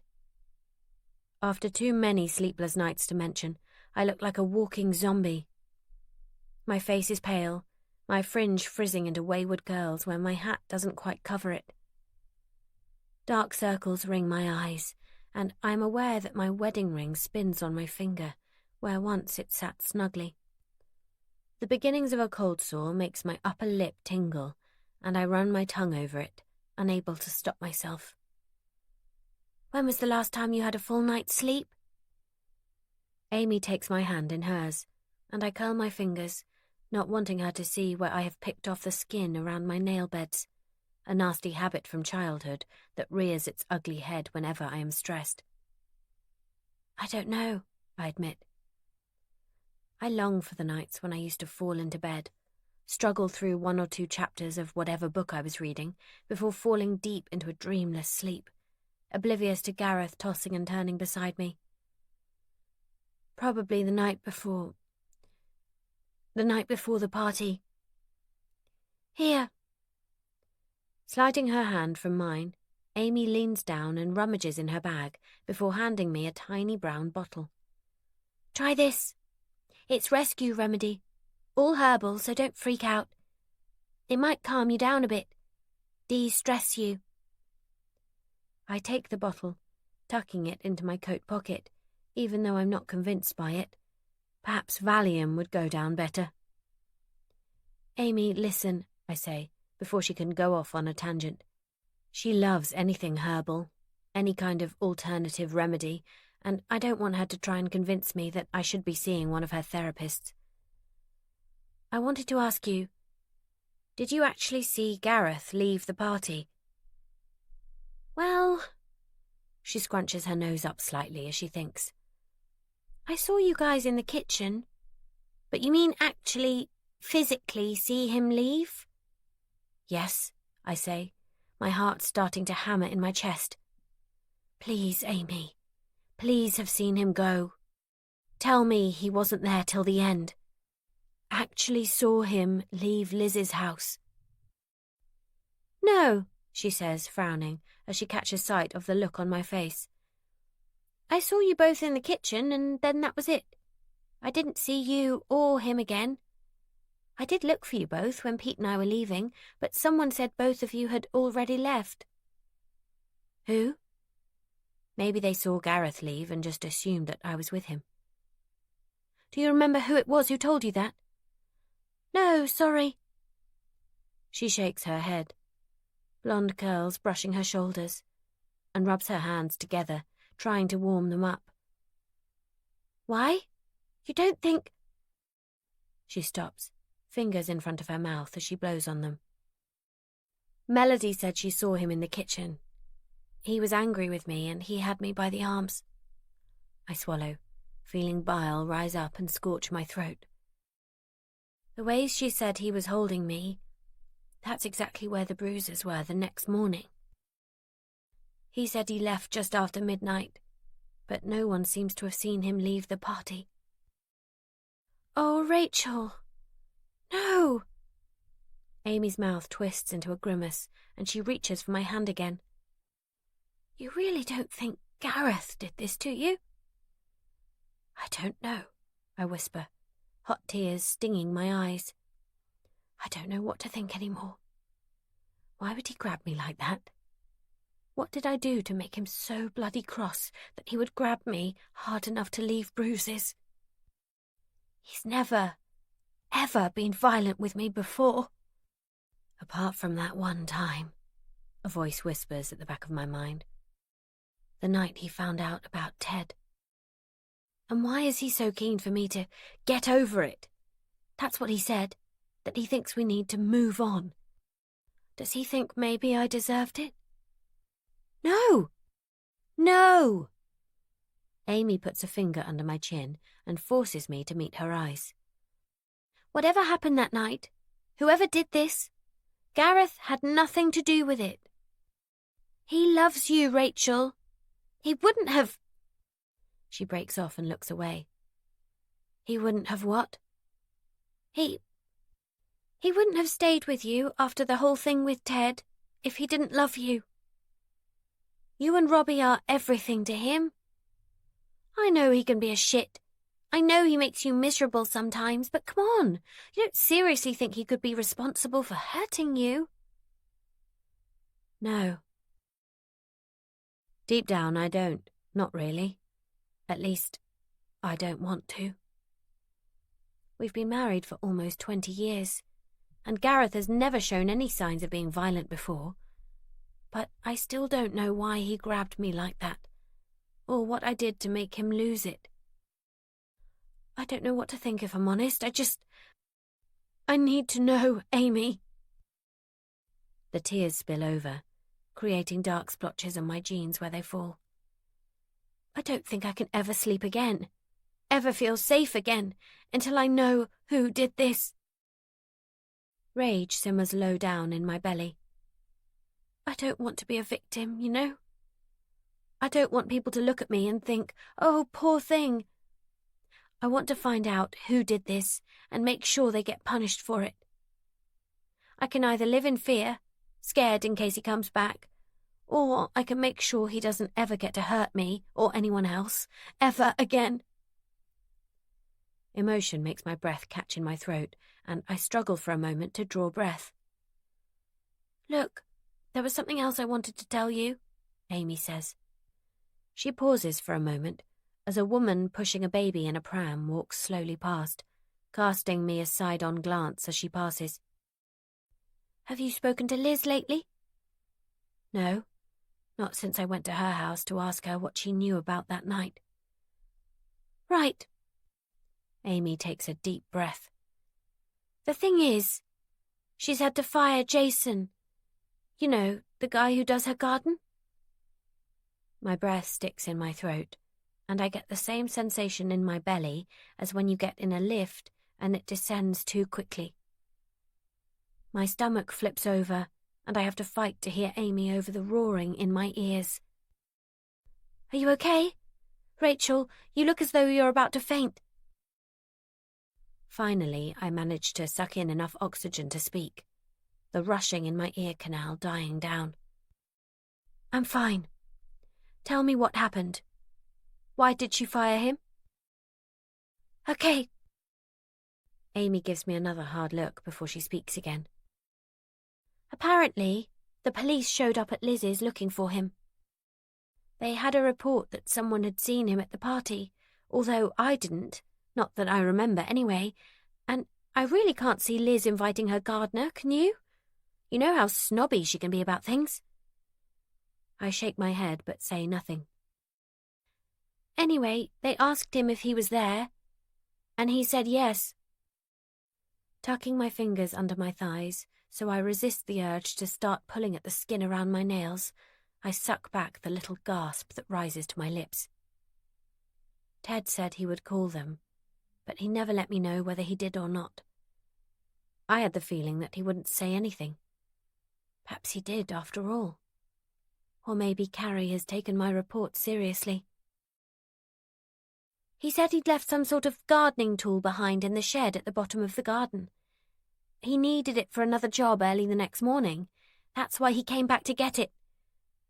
He's denying anything else. Amy carries on, her breath puffing out in little clouds as she speaks. He says he never saw you. And the police believe him? I feel sick at the memory of Jason watching me leave Liz's house the other day, then his van parked across the road from my house. The idea of him sitting outside, watching me, making my skin prickle with fear. Well, there's not a lot else they can do, apparently.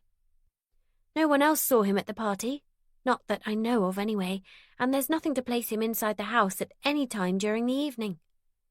Amy sighs. I know this probably hasn't helped in any way, but I just wanted to let you know. Liz has fired him, obviously. She says she doesn't trust him now. He was outside my house the other day. His van was parked across the street, and then when Ted arrived, he drove off. Ted? Amy frowns, but I carry on talking, barely aware that she's even spoken. I thought it was strange, but even when Ted mentioned seeing him at the party, I didn't think that he... What if he was watching me? What if he realized someone saw him there, and he was waiting to see if I realized? What if it was him? Rachel, listen. This doesn't necessarily mean anything. There is no evidence of his being inside the house that night, and absolutely nothing at all to say that he had anything to do with what happened. God, look at you. You're so pale, and you're shaking. She looks across to the tea hut, where a woman is raising the shutters. Let me get you a cup of tea. I think you need the sugar. She reaches down into her bag and pulls out a handful of change, before walking briskly across the damp grass to the little tea hut, her shoes leaving dark footprints in the dew. That's when I see it. Peeping out from the open zip of her bag is a white corner of card, a partial logo visible that seems vaguely familiar. Glancing up, I check to make sure that Amy is otherwise preoccupied.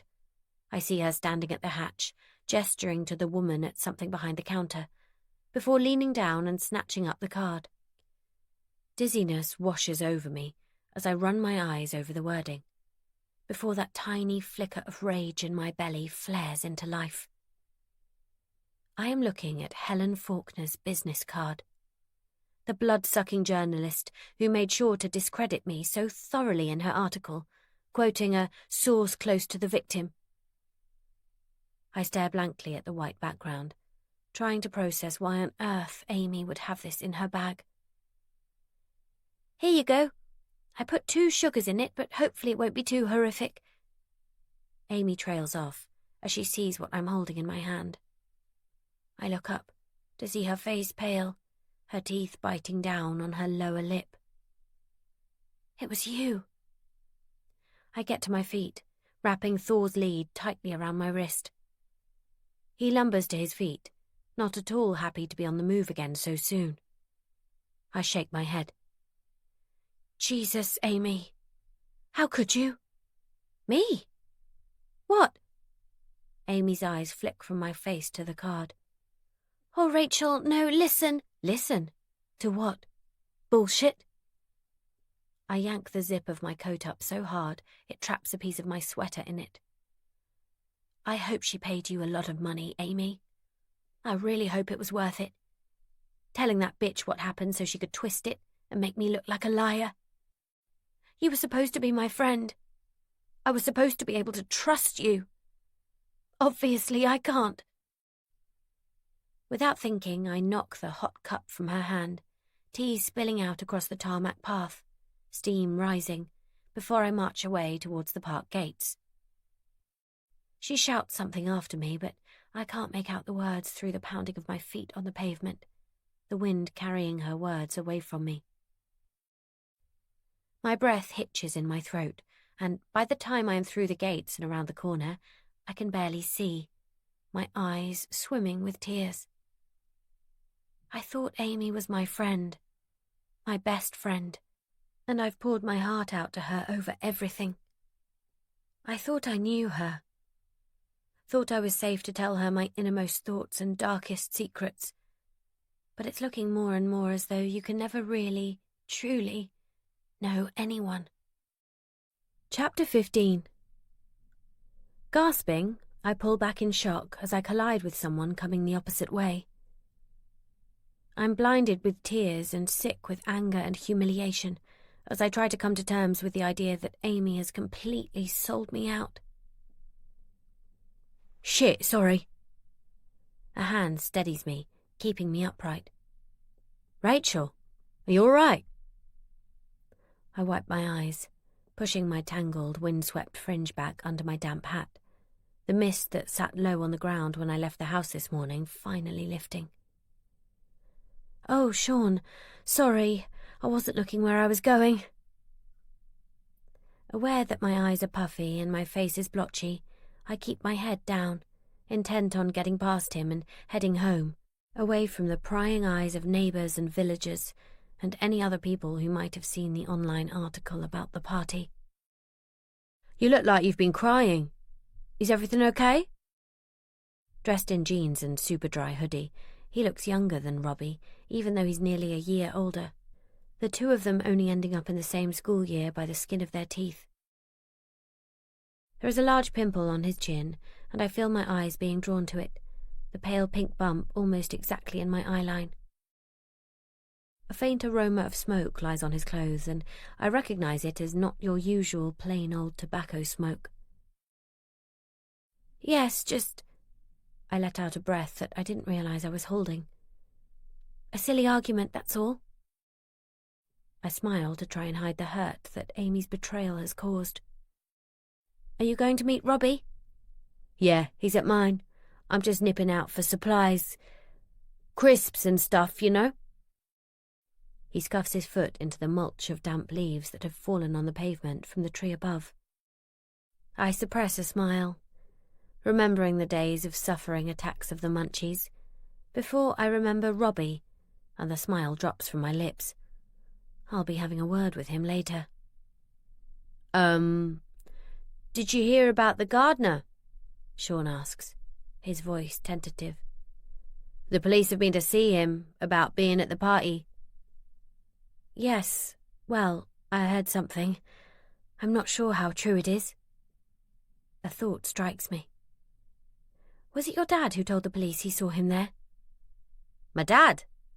Sean looks puzzled. No, not him. I don't know who told them. Josh told me. Josh, Liz and Neil's son. Of course, he would be the one to tell his friends. My heart sinks. Ted has let me down too. If I hadn't gone to see Carrie, then no one would ever have spoken to Jason about the party, and it would have all been forgotten, the fact that he was there. It doesn't look as though what happened on the night of the party had anything to do with him anyway, I say, feeling uncomfortable discussing this with Sean, a boy I've known since he was tiny. No one saw him in the house, and he said he just went back to the garden to fetch some tools. So, you didn't hear the rest of it then? A look crosses Sean's features, one that I can't put a name to, and for a brief second I feel unnerved, a spark of adrenaline shooting through my veins. The rest of it? What do you mean, the rest of it? My lip tingles and I run my tongue again over the cold sore festering there, anxiety bubbling up from somewhere deep in my chest. The reason that he had to leave Newcastle? I think this is the real reason why Mrs. Green got rid of him. Nothing to do with him sneaking back onto the premises behind her back. No, I didn't hear the rest of it. Thor whines at my feet, as if he doesn't want to hear the reason either. Sean looks at me a little apprehensively, as though he doesn't really want to tell me. I nod at him briskly, for him to just tell me whatever it is he has to say. They're saying that the reason he had to leave Newcastle was because he was arrested. For rape. The world tilts around me, and I have to reach out a hand to steady myself. I hear the thundering of my pulse in my ears, and for a moment I think, this is it, Rachel. You really are going to faint. You're going to hit the pavement any second now. Let's hope you don't crack your head open. And then it passes, and I feel the sharp pain of a splinter in the palm of my hand where I've steadied myself against someone's garden fence. Rachel, let me help you. Here, lean on me. I feel a heavy weight, and the faint musty smell of marijuana as Sean puts his arm around me, taking Thor's lead from my hand and turning me in the direction of home. I didn't mean to shock you like that. I didn't know if anyone had spoken to you, and, well, I thought you should know. Rape. The word is like sour lemon, making my tongue pucker and saliva shoot into my mouth. I swallow it down, thankful that it is only saliva and not sharp bile. How do you know? Everyone seems to know. You know how people are in West Marsham. They love to have something to talk about. Oh yes, that's a lesson I've learned recently. I'm not sure he'll get much work around here now. He'll probably move on.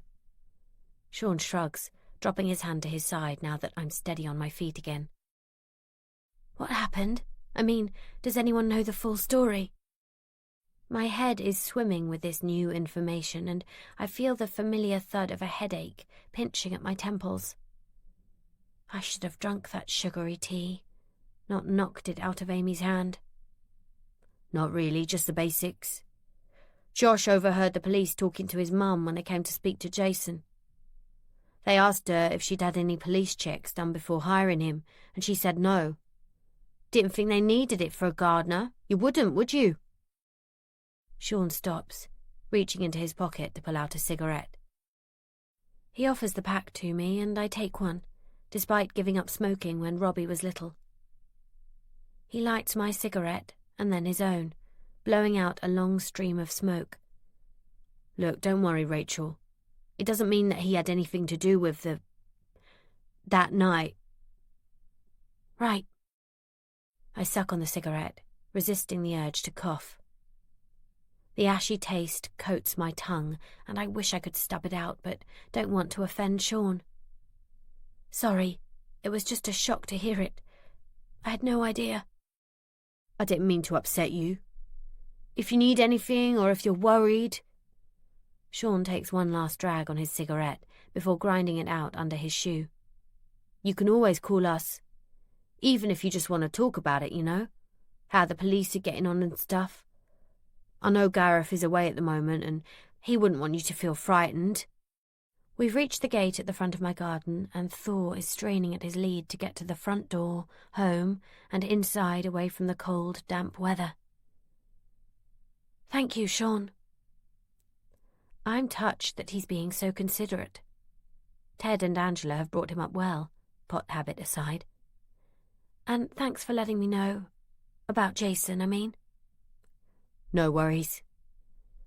Sean gives me a grin, shrugging, before heading off back in the direction we just came, no doubt to stock up on his snacks. As I close the front door, I catch a glimpse of a van turning into the street. A white transit van with distinctive red writing on the side. If I were closer, I would be able to read the words that adorn the side panel. Hooper Gardening Services. Fear beating a tattoo in my chest, I slam the front door closed, double-checking the lock and putting the chain on, just in case. I check the lock on the back door and then test each of the windows in turn to make sure they too are secure. Still, I don't feel safe. Chapter 16. October, 10 weeks before the party. Gareth's text is curt and to the point, as they usually are these days. He wants me to take the keys to the Kingsnorth property over to the house he's working on the other side of West Marsham. No thank you, no X to show any affection.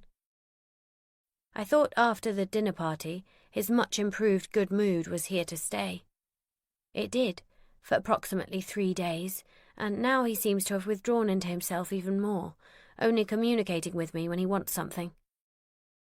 I've tried repeatedly to ask him what the problem is, but there are only so many times you could be faced with a closed office door before you give up.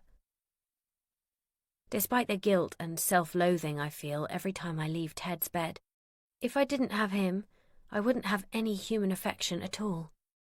I'd shrivel up and die, like one of those rhesus monkeys we learned about back in A-level psychology.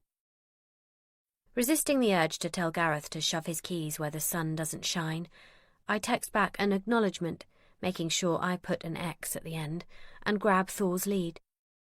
I might as well drive over to the other side of the park, then I can drop the keys off and walk Thor at the same time, before my client arrives this afternoon. It seems that's all I'm good for these days, running errands. I call Thor and manage to get him into the car and head across the village, skirting the outside of the park. I don't see Gareth's van anywhere on the street outside the house, but that doesn't mean anything. Parking on this side of the village is notoriously bad, and the chances are he's had to park around the corner. I managed to squeeze the Mini into a tiny space close to the house, my back wheels just skimming the double yellow lines, and clip Thor's lead on, wincing as he stumbles when he jumps out of the car. Poor old boy. "Hello? It's just me," I call out as I push open the freshly painted door of the house Gareth is renovating. There is a smell of wet plaster on the air, and the bare floorboards of the hallway are covered in dust that rises up to cover my boots as I walk through. "Gareth?" "Through here," a voice calls from the back of the house, where the recently renovated kitchen is. I frown slightly. It doesn't sound quite like Gareth's voice, but leaving Thor where he is slumped on the front doormat, I head through. As I enter the kitchen, my heart sinks. Aaron is leaning up against the newly installed worktop, takeaway coffee cup in his hand. "Oh, Rachel, how nice to see you." He smirks into his cup before taking a sip, leaving a tiny curl of cappuccino foam on the tip of his hipster moustache. "Is Gareth here?" I don't waste any time on niceties, eager to drop the keys off and leave now I know Aaron is here. "Gareth? No. He stepped out for a bit." I look past Aaron to where a mobile phone sits on the counter. Gareth's mobile phone. Where is he? And isn't that his phone? I reach for it, but Aaron moves it behind him, so that if I want it, I have to lean round him. I pull back. I don't want to touch him. I don't want to get that close to him. "Did you need him? He's just popped out." "So you said." I grit my teeth in frustration. "So..." Take a slow breath and allow this simple interlude to steady your heart before the story continues.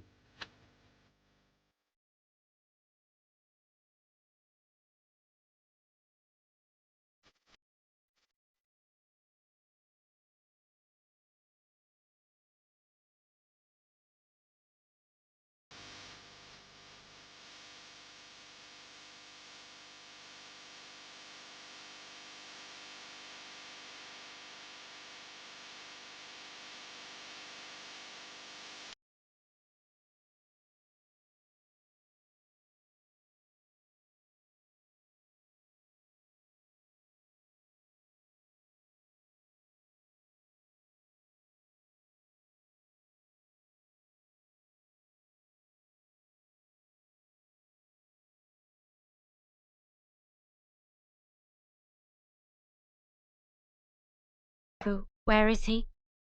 He asked me to bring over the keys to the King's North house. I let the keys dangle from my finger. "He had to go and get some bits from the builders' merchants.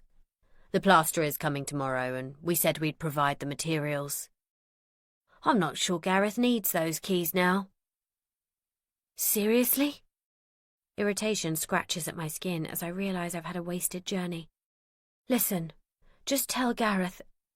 I trail off, watching Aaron's fingers as he spins Gareth's mobile on the work surface in front of me, almost taunting me. Did Gareth even send that message? Or did you send it to try and get me to come over, knowing that Gareth wouldn't be here? "What? Oh, Rachel, Don't be so paranoid. Why would I do that? Aaron shakes his head patronisingly, that annoying smug smirk still playing about his lips. I don't know. To try and get me here on my own? Seeing as I won't go for a drink with you, maybe you're just trying another tactic. Is Gareth even coming back here? Panic rises as I realise I can't even call Gareth to find out where he is and whether he's nearby. Look, I'm not in the mood for stupid games, Aaron. I'm leaving. Tell Gareth if he wants the keys he can come home and fetch them himself. I flounce towards the front door, calling to Thor and hoping that my voice doesn't sound as uneasy as I feel. Almost tripping over my own feet in my haste to get away from Aaron and that tense, uncomfortable vibe he carries with him, I make it all the way to the gates of the park before I am convinced that I can hear footsteps behind me. Don't be so paranoid, Rachel. Aaron's words ringing in my ears, I wrap Thor's lead tightly around my wrist and finger the keys in my pocket, slipping one between my knuckles to use as a weapon if I need to. The crunching of the dead leaves that have fallen from the huge oak trees that line the tarmac walkway gets louder, and I whirl around, key clutched tightly between my fingers. Hey, chill out. Aaron is there, 2 steps behind me, his hands raised in surrender. It seems I'm not paranoid after all. I just wanted to... Why are you following me? I demand. Was it you who sent that text? I'm going to speak to Gareth about this, you know that? I lower my fist, suddenly feeling drained and exhausted. I just wanted to talk to you, that's all. Aaron looks over his shoulder, towards an empty bench. Will you sit down with me, just for a second? I don't mean any harm, Rachel, come on, you know me. No, I don't, rises to my lips, but I keep the words tucked inside for fear of angering him. The park seems deserted, and we are alone on the bench. I knew you, once, years ago, and even then it was barely. I don't know you, or what you're capable of at all now. The thing is, Rachel, Aaron says, leaning close to me, so close that I can smell his aftershave and see the tiny hairs that peep out of his nostrils. I don't understand what you're doing with Gareth. I mean, why him? What? I am caught off guard. Gareth, the last person I thought he would mention. What do you mean, what am I doing with him? I'm married to him, for God's sake. What does that tell you? Indignation burns and my voice goes up an octave. And what's that supposed to mean? Why him? You deserve better than him, Rachel, and you're clearly not happy. You deserve so much more. I'm perfectly happy as I am, thank you. Not that it's any of your business. Liar. I look away, suddenly worried that my affair with Ted is written all over my face. I could offer you so much more than he can. Aaron gropes for my hand, his damp palm meeting mine, and I pull back in horror, realization dawning. I was right, not Amy. He is a creep. I never got over you, Rachel. Why do you think I couldn't make a go of things with Harriet? Why do you think I came back here? It's only ever been you. Jesus. I try to swallow, but my mouth is completely dry, my heart banging in my chest. I have to get away from him. Just the very idea of him makes my skin crawl. This is worse than I first thought. He's not just a creep. He's obsessed. No, Aaron, it's never been me. We never had a relationship. You hung around with people that I knew at university. There was no friendship, no relationship. Nothing between us. There's nothing to get over. I'm sorry if you ever felt that things should have been different between us. Why am I apologising? I've never given him any reason to think we had something. You need to leave me alone, do you understand? I'll tell Gareth you're harassing me otherwise. I stand, ready to run if I have to. Thor lumbers to his feet, wheezing. Please, God, Don't let me have to run. Gareth will never find out, if that's what you're worried about. His hand shoots out and grabs my wrist, gripping my skin tightly and making me cry out in shock. And let's face it, it's not the first time. What did you say? He knows. Oh, God, he knows about Ted. Fear leaves a metallic taste in my mouth as I feel his fingers tighten, my heart hammering against my ribcage. I said it's not the first time it's happened around here. Look at him, for example. His wife legged it with her yoga teacher, apparently. He drops my wrist, gesturing to someone walking towards us from the gates. I have to look twice before relief overwhelms me as I recognize the familiar gait. It's Ted, wrapped up in a barber, wearing the scarf I bought him last week, the only time I've been brave enough to buy him anything. Maybe Aaron doesn't know anything after all. Everything okay, Rachel? Ted has reached us and is looking at Aaron and me in turn, concern etched into his features. Is he bothering you? No, it's fine. I rub at my wrist where Aaron pinched the skin and tug the sleeve of my jacket down.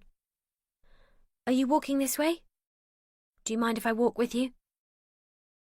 Latching onto Ted as a way to escape, I turn a blank gaze onto Aaron, determined not to show him how much he frightened me with that little display. Goodbye, Aaron. I'll tell Gareth what you said. There is nothing Aaron can do apart from smile and turn away, walking back towards the house Gareth is renovating. Shit! I let out a shaky breath once he disappears from view. What's going on, Rachel? Who is that guy? Ted reaches for my hand, but I'm shook up, nervous, and I don't want anyone to see us together. Did he upset you? Oh, God! I scrub my hands tiredly over my face. I don't know if I can do this anymore, Ted. Don't say that. He pulls me towards the wooded area behind the park bench, where we can talk, away from prying eyes. I need you, Rachel. I sigh as he places his hand on the back of my neck, under my hair, sucking up the warmth from his skin as though I am starving. Which, in a way, I am. Starving for affection. That guy, he works with Gareth. I thought he knew about us. I swear, Ted, I thought my heart was going to burst in my chest. He's creepy.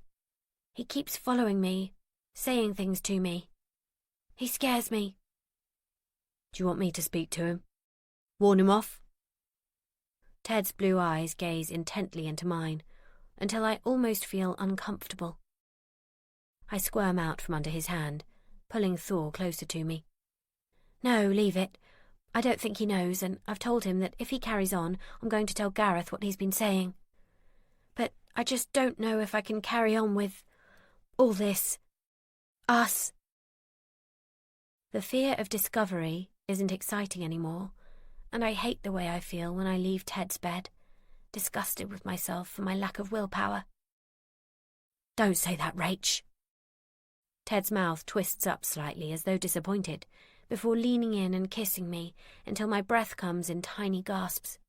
I'll text you, he says, before sliding out of the shadows of the trees into the park. I wait for 5 minutes as Thor stares up at me, balefully wanting to be home in the warm, before I follow Ted, looking over my shoulder as I step out onto the path. Mum! I'm so busy looking over my shoulder, I don't see Robbie on the path in front of me. What were you doing in the bushes? Just taking Thor to do his business. Panic makes my heart thunder in my chest, and I have to concentrate on my breathing to make it seem as though I haven't just jumped out of my skin. I forgot the poo bags. Ooh, nice work if you can get it. Robbie laughs. I'm heading over to Sean's for a bit. We've got college work to do. I'll eat there. See you later. He leans in to kiss my cheek, and I hold my breath for a moment, hoping that he doesn't smell Ted's scent on me. He waves over one shoulder as he strides away, and I finally feel as though I can breathe again. What the hell are you doing, Rachel? This thing with Ted will be the end of you. I am stirring the curry, a cold glass of wine on the worktop beside me, when Gareth gets home. For once, he comes through into the kitchen, instead of just heading straight for his office as he usually does.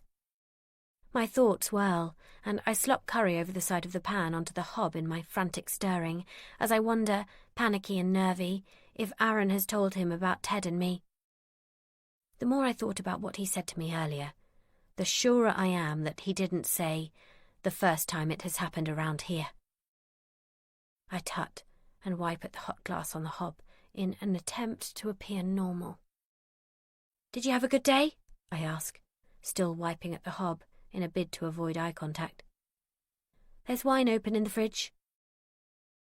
I lay down the cloth and turn to the fridge, but Gareth is already pulling the cork from the bottle and pouring himself a large glass. "I had a shit day, thanks for asking," he growls, and I turn back to the stove, resuming my stirring. "Left my bloody phone at the Riverside house. You know, the one over the other side of the village. I had about 30 missed calls by the time I got back. I spent the rest of the afternoon trying to catch up." "You didn't need the keys to the Kingsnorth house in the end, then?" I keep my eyes on the curry as I ask, not sure I want to hear the answer. "What? What keys?" Gareth frowns as he sips his wine. "I never did need the keys to the Kingsnorth house. That house is finished. The estate agent has a set and it's on the market." "Right." My hands shake as I slide the plates out from the warming tray onto the work surface. My mistake. Chapter 17. January. 17 days after the party. "Come on, Mum." Robbie slides a mug of tea in front of me. "Just eat a little bit. You don't have to eat it all." I pick up a slice of the toast he's made for me, forcing it to my mouth. I have no appetite, and everything I do eat turns to ashes in my mouth. Now even Robbie has noticed, so I force the cold toast between my lips and chew, hoping I will actually be able to swallow it. "See? My cooking isn't that bad, is it?" Robbie smiles as I give a tiny huff of laughter and bite into the food again. I have to make an effort for him, if nothing else. "What are you up to today? You're looking smart," I ask, forcing the toast down with a big swig of tea. "Oh, today is practice interview day, isn't it?" "Yep. Can't wait." He rolls his eyes and tugs at the tie he's wearing theatrically. "I got you something." Getting up, I rummage in the drawer, searching for the tiny good luck token I bought him. "Here." I hand him the tiny silver keyring, a 4-leaf clover. "It's just a silly little thing from Dad and me, but we wanted to wish you luck. Not that you'll need it. You'll be fine." "Thanks, Mum." He turns it over in his hands before attaching it to his door key. "Fingers crossed it works." Glancing at the clock, I see it's almost 8:30. "You'd better go. You don't want to be late." Robbie follows my gaze. "Shit, sorry, Mum. I have to go. You'll be all right, won't you?" "I'll be fine, don't worry." I have a plan of action for today. My next step in uncovering who did this to me. I might be scared, but I don't have to stay scared. That little bubble of rage that flared in my stomach when I talked to Amy about what happened is growing day by day. But listen, Rob, don't mention to anyone that Dad is away at the moment, okay? Don't say anything to Josh or any of your other friends. Robbie frowns, and I think he's about to say something before he changes his mind, instead just giving me a nod and a quick peck on the cheek before he flies out of the door. I know he probably thinks I'm paranoid, but I don't know who else Jason works for, and I feel slightly less exposed if people don't know that Gareth isn't home every night. I throw the remains of the toast into the bin, squashing the empty bread bag on top of it so Robbie doesn't see it later, and head upstairs to shower. As I place my foot on the bottom stair, the piercing shriek of the doorbell makes me jump, my heart stuttering in my chest. Cautiously, I pad silently over to the front door, peeping through the spy hole, I breathe a sigh of relief when I see who it is. Liz. I smile weakly at the sight of my neighbour on the doorstep, looking slightly less perfect than usual. Is everything all right? Her facade seems to have slipped this morning.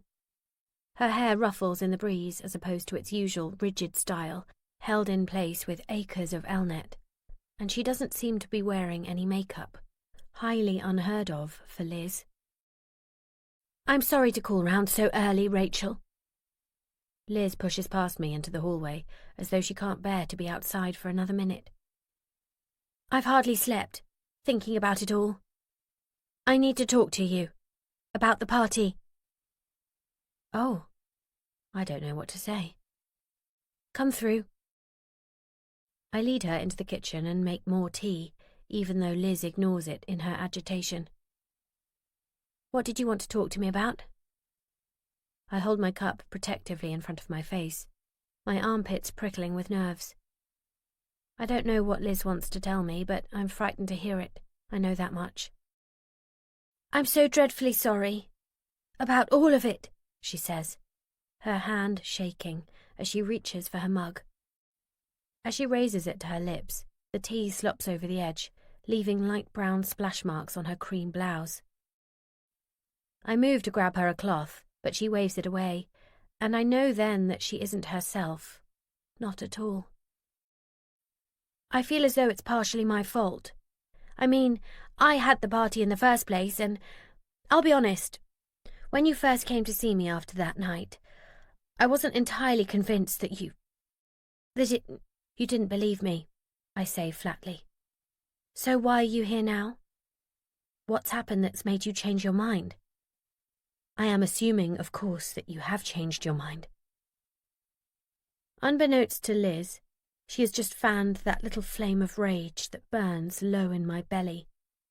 The flame that makes it imperative that I find out who did this and make sure they are punished.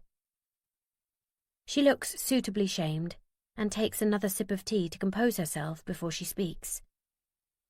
Obviously, I know now about Jason. I didn't realise at the time. I would never have employed him had I known that was his history, she sniffs. And then, of course, Neil went crazy and fired everyone. So now I have no gardener, no cleaner. I have to do it all myself. My heart bleeds. I try to muster up some sympathy but fail miserably. I have to clean for myself. That's how I found these. She reaches down into her bag and pulls out a scrap of fabric. Her nose wrinkles with distaste as she pinches them between finger and thumb, throwing them down onto the table before wiping her fingers surreptitiously on her trousers. Is that... I lean forward, my fingers catching the flimsy fabric and pulling it towards me. This is my underwear. The underwear I was wearing at the party. I couldn't find it the next morning. My cheeks burn with shame, and I can't meet Liz's eyes. I thought so, she says quietly, reaching out to lay a hand on mine. I found a jacket in the pool house. A man's jacket. Lord only knows what people were doing in the pool house. I mean, it was freezing outside that night. Yes, I say. But what? She cuts me off. I found the jacket, thrown behind one of the chairs. It must have slipped off the back of it. I checked the pockets, thinking there might be something in there that might tell me who it belonged to, but, well, there wasn't anything. Only these. Only these, I say absently, rubbing the fabric distractedly between my fingers. Somewhere, in the back of my mind, I feel them being yanked down, the elastic digging into my thighs before fingers tear it away, digging into my flesh, making me wince in pain. Wanting to kick, lash out, but my legs refusing to cooperate. Excuse me, I manage to mutter before shoving my chair back and running for the downstairs bathroom, where I throw up the tea and the few bites of toast I managed to choke down earlier. Finally, my stomach empty, I splash cold water on my face and rinse my mouth out before returning to where Liz waits in the kitchen. I'm sorry, I breathe hard, the sight of the wispy black knickers on the table making my belly clench in protest again. It's okay. I'm sorry for upsetting you. I just thought that maybe you'd want to know that I found them. Liz's eyes fill with tears, and I can almost forgive her for not fully believing me in the first place. I wasn't completely honest with you when we talked before, about the night of the party. What do you mean? I pull my hand back, flicking right back to feeling angry with her again. I know I told you who was at the party, Katie, Aaron, and everyone, but the truth is, I have no idea who was there. How can you have no idea who was at the party? I feel my brows knit together in confusion, unable to understand where she's going with this. It was your bloody party.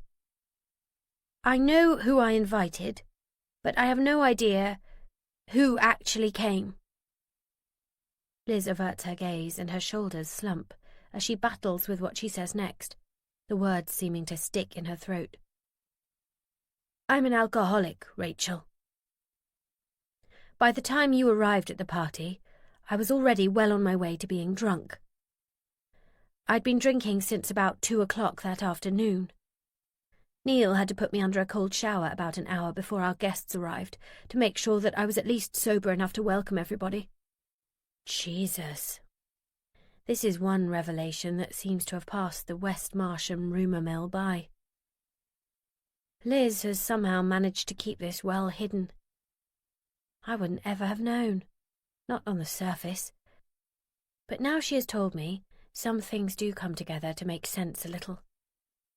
The way, when Josh was small, she would ask me sometimes to collect him from school, even though she didn't work, and I'd drop him off, only to see her car on the drive. The faint, spicy aroma that seems to follow Liz around. A smell that, now I think about it, reminds me of the Bloody Marys Gareth and I had for breakfast one Sunday morning on a romantic weekend away to Edinburgh.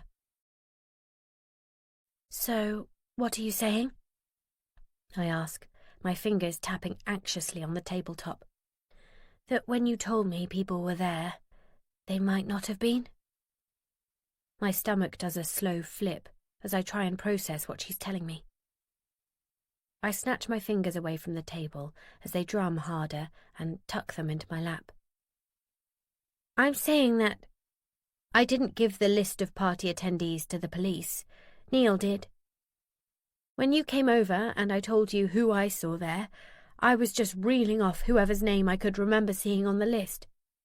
I barely remember a thing about that night, Rachel. So, you don't remember seeing anyone? Even me?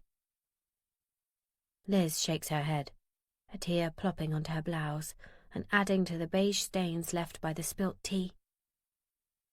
I try to feel some sympathy for her, but I'm empty.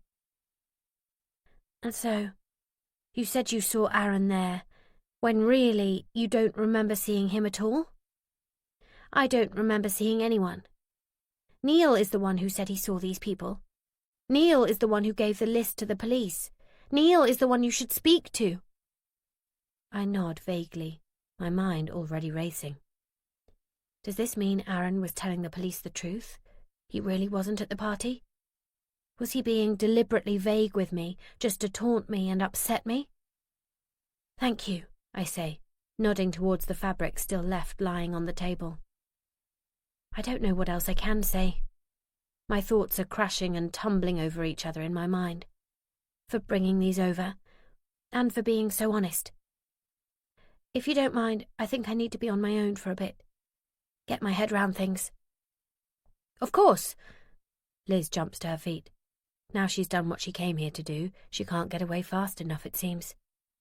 Rachel, you won't say anything to anyone else, will you? About what I told you? I am getting help now, it's just...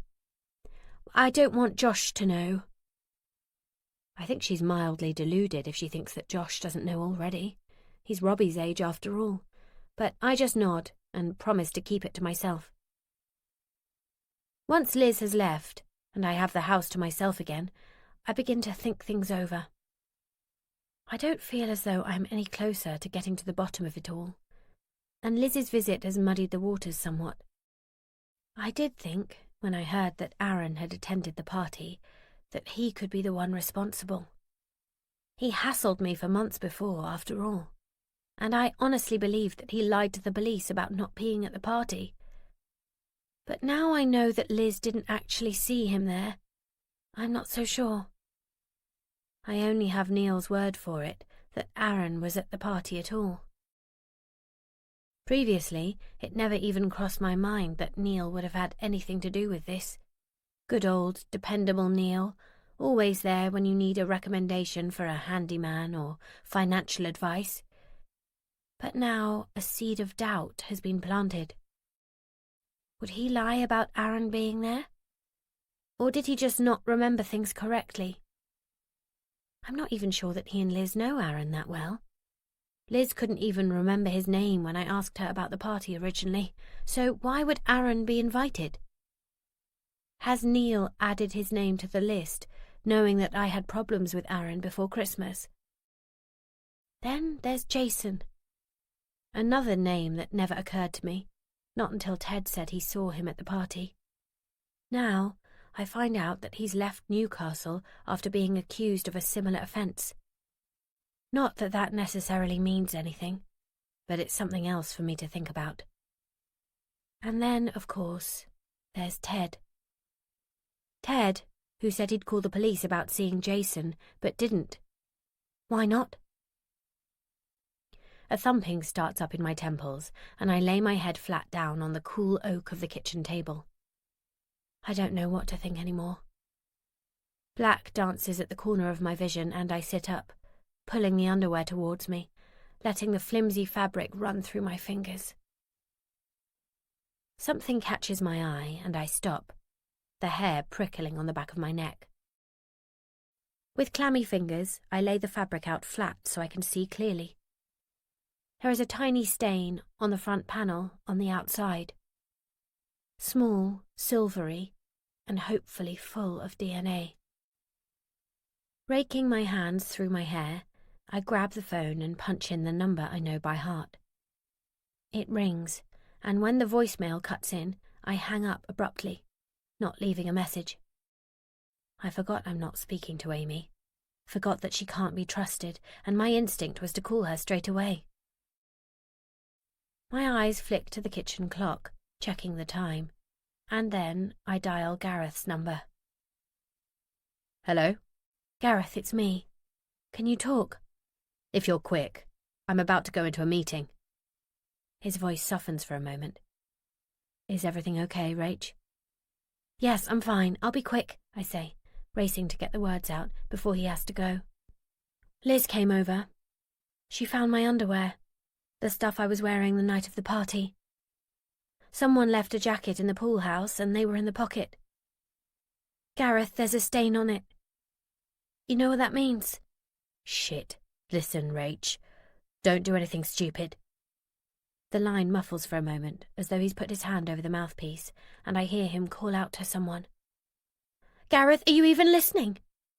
My voice is shrill, and I fight back the urge to scream at him, demand his full attention.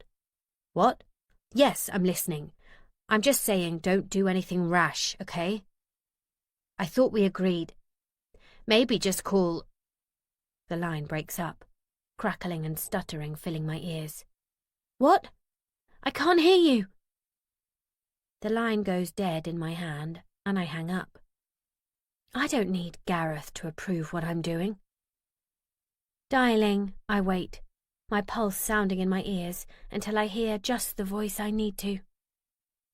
Hi, Carrie. It's Rachel Walker. You know you said if I brought you something solid, you might be able to do more? Get the case moving again? I have something for you. Chapter 18. November, 6 weeks before the party. I'll be back in a little while. I stand in the doorway to Gareth's office, the door ajar for once.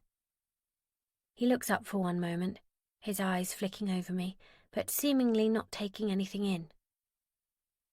He makes no comment about the fact that I am in my running clothes, no mention of the rain that pelts at the windows, and the fact that it's 8 o'clock on a wet Tuesday evening in November, the darkness outside thick and velvety. Okay. With no interest in where I might be going, he nods briefly before he turns back to the papers in front of him, the screen of his laptop casting a white glow across his face. Bare branches from the tree outside whip at the window, and another gust of rain hits the glass. I wait a moment, just to see if he tells me to stay home, tells me that it's too cold and wet, that I shouldn't go running in the dark. It's too dangerous for a woman on her own. If he tells me not to go, I'll stay home. If he tells me he doesn't want me out there on my own, I'll stop everything with Ted and I'll stay home like a good wife.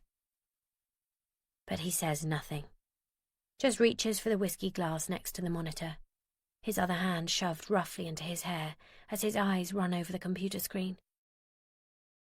Silently, I turn away, clicking the door closed behind me. 20 minutes later, I stand outside Ted's front door, the wind and rain driving towards me, pricking my skin like 1,000 tiny needles and soaking through my clothes. My running fleece moulds to the shape of my body, and my leggings stick to my calves, a thin stream of rain running down into my trainers. I shiver, rubbing my icy hands together, and wait for Ted to come to the door and let me in. Rach, get inside, you'll freeze out there. Ted glances over my shoulder to make sure we are unobserved before he ushers me indoors. The warmth of the central heating hits me as I step in, and I sigh with relief. When I said come over if you can, I thought you would drive over. Look at you, you're soaked. You shouldn't be out there, not in the dark on your own. Oh, Ted. It's okay. I made it here in one piece. It wasn't as bad as this out there when I set off. I thought if Gareth thought I was going for a run, he wouldn't ask any questions. Which, of course, he didn't. I don't tell Ted that if Gareth had asked me to stay home, I would have done. Instead, I slide my wet trainers off, tucking them under the radiator in the hallway, with a vague hope that they'll dry off a bit before it's time for me to leave, and let Ted lead me gently upstairs. He grabs a towel from the ensuite, a huge grey fluffy thing, and starts to towel dry my hair. Closing my eyes, I let myself drift for a moment, enjoying the feel of his hands in my hair, the lemony scent of his aftershave, and trying not to think of Gareth at home, not the slightest bit concerned about me. Then, he's sliding my damp top over my head. A hand reaches round to unclip my bra, and I forget about Gareth. I forget how miserable I feel. I forget everything. After, I hide under the sheets, pulling them up to my chin and feeling oddly self-conscious. Ted is downstairs, making tea, and he's even draped my damp running clothes over the heated towel rail in the ensuite, so I don't have to put wet clothes back on. Guilt bubbles up before crashing over me in a huge tidal wave, making me feel sick deep in the pit of my stomach, any feelings of pleasure already washed away by the self-loathing I feel now. I don't want tea. I don't want to lie here under Ted's sheets, with the smell of Angela's fabric softness still on them. I don't want to be here, in the bedroom that Ted used to share with Angela, her clothes still hanging in the wardrobe, the faint scent of her perfume still in the air, as though ingrained into the furniture. Ted actually offered me something to wear, but the thought of wearing Angela's clothes whilst carrying on an affair with her soon-to-be ex-husband made me feel even cheaper than I did before. Ted doesn't seem to have made any effort to erase Angela from his life, even though she is the one who ran off and left him. The book she was reading before she haired off to start a new life with the yoga guy lies face down on the bedside table, the spine cracked, several of the page corners folded down to save her place as she read. I twist it round to see what book it is. I Am Pilgrim. I didn't have Angela down as a thriller reader, I thought she would be more of a Danielle Steele fan.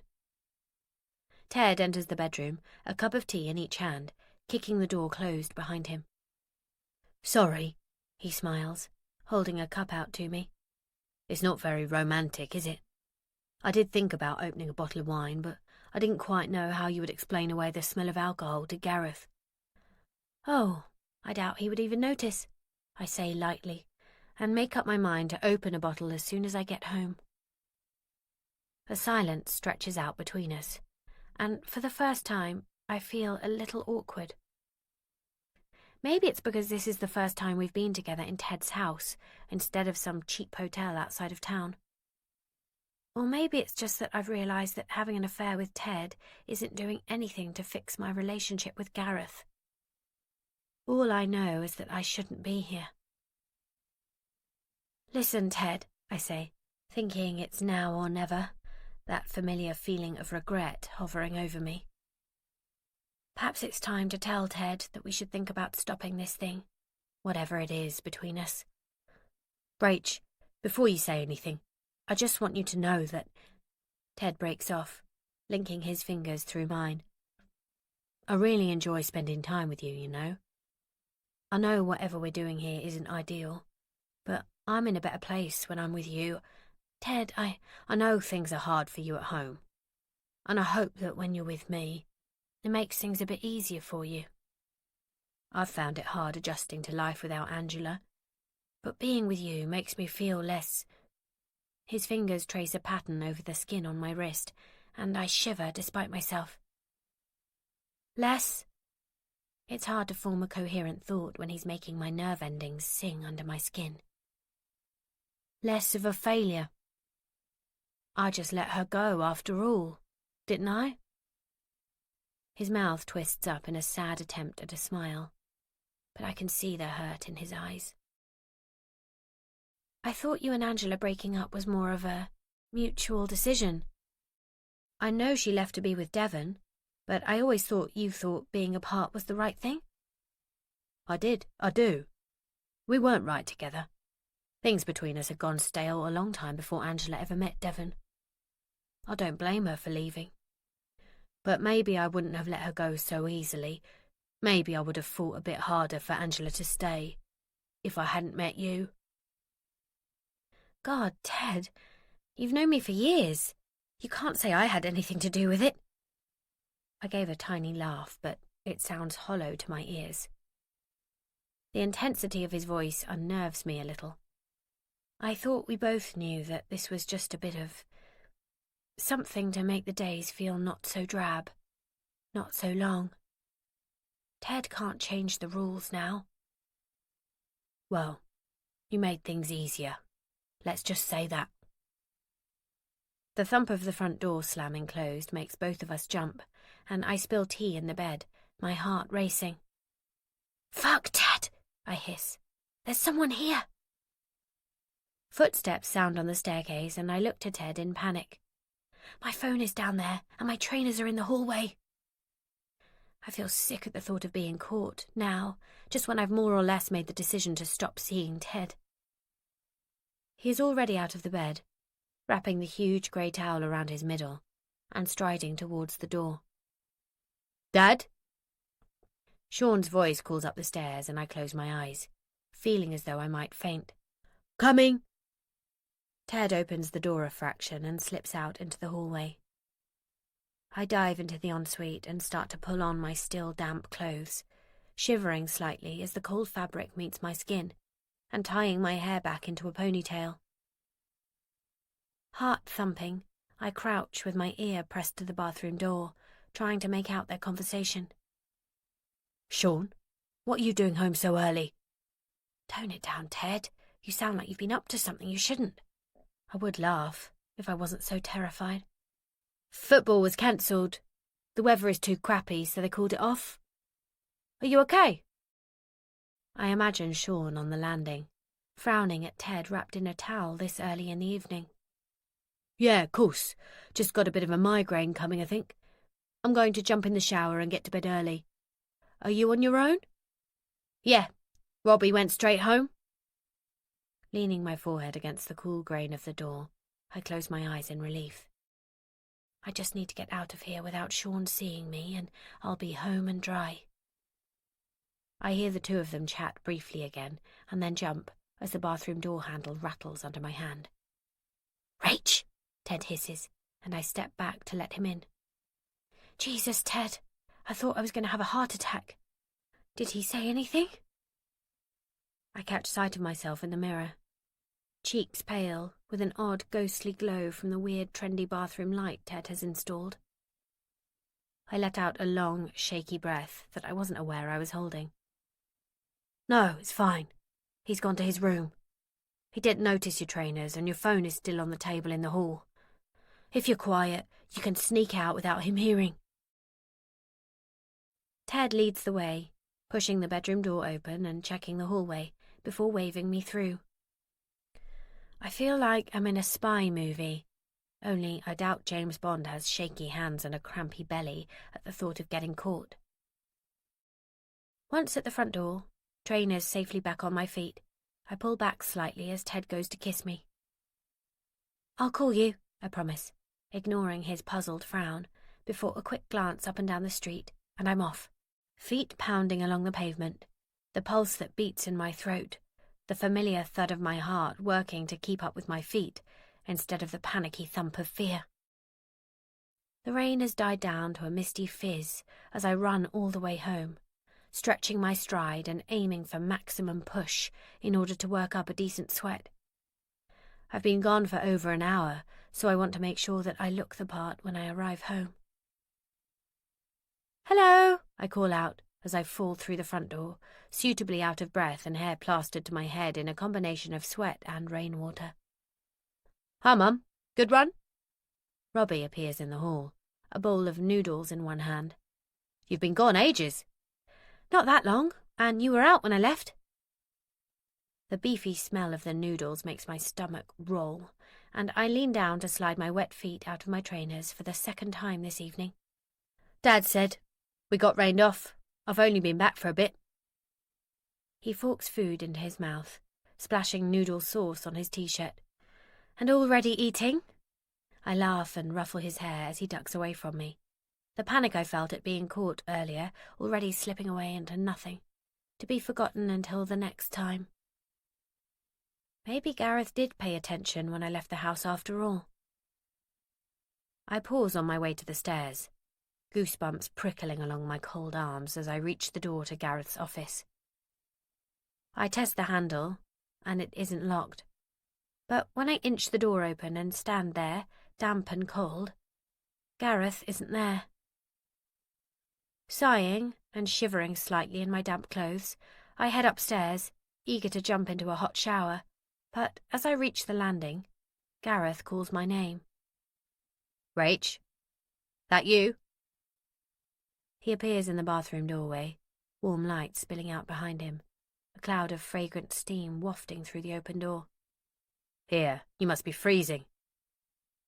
He stands to one side and I squeeze past him into the bathroom, where hot water thunders into the tub. Huge clouds of bubble bath foam up under the tap, and a row of tea lights dance a flickering glow along the windowsill. "What's this?" I turn to face him, a puzzled look on my face. "I thought you might be cold after your run," he shrugs. "And I know I was a bit snappy earlier, so I wanted to do something nice for you. Shall I grab you a towel?" I nod, feeling sick with guilt, and reach up to kiss him on the cheek. Stripping off my damp clothes, I slide into the hot water, goosebumps prickling all over my body as the warm water meets my cold skin, and I think, this has to stop before it goes too far, before someone gets really hurt. Chapter 19. January. 18 days after the party. I take a deep breath as I pull into the parking space, convenient in its proximity to the police station, almost as though someone is looking down on me, making sure everything goes smoothly and there is zero reason for me to not go ahead with this. The black underwear is encased in a plastic freezer bag on the passenger seat next to me, and my heart jumps in my chest every time I look down at it. I feel mildly unhinged, if I'm honest, as though this can't possibly be my life, can't possibly be happening to me. I tried to call Gareth back the previous evening, to convince myself that I did make an effort to be upfront and honest with him, rather than for any other reason. I'll blank out the fact that I rang him when I knew he would have gone into his meeting and his phone would be switched off. Now I clutch the plastic bag in one hand and my own handbag in the other, each containing things that will hopefully start to bring all of this to a close. "Rachel, come through." Carrie doesn't keep me waiting, once I've asked for her by name, and she leads me through into the interview room. "Sorry, it's a bit cold and drab in here.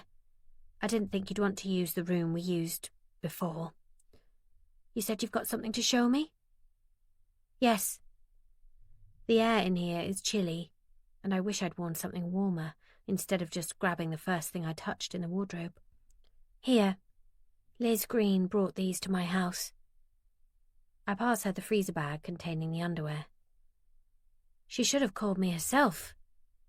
Carrie frowns as she pokes into the bag with the end of her pen. She feels bad for holding the party, like she thinks she's to blame or something. She wanted to tell me herself. I pause for a moment, wanting to tell Carrie what Liz told me about the list, but not sure what reception it will get. "And she found them where?" "They were in the pool house at the far end of the garden. She found a jacket in there, and when she checked the pockets to see if there was anything in them that could tell her who it belonged to, she found these. Carrie, there's a stain on them." My eyes fill with tears, and that familiar nauseous feeling washes over me. I haven't eaten since the toast I threw up yesterday morning, and I feel lightheaded, as though my head isn't quite attached to my body. Carrie tips the underwear onto the table and smooths it out with her pen, careful not to touch it herself. When she sees the stain, her mouth makes a little O shape, and she raises her eyes to mine.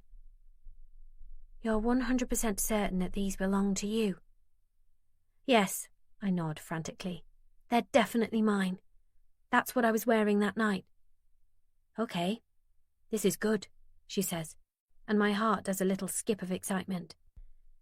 "I can get this sent away to be tested. We can take a sample of DNA from the stain and request samples from the guests at the party, then compare them. This will help get things moving again, Rachel. I'll also go and visit Liz again. I'd like to see that jacket." She uses the pen again to stuff the underwear into a proper evidence bag as I sit and watch. "There's something else," I say, blurting the words out. They ring around the room, breaking the thick silence between us. I lean down into my handbag, noticing that I have two completely different shoes on, both black but different styles.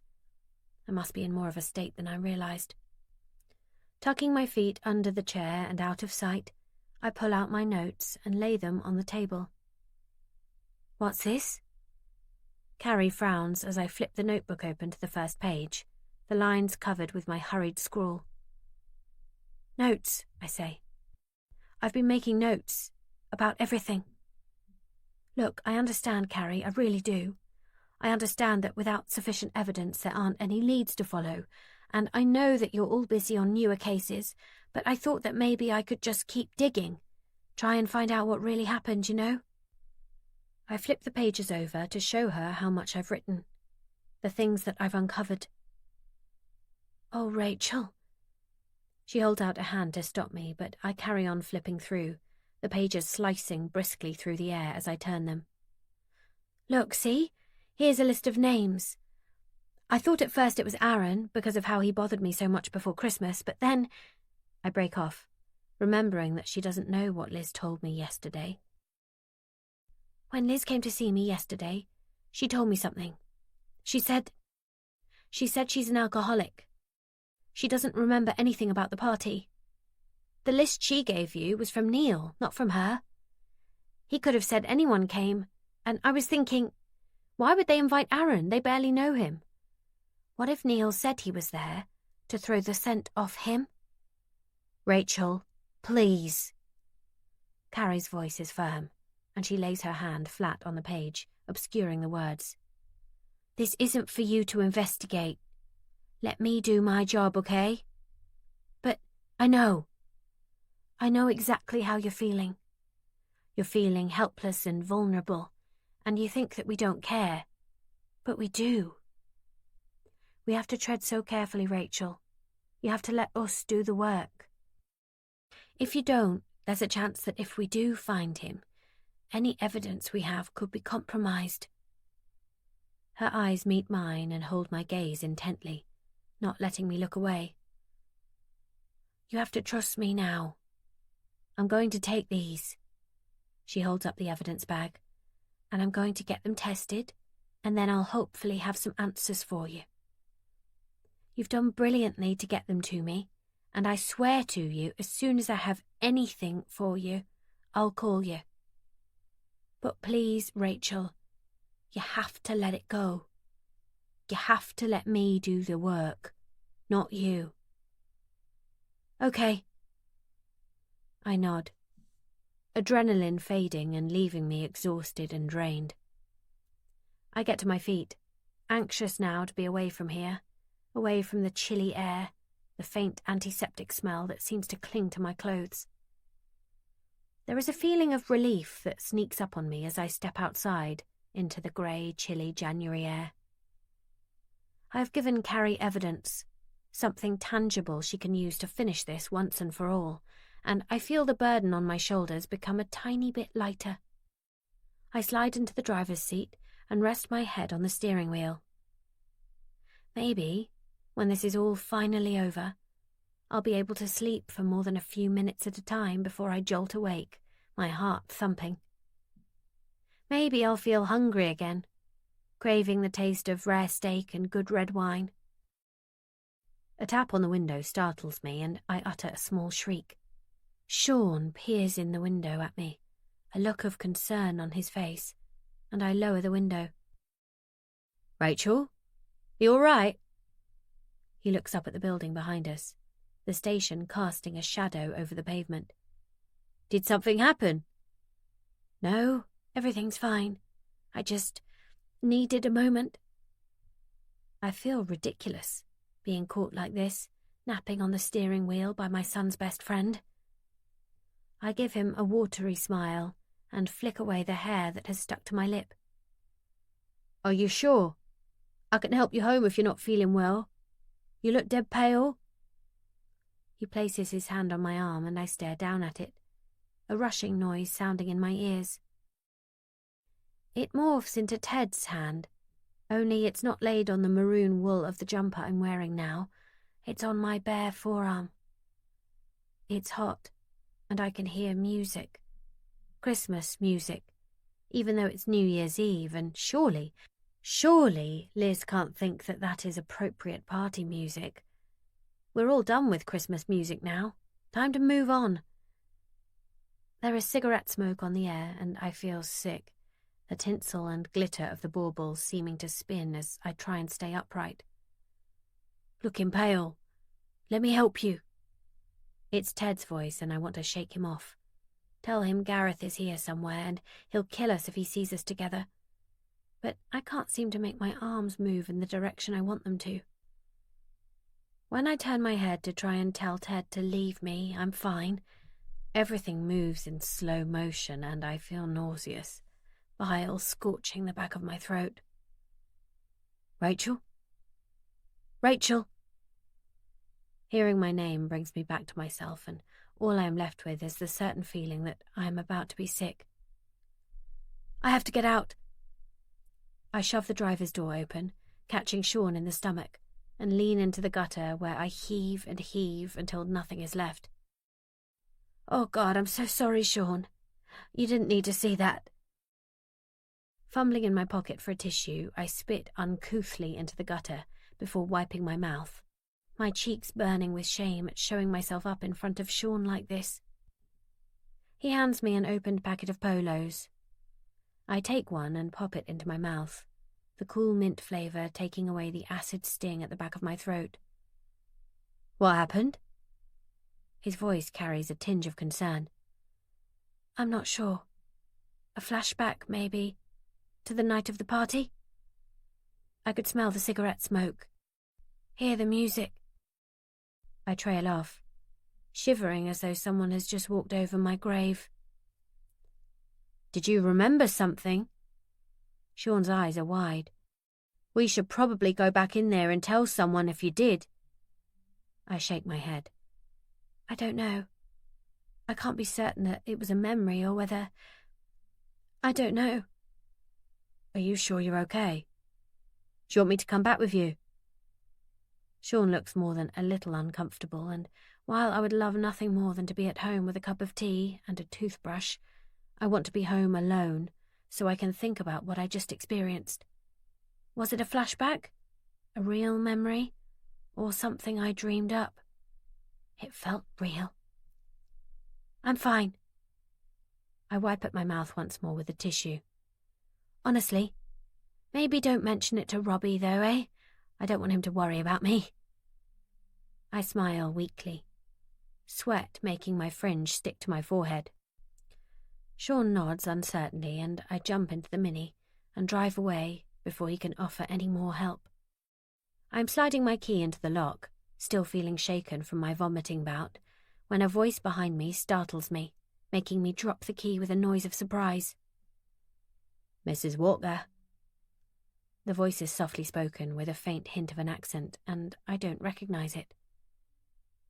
I turn slowly, coming face to face with Jason, the Greens' ex-gardener. You! What do you want? I demand, fear making my voice shrill. You shouldn't be here. I look down to where my door key glints on the path. Please, I didn't come here to be. I don't want to hurt you. He raises his hands in a surrender gesture. I just wanted to talk to you. I don't think that's a very good idea. My husband will be home any minute. I peer over his shoulder, as if looking for Gareth, and when he turns to look too, I quickly lean down and snatch up my key. Please, I need to explain to you about the night of the party and what happened before. Why I had to leave Newcastle. I pause in the action of sliding the key between my fingers.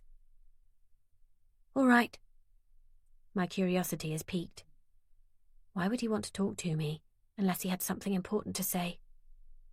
Surely, if he didn't have any explanation for being there, he'd be avoiding me like the plague, especially now that Liz has fired him.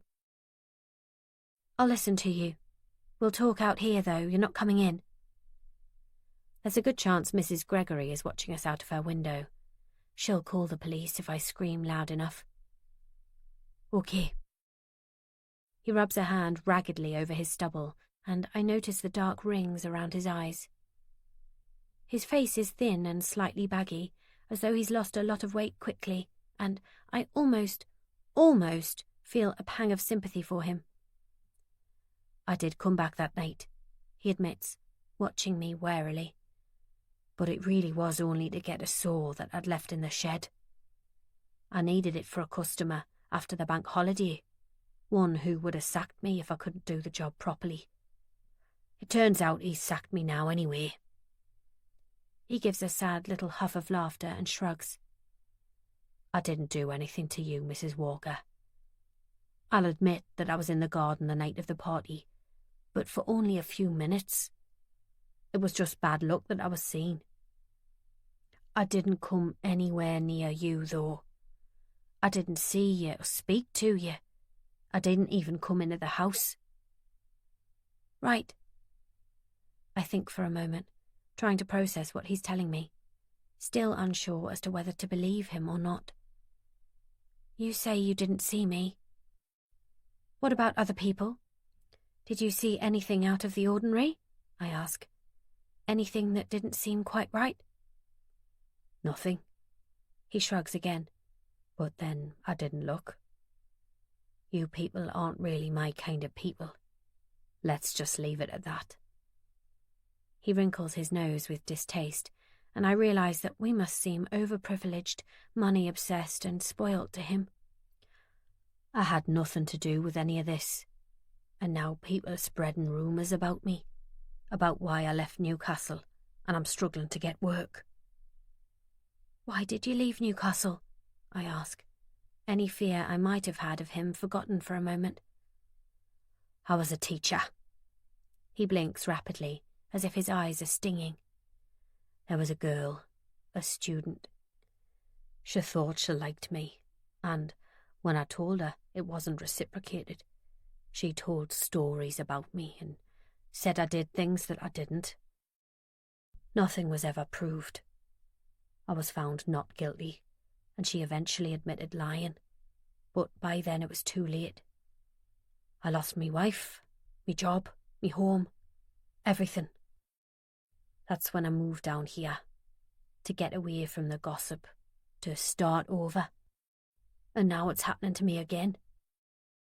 I told the police all of this, and they know it's true, but they don't care about telling everyone else the truth.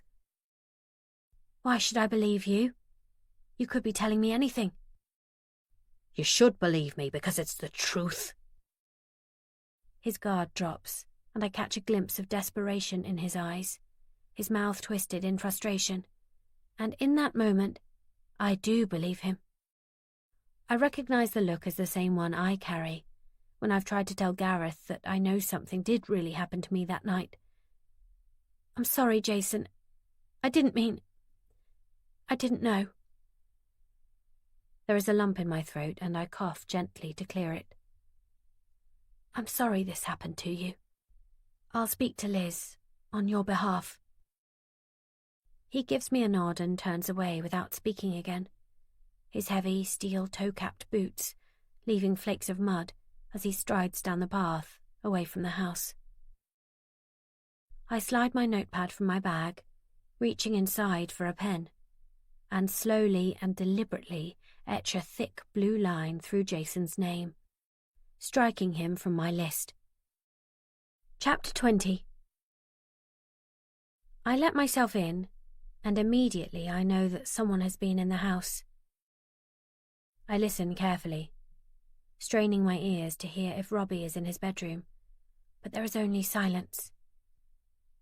There is a feeling, a sense that the air has been disturbed, and I reach for an umbrella that is propped against the wall. It's not much, but it will have to do as a weapon, as I have nothing else if there is still someone in the house. Cautiously, I tiptoe along the hallway towards the kitchen, sweat beading on my brow and my breath coming in harsh pants, loud in my own ears. A metallic tang fills my mouth, the taste of fear, and I try to regulate my breathing. Hello? Robbie, are you home? Nothing. The house is silent, and Robbie is definitely not here. Pushing open the kitchen door, I hold up the umbrella, ready to strike if anybody is behind it. A faint hint of a citrusy scent reaches my nostrils as I step into the room. The empty room. I cast my eyes about, but at first glance nothing looks out of place. Breathing in, the lemony smell hits my nose again, and a wave of nausea makes my stomach clench. Closing my eyes, I let the umbrella drop to the floor, one of the spokes catching my leg as I do so. I barely notice, so intent am I on trying to battle the flashback that rages behind my eyes. That smell. So familiar, and yet at first I can't quite put my finger on it. All I know is that the smell is making my stomach turn, and when I close my eyes, all I can see is the blue and white bedspread of Liz's spare bedroom. I gasp, my throat working as I try to swallow. Behind my eyelids, the vision plays out. The light is dim. It's dark outside, and the orange glow from the street light is the only thing that lights the room.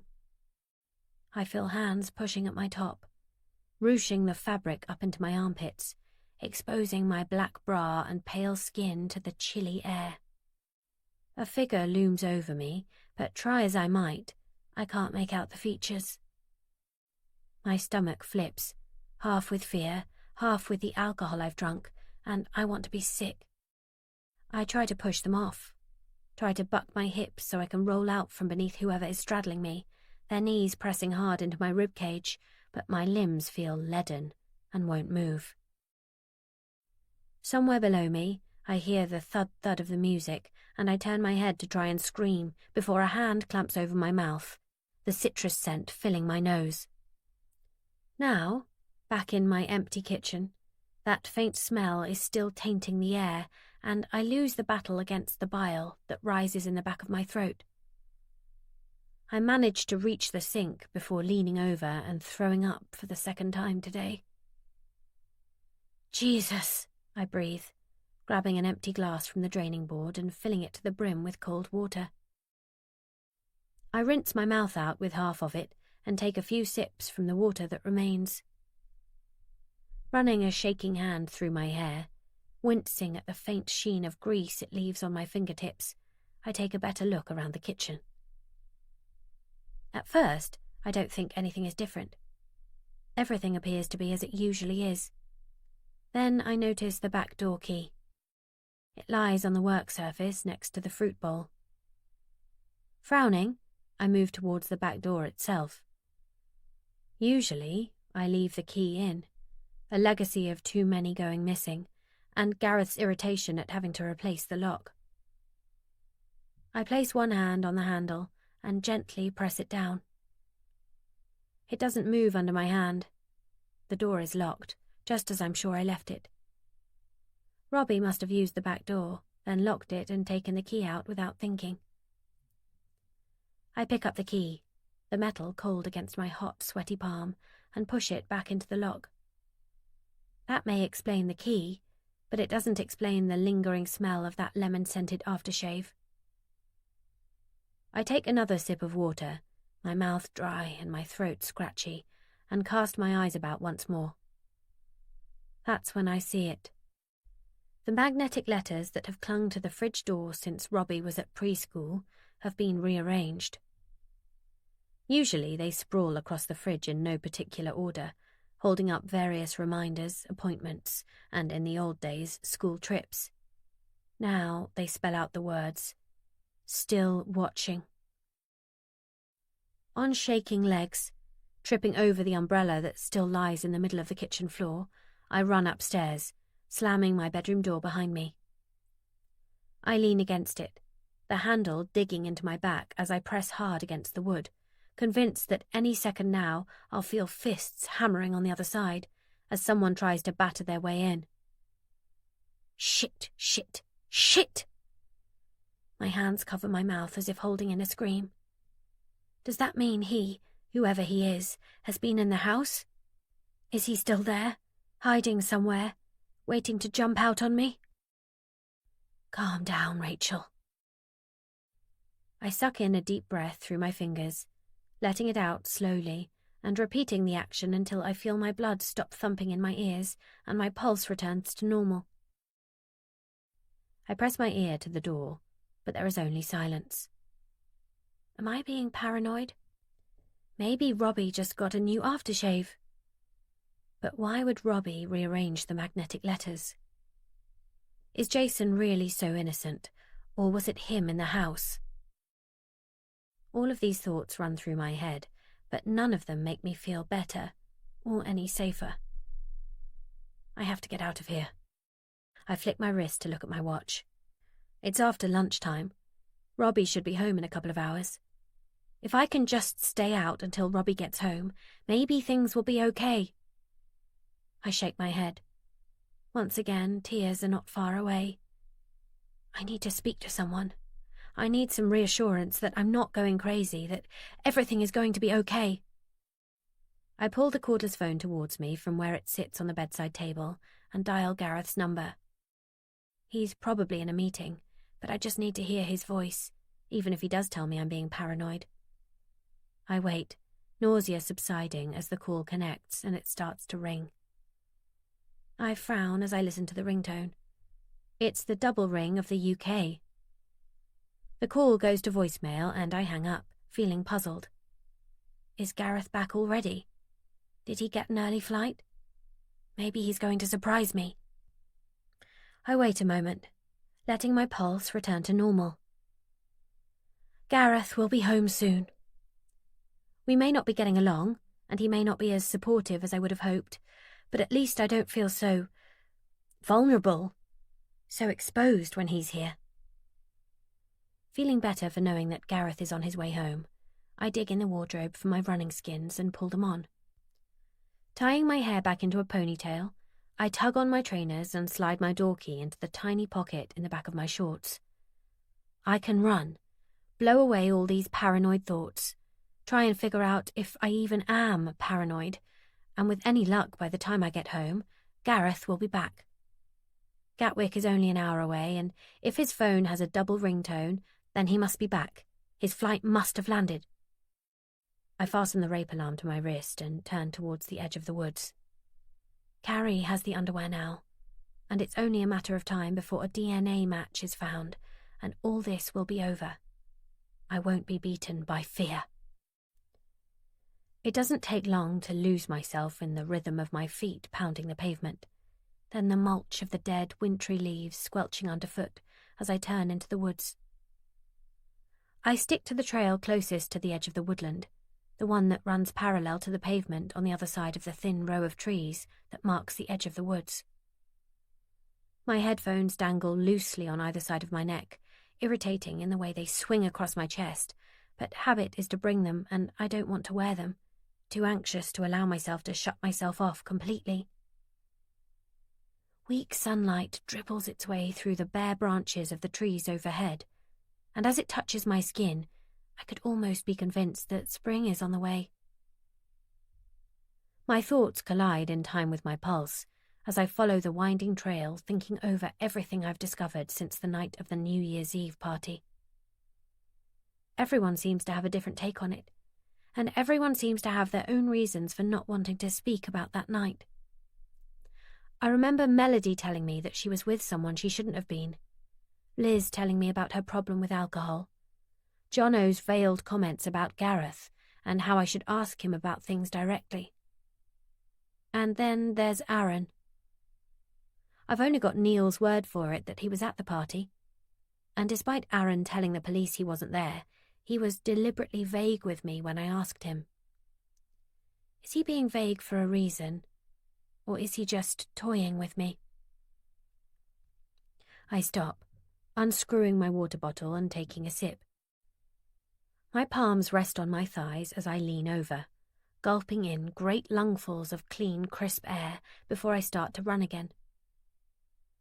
As I find my pace, I think I hear someone coming up behind me and, without looking over my shoulder, I move over to the side of the path to let them through.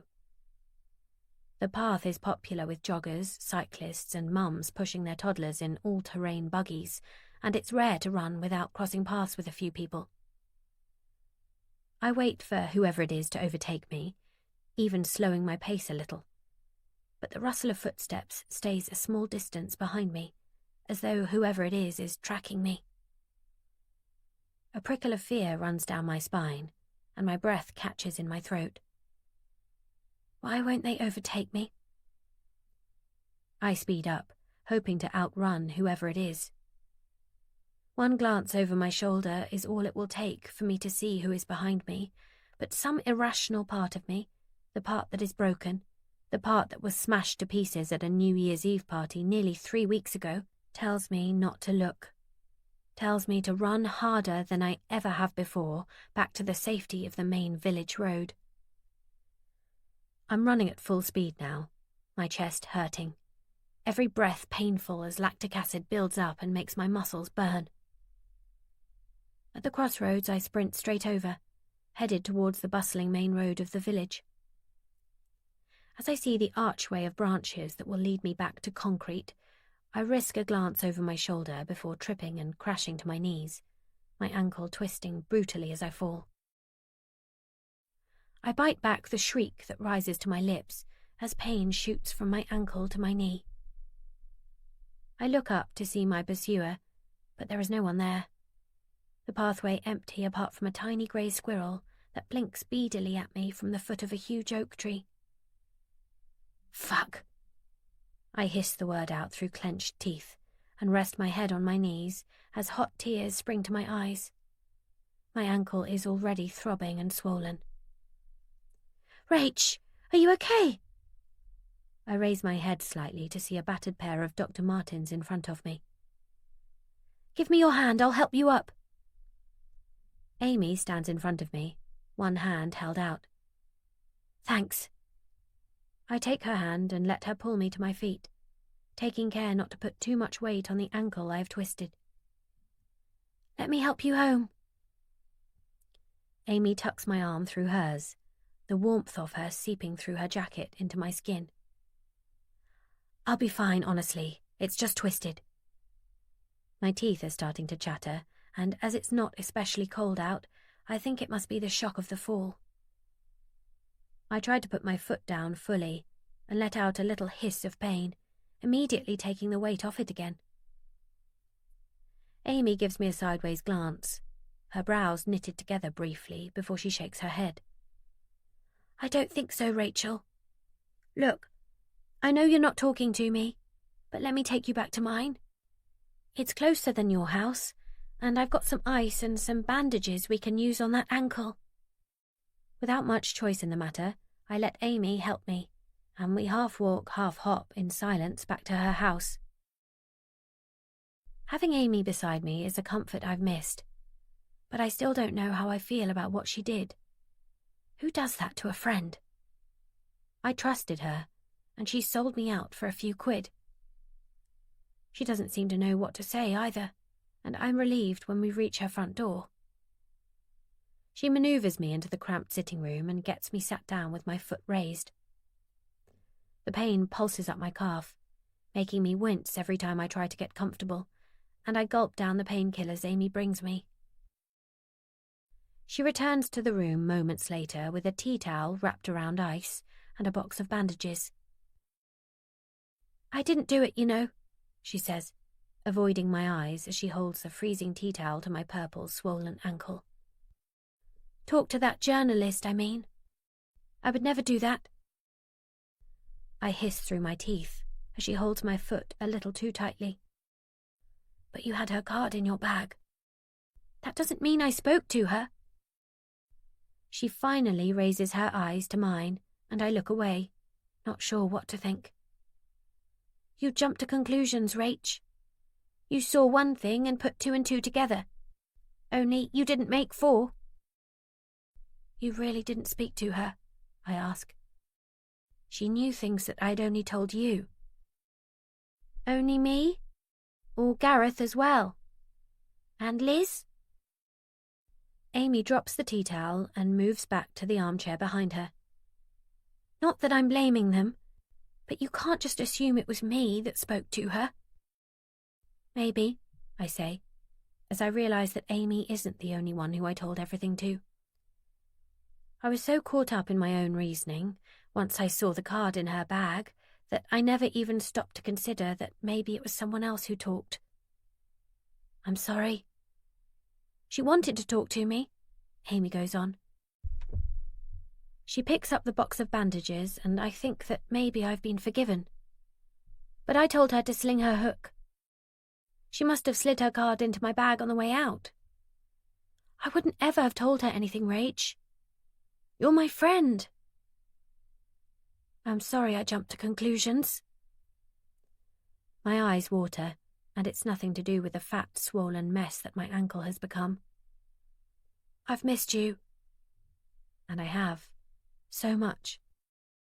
With Gareth away and everyone around me seeming to keep secrets from me, I've never felt so alone before. Missed you too.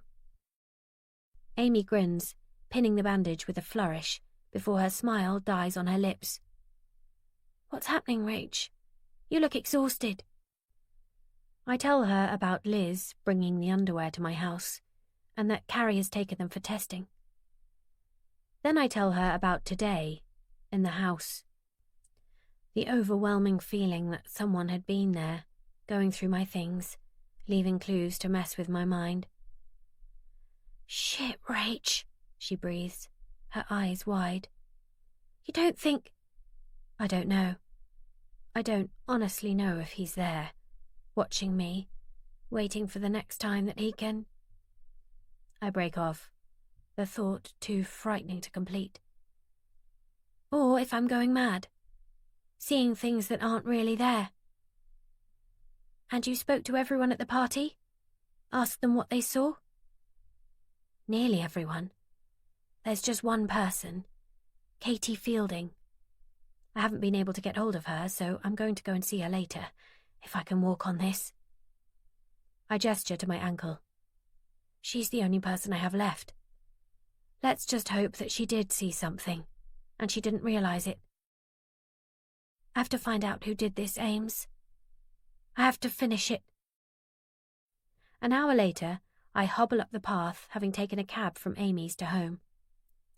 I feel so much better now I know that we're speaking again. And she believes me. That's the main thing. Even if it does feel as though she is the only one. The light is starting to fade as I make my way up the path, filling the front garden with dusky shadows, and I feel apprehensive at entering my own home, even though every light is blazing inside. As I step into the hallway, I breathe in deeply, but there is no hint of the lemon scent that welcomed me home earlier. There is a light shining from beneath Gareth's office door, and I let out a sigh of relief. He's home.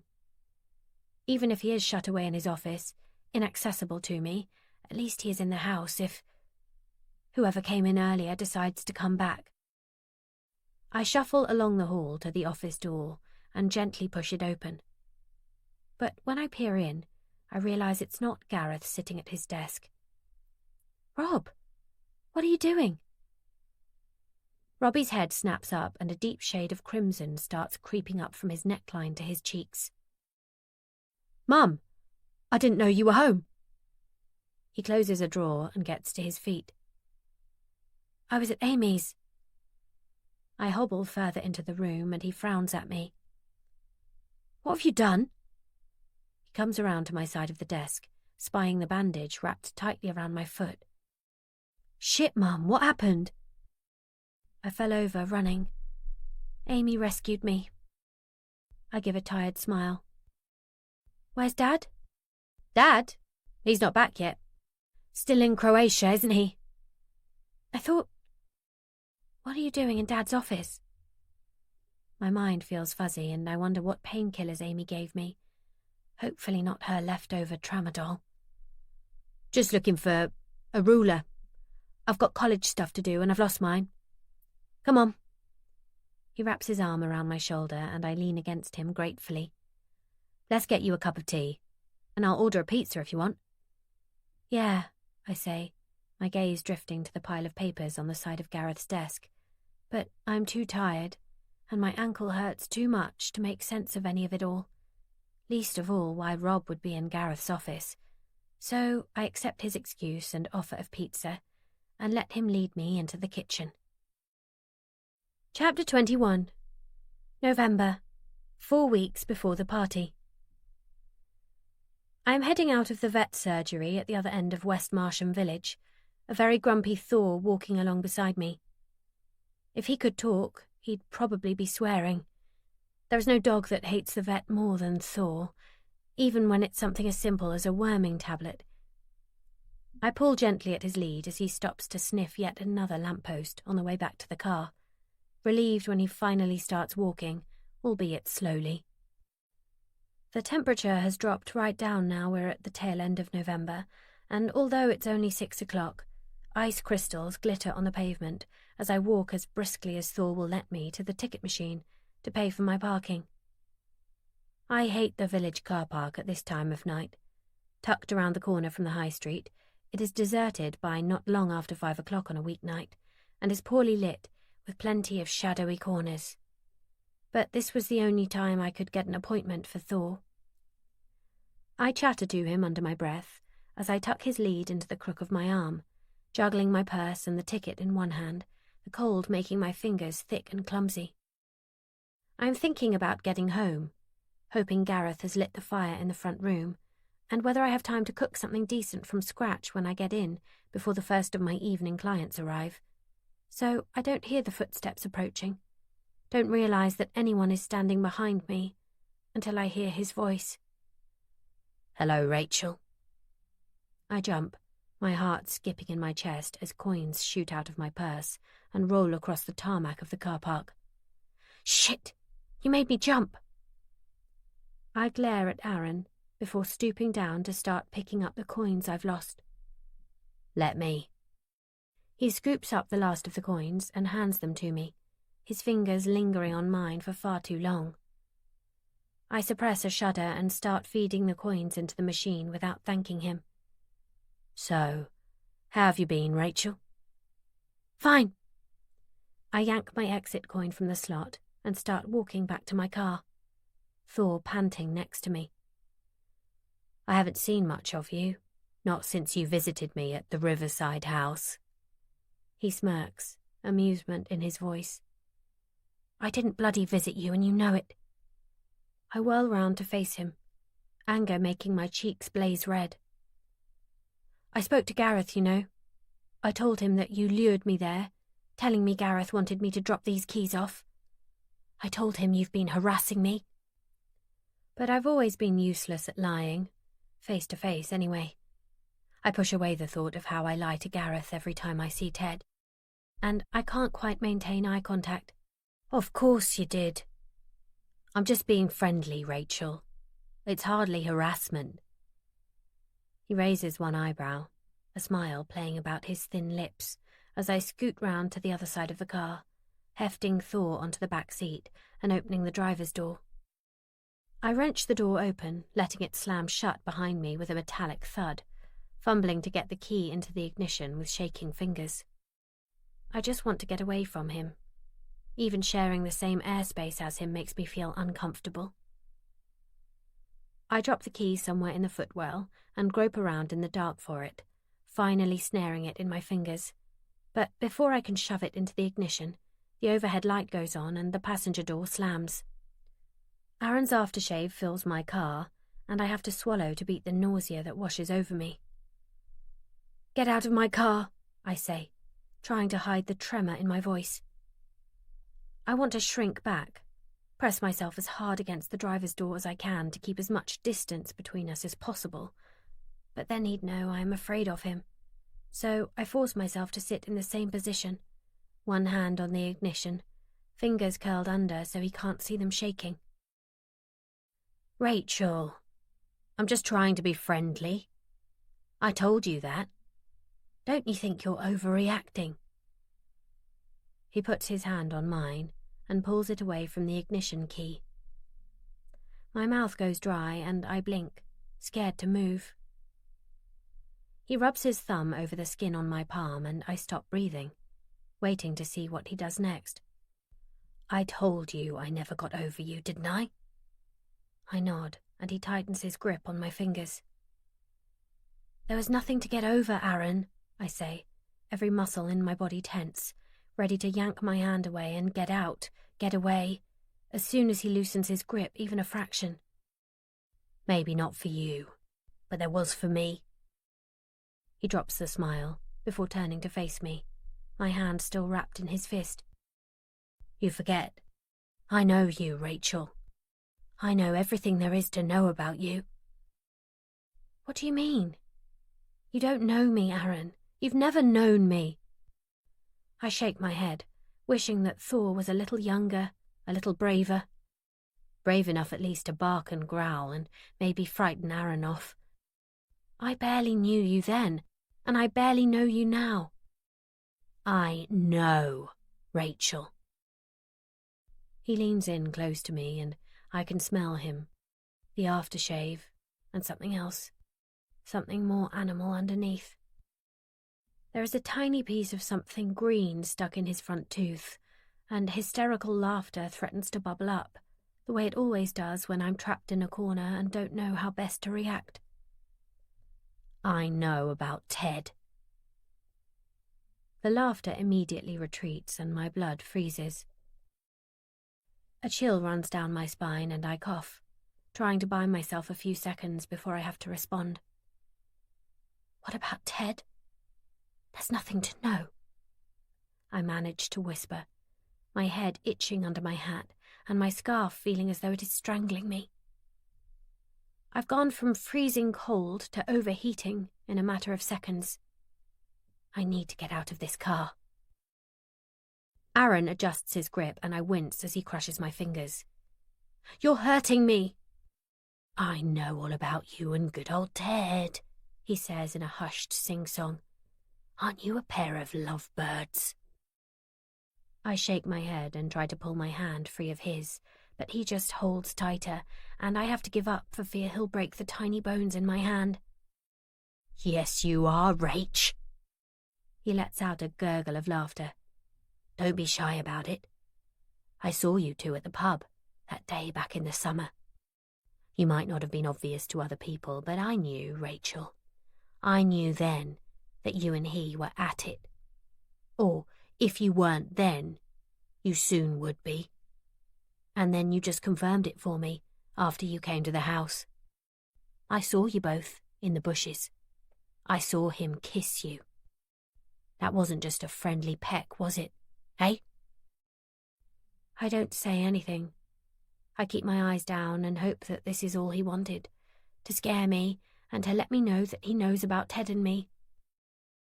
So, I have an idea, he says in a conversational tone.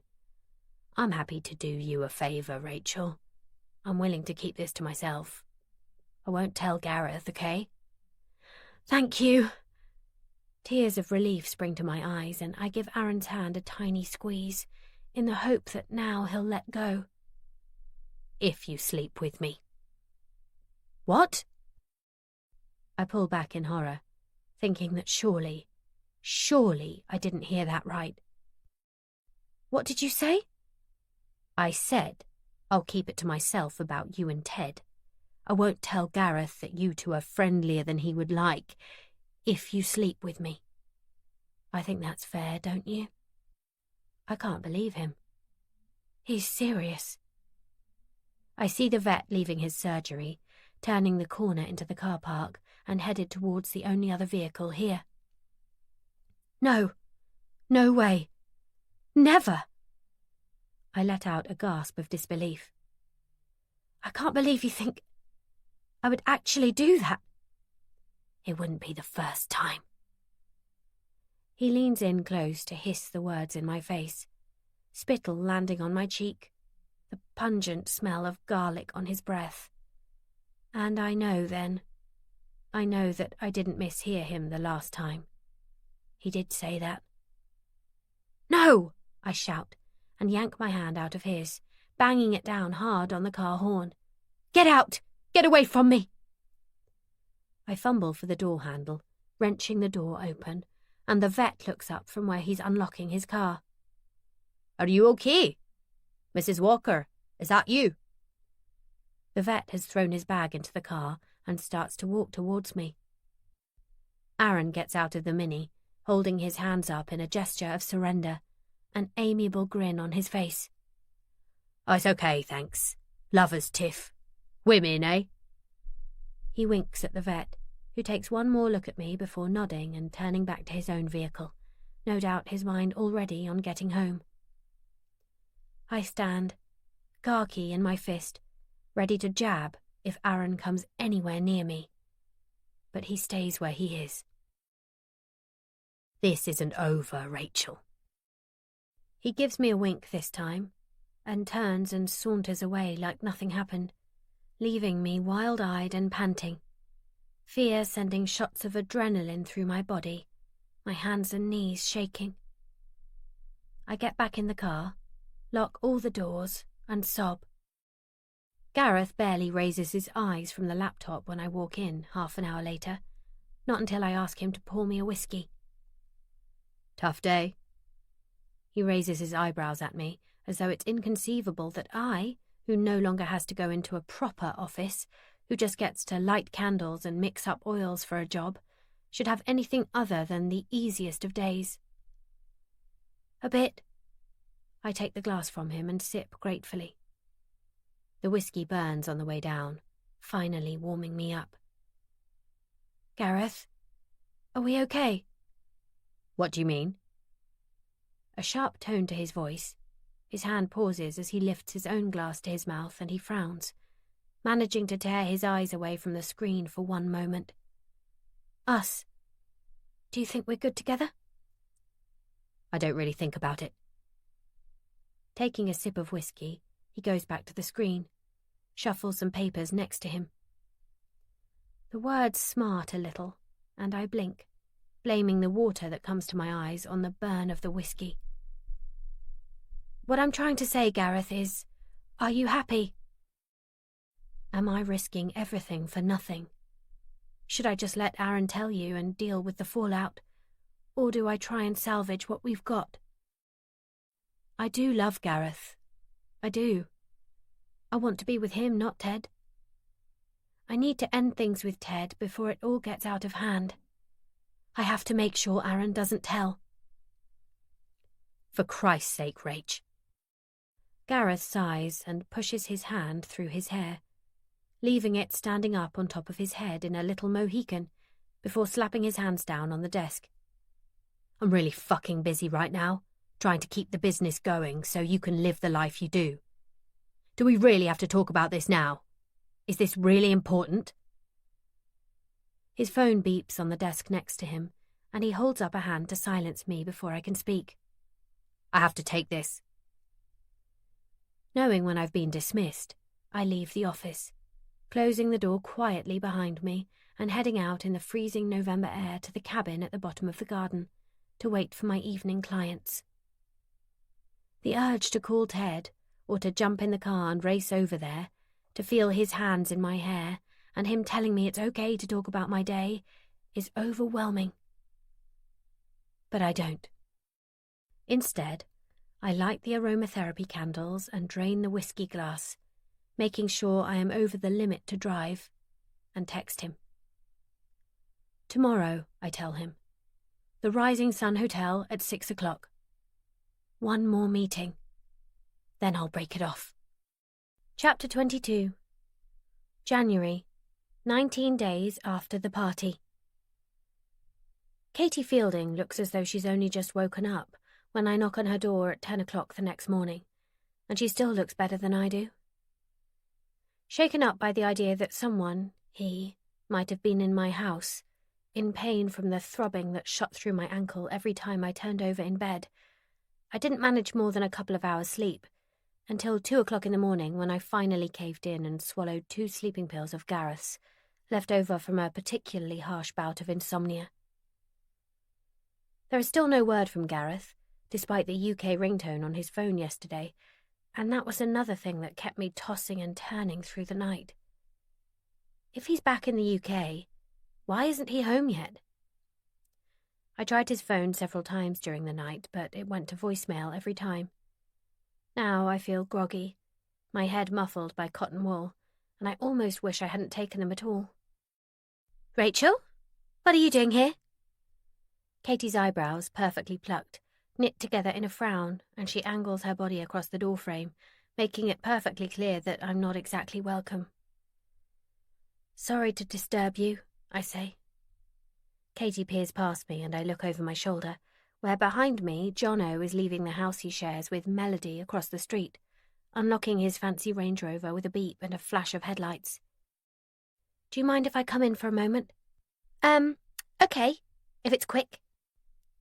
Katie draws back and I step into the cool white hallway. I've never been inside Katie's house before, despite the fact that she and Brett have lived 4 doors down from us for 5 years. Brash and loud and quite a bit younger than the rest of us who live in the tiny, exclusive close of the Vines, they're not the kind of people that Gareth would encourage into our circle of friends. I did try, back when they first moved in, but Gareth vetoed me. I don't think so, Rachel, he had said quite pompously when I suggested inviting them for dinner not long after they moved in. Not really our sort, are they? He's a bit flash and she's, well, she's got a tattoo. So? I laughed at the look on his face. I've got a tattoo. It's on the side of her head, Rachel. A tattoo on the side of her head. She shaved half her hair off. He'd shaken his head as if unable to comprehend why anyone would do that. And that was it. His mind was made up, and I wasn't to go getting too friendly with him. Now her hair has grown out, and the tattoo is hidden by a swathe of honey gold, which ripples over her shoulders. She wears a spotless white tracksuit to match the pure white decor in the house, and gold flip-flops on her feet, despite the cold temperatures outside. A tiny diamond stud glints on the side of her nose. Not to be rude, Rachel, but why are you here?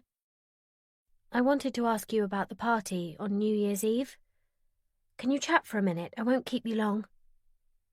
I try and smile, but it's a bit wobbly and won't stay on my face. I don't really... It's not... She swallows, and I feel my face crumple slightly. She's not going to speak to me. She presses her lips together and waits a moment, as if internally arguing with herself. Okay, I heard that things hadn't been too great for you. Katie's features soften, and that slight air of tension around her lessens. Yeah, pretty shit if I'm honest. Things have been difficult, to say the least. I bite down on my lower lip, almost frightened to ask her now she's agreed to talk to me. There are a few gaps in my memory of that night. That's probably understatement of the year. So I wanted to ask you, not just you, I've asked Liz and Amy as well, but can you remember much about the party? She looks at me warily and takes a couple of breaths in before she speaks. Like what? I remember arriving, although I was a bit pissed before I got there. Brett and I were quite late. We'd been to that bar in town. You know, the one that only opened recently? They had a big New Year's Eve party. It was something like 20 quid to get in, but you got free cocktails, so we went there first. She still has a slightly cagey air about her, as though there is something she isn't telling me. I tread carefully, cautious about what I say to her next. I don't want her to be cautious. I want her to talk without thinking, without censoring anything. Sounds great. Maybe I should have gone there instead. I give a small laugh, but it has a ragged, grating edge to it. Sorry. I didn't mean... I'm still finding things a bit hard, you know? Katie nods in understanding, and I press on. So, the thing I wanted to ask really was, did you see anything? Do you remember seeing me? And was I with anyone? I'm just trying to narrow things down a bit. You really don't remember anything? Katie peers at me curiously, as if by watching me intently she'll actually see that I don't remember. Mel said you couldn't remember the party, but I thought she was exaggerating. No, I really don't remember much at all, I say. A few things are coming back to me, but it's all a bit of a mess. Nothing seems to really make sense. Like what? Katie's eyes darken with something like fear. What do you remember? Do you remember seeing me? You? No, not at all. I just remember little things. The thud of the music, the smell of someone's cologne, the fabric of my underwear being wrenched down over my thighs, a hand clamped tight over my mouth, so tight I can barely breathe. Oh. Katie lets out a breath, almost visibly relaxing. Well, I remember seeing you in the kitchen. You were talking to Liz, I think. I don't remember who else was there. Neil, maybe? I went out into the garden. You followed a few minutes later. Do you really not remember? She has that panicky air about her again, and I rest my hand on her arm to calm her. I really don't, Katie. What happened? Was there someone in the pool house? I try to keep my voice low and soothing, but part of me wants to shriek in her face, grab her and shake her, and demand to know what she remembers. The pool house? She looks confused. No, that was all dark. I was in the garden and you came out looking for a light for your cigarette. That's all. You didn't seem drunk, not really. A bit merry, maybe. So Katie must have seen me before Gareth and I argued, before Ted found me. I was out there with someone I shouldn't have been. Brett was inside somewhere with Neil, talking business. You saw us, even though we were tucked away behind the rose bushes. Oh God, Rachel, please don't tell anyone. Brett will kill me. Her big blue eyes fill with tears, and she grips my hand in between her freezing cold palms. She is strong for someone so thin. I can't remember, I say blankly, trying to process what she's telling me. I remember someone else saying those exact same words, with someone I shouldn't have been. There is an almost audible click as everything falls into place. Melody. It was you and Melody together in the garden, wasn't it? Katie nods and covers her face with her hands. I need her, Rachel. She's the only thing that keeps me sane. Please, you can't tell anyone. This is why neither of us could come and see you or speak to you. We just had to pretend that we didn't remember seeing anything that night. We could hardly say we were together, not with Brett and Jono there. And we didn't see anything. We didn't see anything happen to you, Rachel. The last we saw of you was in the garden. You were okay then. A little bit tipsy, but definitely not drunk. I don't suppose you remember what sort of time that was, do you? I ask, trying to piece together when they must have seen me. I have no recollection of it at all. Katie shakes her head, the back of her hand pressed to her nose as she sniffs. No, I'm sorry. Like I said, I'd had a few drinks before we even got there. She lets out a juddery breath. You promise you won't speak to Brett about this? I said I wouldn't say anything. Irritated at her self-centered outlook, I pull a crumpled tissue out of my back pocket and hand it to her so she can dry her eyes. Mascara runs in thick black streaks down her cheeks, and as she wipes it away, a layer of foundation comes with it, leaving her face pale. Did you see Aaron there, at the party? You know, the guy who works for Gareth. Him? No, he definitely wasn't at the party. Not for the whole night, unless he came early and left early. How are you so sure? Katie looks at me closely, her eyes fixed on mine. Because he was at the bar, the one Brett and I started at. We saw him come in at about 8 o'clock, and he was still there when we left, dancing with some blonde girl. He didn't look like he was leaving any time soon. He definitely didn't show his face at Liz's party. Not that night. Shocked, I make my way home in a bit of a daze. I was so sure that Aaron had something to do with all this, even throwing his name out to Carrie as someone who might potentially want to hurt me. Although, after his behaviour in the run-up to Christmas, who could blame me for thinking he might have had something to do with it? Now, I learn that he was messing with my head before, by not telling me outright that he wasn't at the party, presumably just to prolong my agony at not knowing. I spend the afternoon slumped over the kitchen table, a glass of wine in one hand, my notes in the other. I don't know what to think. There is a thick blue line scored through Jason's name, and now a thick black line runs through Aaron's. The only names remaining are Ted and Gareth. The thought of either of them doing this to me, making me want to curl up into a ball and die. I pull myself together enough to stash my notes away before Robbie comes home from college, and I am standing in front of the open fridge door, the chilly air clouding out around my face, making my nose itch with the cold, when I hear the front door slam. I'm trying to decide whether I can pull together something for dinner, or whether the rest of the bottle of white wine in the fridge and yet another takeaway pizza will suffice. Rob, I call, swinging the fridge door closed. I cup my hand over my mouth and breathe into it, hoping the smell of wine isn't too strong on my breath. Do you mind pizza again? Only... I break off as Gareth appears in the kitchen doorway. You're back? I'm back. Bloody hell, Rach. What's been going on? What do you mean? I frown, puzzled, before Gareth gestures to my foot, still bound up in a fraying bandage. "Oh, I fell over running. Where have you been?" If anything, Gareth looks worse than I do. He hasn't shaved, so a salt and pepper bristle covers his cheeks and chin. The skin on his face that is hair-free looks pale and slightly clammy, as though he needs a good night's sleep and a shower.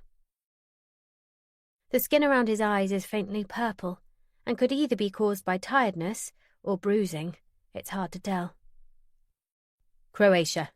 You know that? He nods towards the fridge and, like the good wife I am, I reach in and pull out a beer, biting my tongue against the questions that rise to my lips. "You look exhausted." Something like concern passes over his face, and I give a weak smile. "Yeah, bit tired." "You haven't still been chasing all of this stuff, have you?" Gareth takes a mouthful of beer, his eyes never leaving mine. I pause for a moment, not sure what to say. "I took the underwear to carry, if that's what you mean." "Oh, Rach." I can't read the look in his eyes as he comes towards me, and I freeze for a moment, not sure of his reaction. But he puts one arm over my shoulder and pulls me into a one-handed hug. "Has she said anything?" "Not yet." I lean into him for a moment, enjoying the feel of his weight against me. It's been a long time since Gareth actively showed me any affection, and I want to drink it all in before he removes it again. Like a pathetic little puppy, I shake my head, forcing the thought away. "But listen." Keen to jump on the tiny bit of interest he has shown, I plough on. "I know you didn't want me to keep my notes, and I know I promised I would leave it, but I'm so glad I didn't. Jason came to see me and told me exactly why he left Newcastle, and I found out that Aaron wasn't at the party after all." "You mean exactly like he told the police?" Gareth drops his arm from my shoulder and moves away from me, his affection fading as quickly as it arrived. "Only when he says it, it's not the truth. You have to hear it from someone else? And what have you been doing? Knocking on the neighbours' doors, demanding to know what they know?" I say nothing, my eyes fixed on my feet, a slow, guilty blush creeping up from my neckline. "For fuck's sake, Rach. I told you, God knows how many times. Let the police deal with things." "But they're not," I shout back. "They ask a few questions and don't hear what they want to hear, so they tell me there's no evidence. And then that's it. Whoever did it gets away with it." "Rach." Gareth shoves his hand through his hair. "You can't even tell them what did happen, because you can't remember. You can't even remember if anything did actually happen. And now you're hassling the people around us. It's not right. The police have got the underwear. They can test for DNA. Just let them do their job." "But I'm getting somewhere.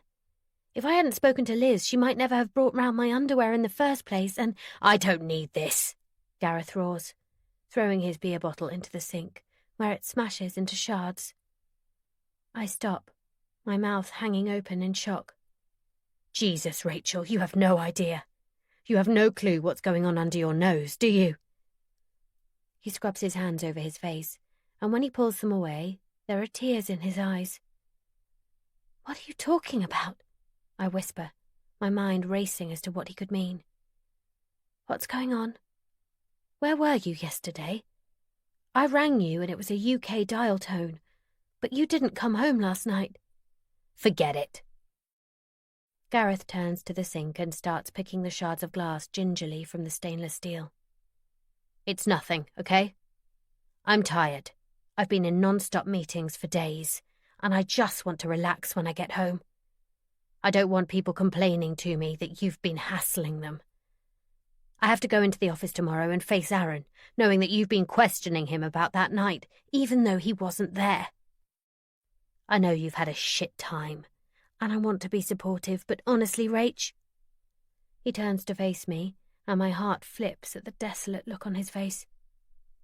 "We've had a really rough time lately, and I just want us to move on. I want things to be normal. You understand?"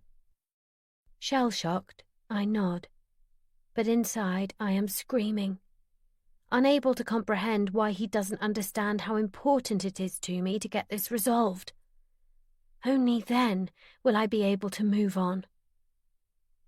I can't live my life in fear, constantly looking over my shoulder, paranoid in case he comes back.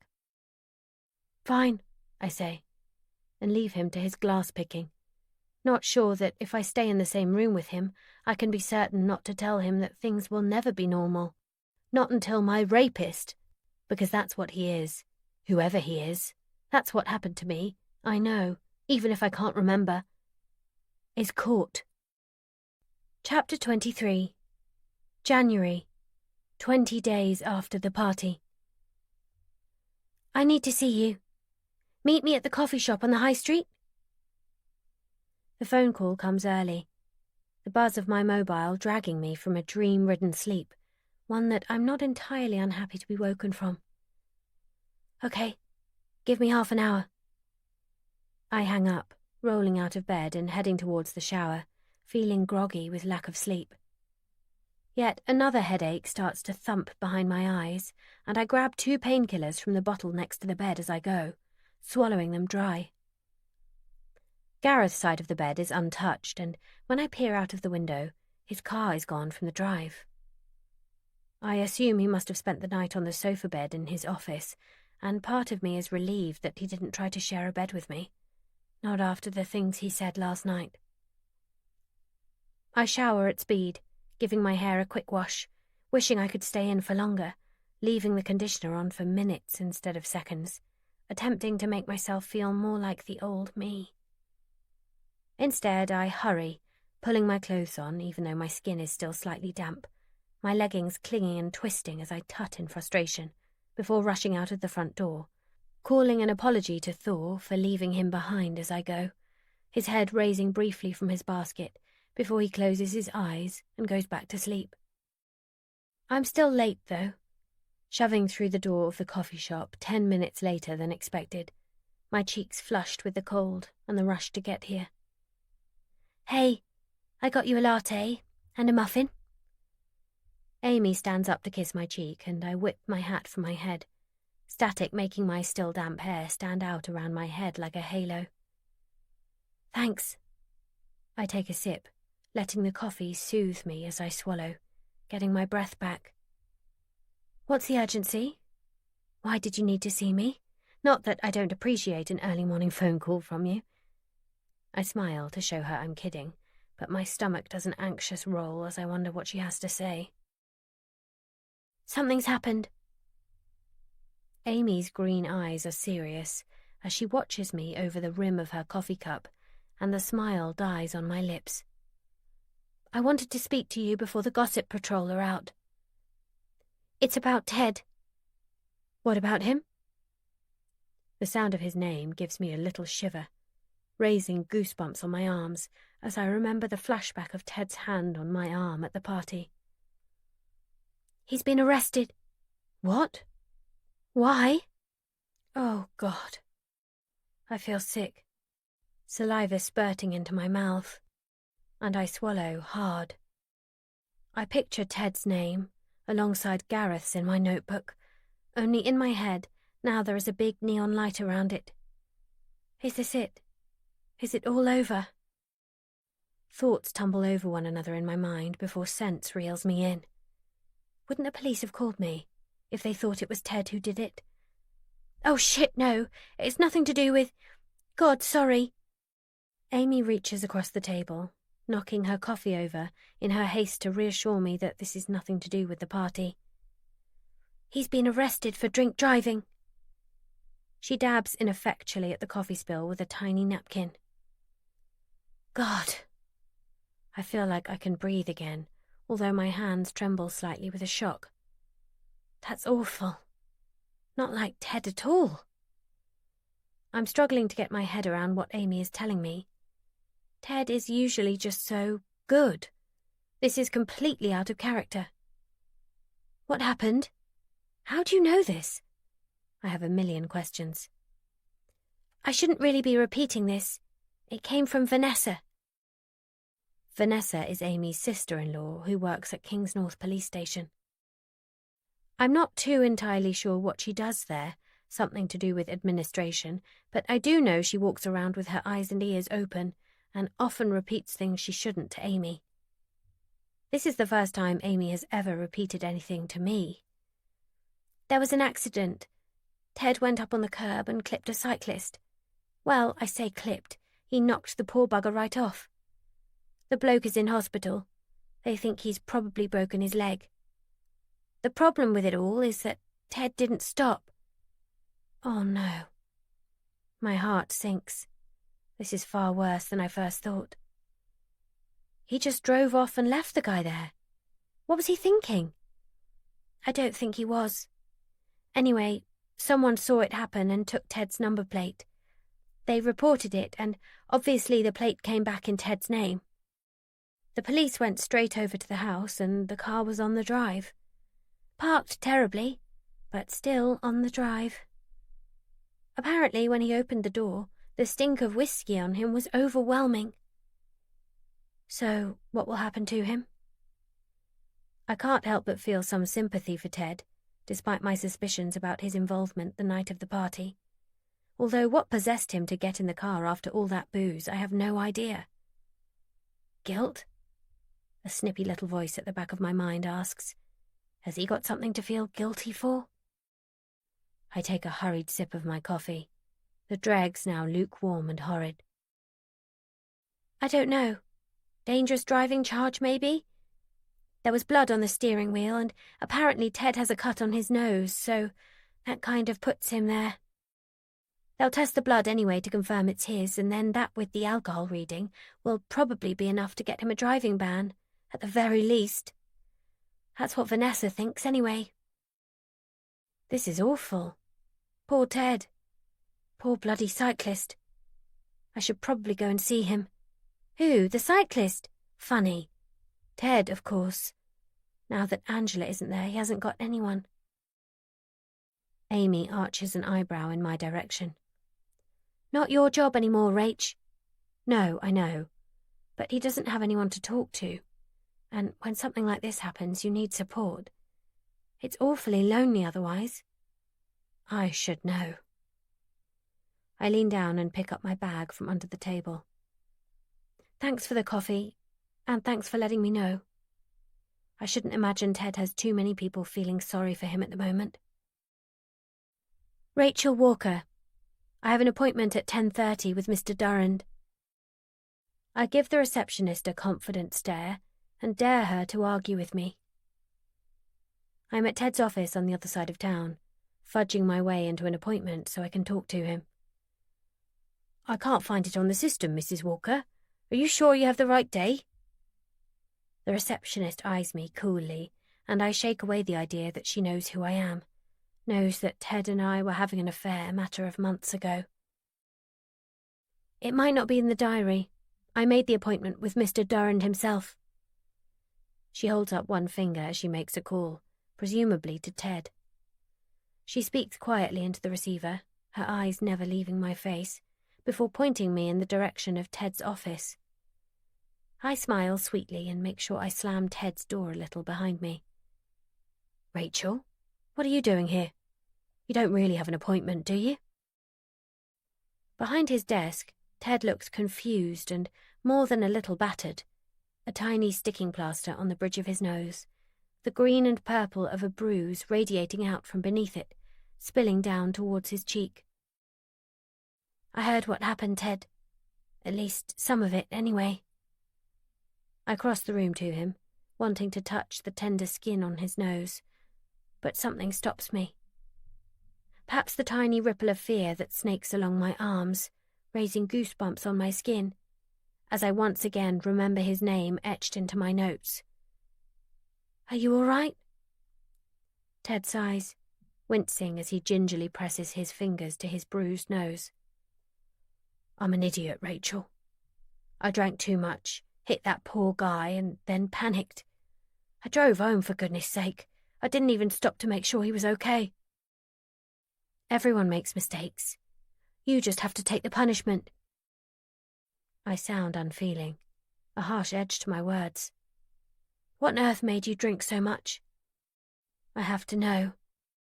If it does have anything to do with the party, something he's keeping secret, maybe now he'll have to talk, burdened by guilt and unable to keep it in any longer.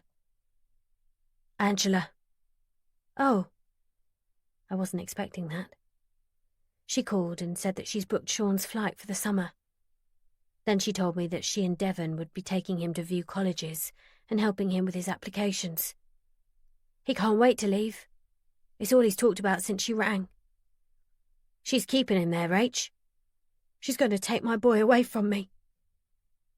Ted looks at me, despair in his dark eyes, and I reach out a hand to him. There'll be visits, I say. It'll be difficult, but it's not as though you won't ever see him again. You don't get it, do you? Ted yanks his hand from mine, pushing me away, anger radiating from every pore, and I glance nervously towards the door, making sure I have a clear escape route. There is something disconcerting about the way he expresses his anger, and I lick my dry lips nervously, wanting desperately to leave. I wish I'd never come at all. I've lost everything, Rachel. Angela left. It hurt, but I could deal with it. It wasn't working between us. Our marriage had been over for a long time before she moved in with Devon. Then you. I thought we had something. His eyes lock on mine, and I feel a flutter of fear in my chest. I thought you were different, Rachel. I thought we would be together eventually. But you called it off. Yeah, you said it was a bit of fun and you loved Gareth, but I knew you were coming around to the idea of us being together permanently. Only then, you left me too. And now, Angela wants to take my son away from me, leaving me with nothing. Ted, please calm down. I hold my hands up, trying to quieten him down and keep my voice from shaking. Sean is 18. He's an adult. He doesn't have to go if he doesn't want to. And even if he does, if he wants to come home, then he can. He might not even want to go. Have you asked him? She's put all sorts of ideas in his head. He's already talking about packing, booking flights. And no wonder. It's not like life at home with me is as appealing, is it? His voice breaks and he shoves his hands through his hair. This is it, Rachel. I'm going to be left with nothing. No wife, no lover, no son. And what's coming next? No driving licence? Then what? No job? How can I do my job without a car? Maybe this is it. Maybe I'll get what I deserve. Regret etched onto his face, Ted puts his head in his hands. God, I never should have got involved with you. I think maybe you need some time alone. My back presses against the closed door, my hands shaking. I'll let the receptionist know you'll be a few more minutes, okay? Without waiting for him to answer, I turn and open the door, rushing down the corridor towards the exit. My heart hammers in my chest, and my legs feel like jelly as I make it back to the car, sliding into the driver's seat and pressing the locks down. I would have said before that Ted always keeps his cool, very rarely, if ever, losing his temper. If anyone had asked me before if I had seen Ted flip out, the answer would always have been no. Something in the way his face changed so quickly, the way he went from composed to pure rage in the blink of an eye, has caught me off balance and made me think that maybe I don't know Ted as well as I thought. Maybe I'll get what I deserve. The words spin through my mind, and all at once I am back there, at the party. Faces whirl past me in a blur. Katie Fielding, her hair tied up in a fancy glittery updo. Melody, a drink in her hands, something with a sparkler and a straw. Then, hands gripping my upper arms, and I am wincing with the pain, struggling to get free. Cigarette smoke fills my nose and throat, and I want to gag, the ashy taste on my tongue suffocating me. Kicking out, a flash of my silver sandal as I try to lash out, only my foot doesn't move the way I want it to. A head leans in close, hissing in my ear. This is all your fault. I'll make sure you get what you deserve. My arms and legs don't want to move properly, as though they are filled with lead or cast in concrete, heavy and unwilling. I want to scream. It catches in my throat and I think, yes, someone will hear me, someone will come. But it doesn't break free of my throat, and then I'm on the bed, his hand clamped over my mouth, holding the scream tight inside me, that citrusy lemon scent filling the air. Back in my car, I cry out, fumbling with the door handle, desperate for fresh air. I half fall, half stagger out of the car, landing on the edge of the curb on my knees, the shock of the pain making me gasp. There is a rip in my leggings, right on the kneecap, and a thick maroon ooze of blood starts to run down my leg, tiny pieces of gravel sticking to the graze.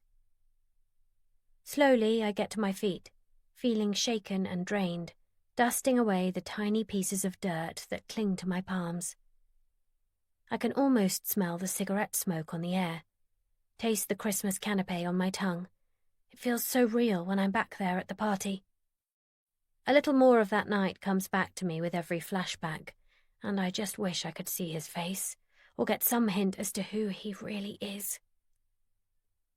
I draw in deep lungfuls of cold, crisp January air, dabbing at the cut on my knee and avoiding the gaze of curious passers-by until I am calm again, my heart rate back to its normal pace.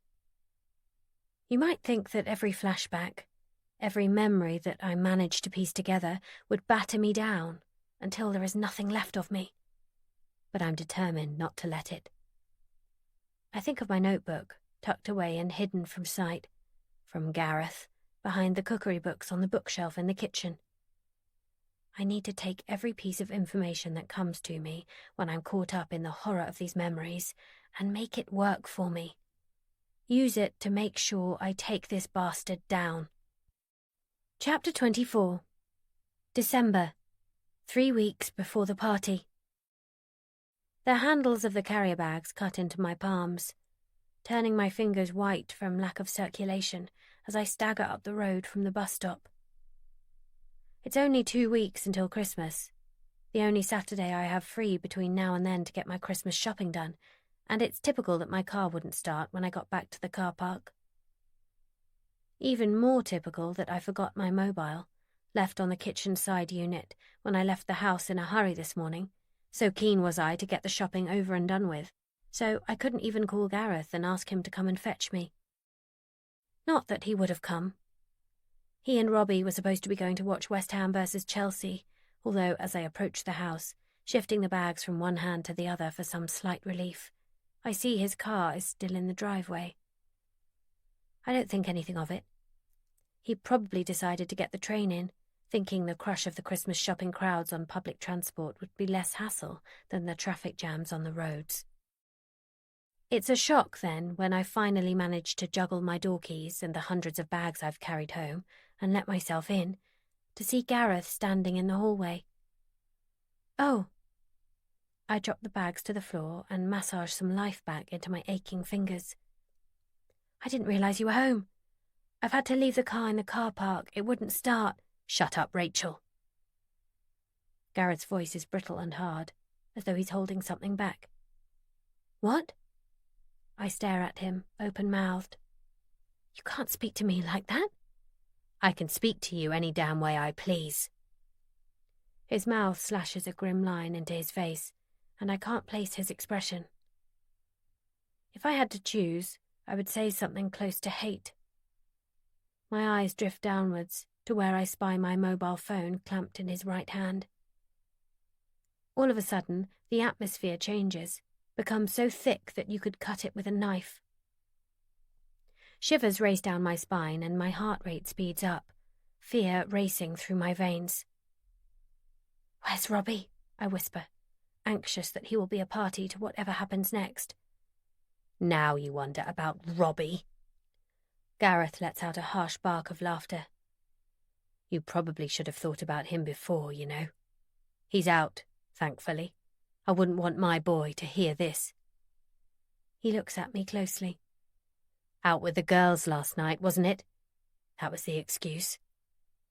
He juggles the phone from one hand to the other, as I look on, nervously. I was out with the girls. You can call any of them.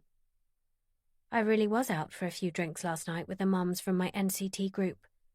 18 years on, and we still meet for drinks every 6 months, to gloat about our children's achievements under the guise of friendship. Gareth slides the unlock button on my phone and taps at the screen. Tomorrow night, 7 p.m. I'll tell him I'm going for a run. Can't wait to see all of you. Kiss. He reads out from my text screen. Sent to someone named T. My breath sticks in my throat, and for a moment, I feel as though I'll never be able to breathe again. When did you send that, Rachel? When you were knocking up a bowl of pasta for Robbie and Sean last night, pretending you give a shit about their day? While you were putting your makeup on? While you were sitting across the table from me, telling me you wouldn't be late home because you think it's time to call it a day on the NCT drinks? When all the time you were lying. To me and to our son. By the end of the sentence, his voice breaks, devastation showing on his face as I struggle to hold back the tears that spill down my cheeks. I never sent that text, I say, reaching out a hand that he ignores. I know I didn't send it. I never would have sent Ted something so explicit and obvious. I never sent it, I swear. You can swear all you want, Rach. Only I called the number. A blaze of triumph sparks in Gareth's eyes. Do you want to guess who answered? He was mighty pleased to have your name come up on his call screen. He steps closer to me, uncomfortably close, shoving the phone in my face. Oh no, Gareth, please, I can explain. Taking a step back to widen the gap between us, I cover my mouth with my hands, trying to hold in the scream that itches to escape the back of my throat. Explain. Explain what? That poor old Ted fucking Durrand, that sad little man whose wife left him, who everyone has been feeling sorry for, has been fucking my wife. Gareth's voice is quiet now, scarily calm, and I am more unnerved by this than I've ever been when he's lost his temper before. Is that why she left him? Because of you? Because she found out you were just another old slut, eager to jump in his bed? No! I shout, swatting the phone away from my face. It wasn't like that. I'm not a slut. I tilt my head back, blinking back the tears that sting my eyes. Angela was gone before anything happened. Oh, well, that's okay then, isn't it? Gareth snorts, his face an alarming shade of red as he allows anger to sweep over him. So Ted was a free agent. It was just you who had commitments. Only you who was actually still married. Please, just let me explain. I can tell you everything if you just let me explain. There's nothing to explain. Anger radiating off him with a white-hot heat, he comes towards me and I flinch, but it's too late, as his raised hand cracks me across the cheek and he storms away from me, leaving me shocked and frightened, a large red handprint raising itself on my white, chilled skin. I cower on the stairs for a moment, my cheeks smarting with pain and my eyes filled with hot, stinging tears. I should have known that this moment would come. I promised myself over a month ago that I would call it off with Ted after we nearly got caught that time, but something made me go back to him time and time again. I hear the sound of Gareth opening cupboards and the noisy slosh of liquid into a glass. Much as I don't want to, I have to go in there and explain to him how things were. I have to try and salvage something from the ruins of our marriage. For Robbie's sake, if not my own. Slowly, I push myself up to standing, catching a glimpse of my face in the hallway mirror as I do so. A purple mark already sprouts under my eye, and I foresee a couple of weeks of daily makeup routines to cover it. Gareth, I say quietly, as I enter the kitchen to see him slumped, head in his hands, at the kitchen table. "Please just let me explain." He waves a hand in my direction, but doesn't speak, just raises the glass to his lips. "It wasn't like you think with Ted. I don't love him. It didn't mean anything to me." Gareth raises his head to look at me, his eyes red-rimmed, his mouth twisted in a grimace of pain, and I hate myself. "I was lonely. You aren't ever around, and when you are here, it's like you don't want anything to do with me. I talk to you and you blank me, telling me you never heard what I said. But all I feel is that I'm not good enough, not interesting enough for you to pay attention. You shut yourself away in your office and don't tell me anything. You don't want me to help out with the business anymore. On the rare occasion we do sit in the same room, you spend the entire evening on your phone, doing God knows what. I was so desperately lonely, Gareth. I just wanted some affection, to be made to feel as though I am worth something, to someone." "So this is my fault." His voice breaks, and I understand that it's me that has broken him. "I made you feel shit, so you went somewhere else, is that it? Fucking hell, Rachel." "I'm not blaming you. I know this is all my fault. I'm just trying to tell you how I felt. I don't love Ted, I love you. I want to be with you. But I felt as though you didn't want to be with me."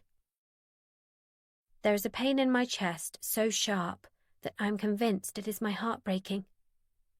How could I have been so stupid? How could I have done this to us? You could have just talked to me. You could have just told me how you felt, and we could have fixed it. How can your running off and jumping into bed with Ted Durrand fix anything between us? He slams the heavy crystal glass down on the table, making me jump. Jesus, Rachel. You have no idea about the shit I'm dealing with at the moment, do you? I'm trying to support our family, and you... Aaron said... Aaron? I cut him off sharply. Is that where this has all come from? Did that bastard tell you to check my phone? Did he somehow get hold of my phone and send that text to Ted, purely so Gareth would see it? I know I didn't send that message. My blood runs cold as I realise that Aaron did what he threatened, and he's clearly more dangerous than I ever thought he could be. There are a few things you should know about Aaron, I say, determined not to let Gareth believe whatever shit Aaron has spouted at him. You should know that he's been threatening me. Oh, come on, Rachel. It's true! My voice rises, and I struggle to get myself back under control. Gareth won't believe me if I can't even tell him without getting hysterical. He saw me with Ted at a pub. He called me over to the Riverside house, pretending to be you. Remember that time with the keys? He tried it on then, telling me he never got over me. Gareth frowns but doesn't speak, so I carry on. Then, when I took Thor to the vet, he locked himself in my car with me and told me that if I didn't sleep with him, he would tell you I was having an affair with Ted. I stop, eyeing Gareth expectantly to see his reaction. I'm stunned when, a few seconds later, he starts to laugh. Fucking hell, Rachel. I can't believe you would stoop this low. He shoves his chair violently back from the table and scrubs his hands through his hair. That you would actually concoct some ridiculous story about Aaron to try and get yourself off the hook. It's not some ridiculous story. It's the truth. And I told you about Ted, didn't I? I got caught, Gareth, and now I'm trying to be honest with you to try and save what little we have left. Why the hell would Aaron proposition you like that? I've known him for years. He works for me. He's my second in command. I've talked about making him a director, for God's sake. Why would he risk that? Tell me. I don't know, Gareth, I cry, frustration welling up. All I know is that's what he said. He would tell you if I didn't sleep with him. Aaron didn't tell me anything, he says, as he walks away from me, back into the hallway. He reaches into the cupboard under the stairs, pulling a jacket from a hook. You left your phone behind, and you got a text. Apparently, Amy found your scarf at hers after the last time you went over. I was going to text her back to say I'd collect it for you because you were out shopping. And instead, I found your text to Ted. But you said, Aaron said, I thought he... I trail off. I was going to say that Aaron said maybe I should encourage you to take a bit of time off. Maybe the two of us go away for a weekend. He was worried that you didn't seem yourself lately. He gives that strange bark of laughter again, harsh and grating. Looks like he was right. He tugs his jacket on roughly and snatches up his keys from the table by the door. Gareth, wait! I snare his jacket between my fingers, tugging at it to make him stay. Where are you going? Can't we talk about things? I'm going to see Ted, he says, and sharply shakes himself free, slamming the door in my face.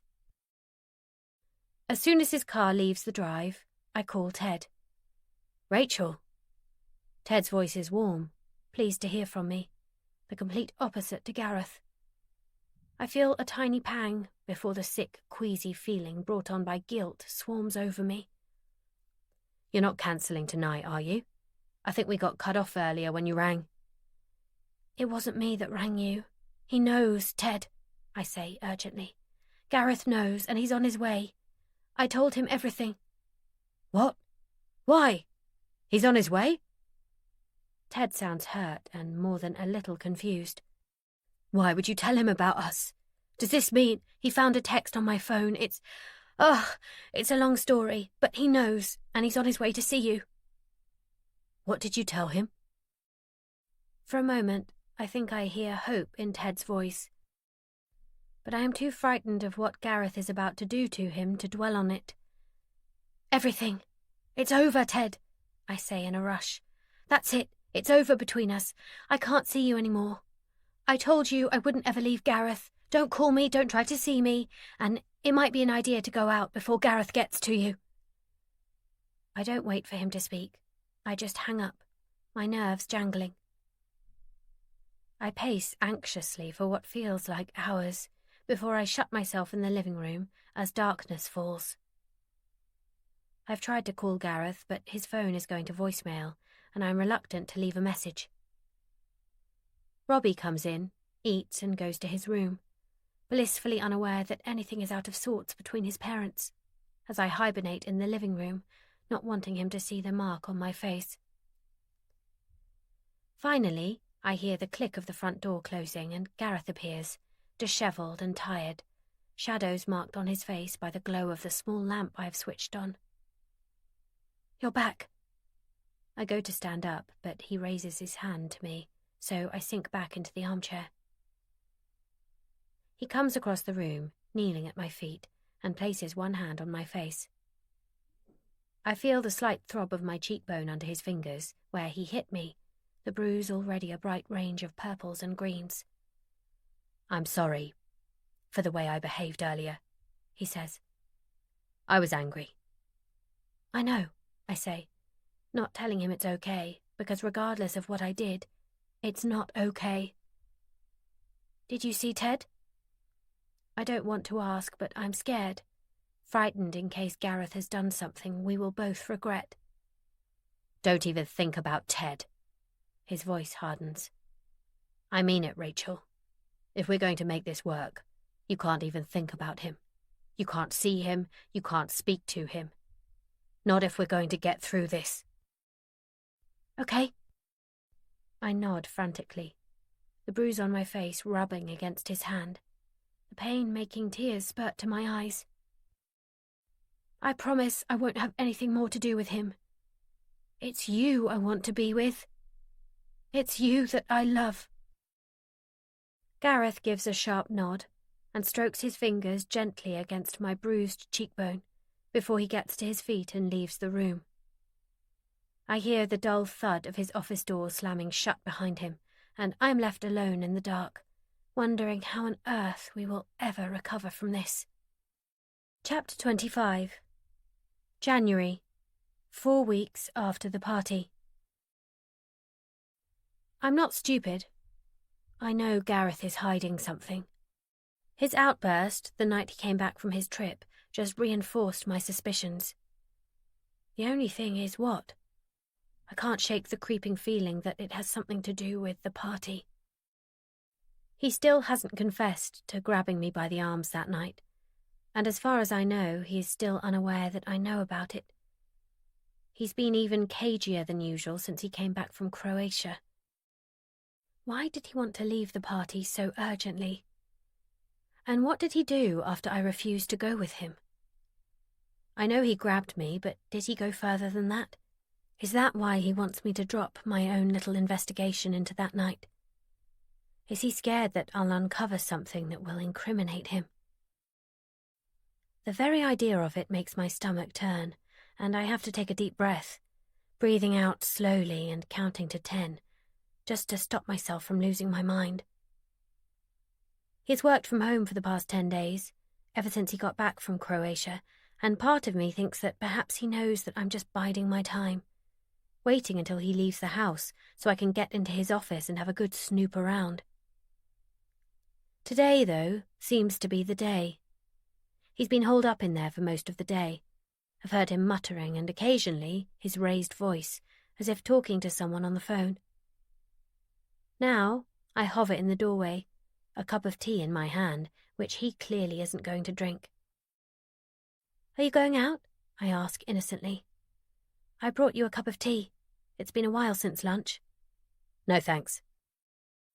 Distracted, he shoves some paperwork into his laptop bag before surveying the chaos that is his desk, pushing his hands through his hair. "Yes, I'm going out. I've got a meeting. I won't be long." "Will you be back for dinner?" I need to gauge exactly how long I think I'll have before he returns. The last thing I need is to be caught rummaging through his desk drawers. How on earth would I explain it? "Sorry, Gareth, just going through your things to make sure it wasn't you that attacked me at Liz's party. Shall we get a takeaway?" "Probably, I don't know. Does it matter?" He frowns at me, grabbing one last file from his desk before coming to the doorway. Nudging me out of the way, he pulls the door closed and locks it, tucking the key into his jacket pocket. He pecks my cheek and I almost spill the tea down my top. "See you later," I say quietly as he rushes along the hallway, slamming the front door behind him, my mind already racing. Why has he locked the door? What is it that he wants to keep from me? And how on earth can I get inside?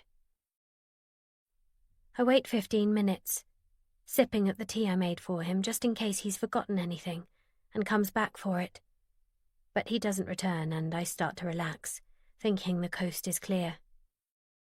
Headed to the junk drawer in the kitchen, I rummage around, looking, hoping it'll be as simple as finding a spare key to the office, but no, of course it isn't. He's hardly going to lock me out and then leave a key for me to find. I realise that this is going to be a lot harder than I thought. At the back of the drawer I find a hair grip. I'm no lockpicker, but how hard can it be? Several Google searches, a quick YouTube tutorial, and one hell of a scratched-up lock later, I find out that it actually is really, really hard. But can be done. Flushed and more than a little sweaty, I check the time on my watch as I let myself into Gareth's haven. 10 to 5. It's taken me over an hour to get into the office, and I am terrified that he's going to be home at any minute. No time to waste, Rachel. The sky is ablaze with reds, purples, and pinks as the sun starts to make its way down, and I open the window blind where Gareth usually half closes it, so I have an unobstructed view of the street outside. I know this gives anyone outside an unobstructed view in, but I'm hoping that I see Gareth's headlights approaching before he sees me. Satisfied that I have everything in order, I turn to the desk. Organised chaos. That's the only way I can describe it. There is a tiny square of clear space where his laptop usually sits, only he's taken it to his meeting. Not that it would be much use to me. He password protects everything, and I have no idea of what they could be, nor do I have the time now to try and guess them. I turn my attention to the paperwork on the desk, but rifling through, there is nothing out of the ordinary. Plans for new houses, planning permission correspondence, and quotes from suppliers make up the bulk of the paperwork. Nothing sinister there at all. And why would there be? He's hardly likely to lock the door, but leave everything out on his desk for the world to see. Sitting in his chair, I wheel it close to the desk and try the drawers. It is absurdly warm in here, and I puff my sweaty fringe out of my eyes as I tug on each drawer. The top two open easily, filled with spare pens, staples, and other little bits of stationery. There is nothing out of the ordinary. I push aside a small stack of window envelopes and uncover a photograph. Raising a hand to my mouth, I gently ease it free, tears burning at the corners of my eyes. It's a copy of our wedding photo. Taken 19 years ago, we both look young and happy, full of excitement at what the future holds for us. I'm not sure how we got to here. Me searching his office for evidence that he drugged me and attacked me. Him barely having the time to look my way. He certainly doesn't look at me the way he did in that wedding photo anymore. Swallowing down the lump in my throat, I tuck the photo back in its place and close the drawer. The bottom drawer is the one that won't open. Frustrated, I tug at it, but it won't budge. I go back to the unlocked drawers, searching for a key tiny enough to fit the lock, but there's nothing. Not even taped to the top of the desk, like I once saw in a movie. Dejected, I sit back, wiping at the beads of sweat that prickle on the back of my neck. The hair grip I used to get into the office lies on the biggest stack of papers in front of me. I could do it again, couldn't I? I have to try, but please God, don't let it take me another hour to get into it. Gareth would be sure to be back by then. With slippery fingers I get to work, and either I'm getting better at this, or this lock isn't so complicated, as it doesn't take me long to get in. Hurriedly I yank the drawer open, and reams of paper come spilling out across the polished wooden flooring. Shit, I mutter to myself, leaning down to scoop up the errant paperwork, freezing as I read the letter on the top of the pile. It's a bank statement for our joint account. We both have our own separate accounts, plus one in both our names that we both transfer money into to cover the bills. As I scan quickly down the statement, I see the balance is far less than I was expecting. Frowning, I go back to the top and reread. My payment has gone in, as usual, but it doesn't look as though Gareth's has been transferred. In fact, my payment has barely covered the overdraft on the account. Feeling slightly sick, I rifle through the paperwork until I find the statement for the month before. I remember, mid-December, saying to Gareth that I hadn't seen the statement and that I was going to call the bank and ask for a copy. He'd said not to worry, that he was going to the bank the following day and he'd get one then, so I'd put it out of my mind. Now I see why he didn't want me to see it. His payment hasn't been transferred for the previous month, either. My heart starting to thump in my chest, I shuffle the papers into some sort of order and start to comb through them methodically, feeling more and more ill with every page I turn. Final demand screams out in violent red font on white paper as I pull a sheet of A4 from its envelope. I shake the letter open to read that it is a final demand from the electricity company, telling us that we have 7 days to make payment in full before legal action will commence. It is dated the 27th of December. My heart starts to pound in my chest as I start sifting through the mountain of bills that have overflowed from the desk drawer. Final demands from both the gas and electric companies, with a bailiff's letter from the electricity company telling Gareth that they will be seizing goods. As I rifle through the post, many of the letters unopened, I find 2 from the bank, one informing Gareth that they are calling in the overdraft on his current account. I read and reread the letter in horror, before tearing through the mound of paper to find his personal bank statement. It's even worse than I could have imagined. There is nothing in his account at all, and he's so far into an overdraft that I wasn't even aware he had, that I have no idea how he'll ever pay it back. The second letter from the bank is informing us that as no mortgage payments have been made for 3 months, despite repeated requests for contact, none has been forthcoming, and therefore they have no option but to repossess the house. I am unaware that I am crying until large wet splashes hit the letter, making the ink run. How has this happened? I've been transferring my bill money every month without fail, trusting him to do the same. And he must have been deliberately hiding the mail from me to make sure I didn't find out exactly how much he's fucked up. Anger bubbles up, and I yank the remaining paperwork from the drawer, barely reading each letter, tearing through them, the fear and anger chugging through my veins with every letter I read.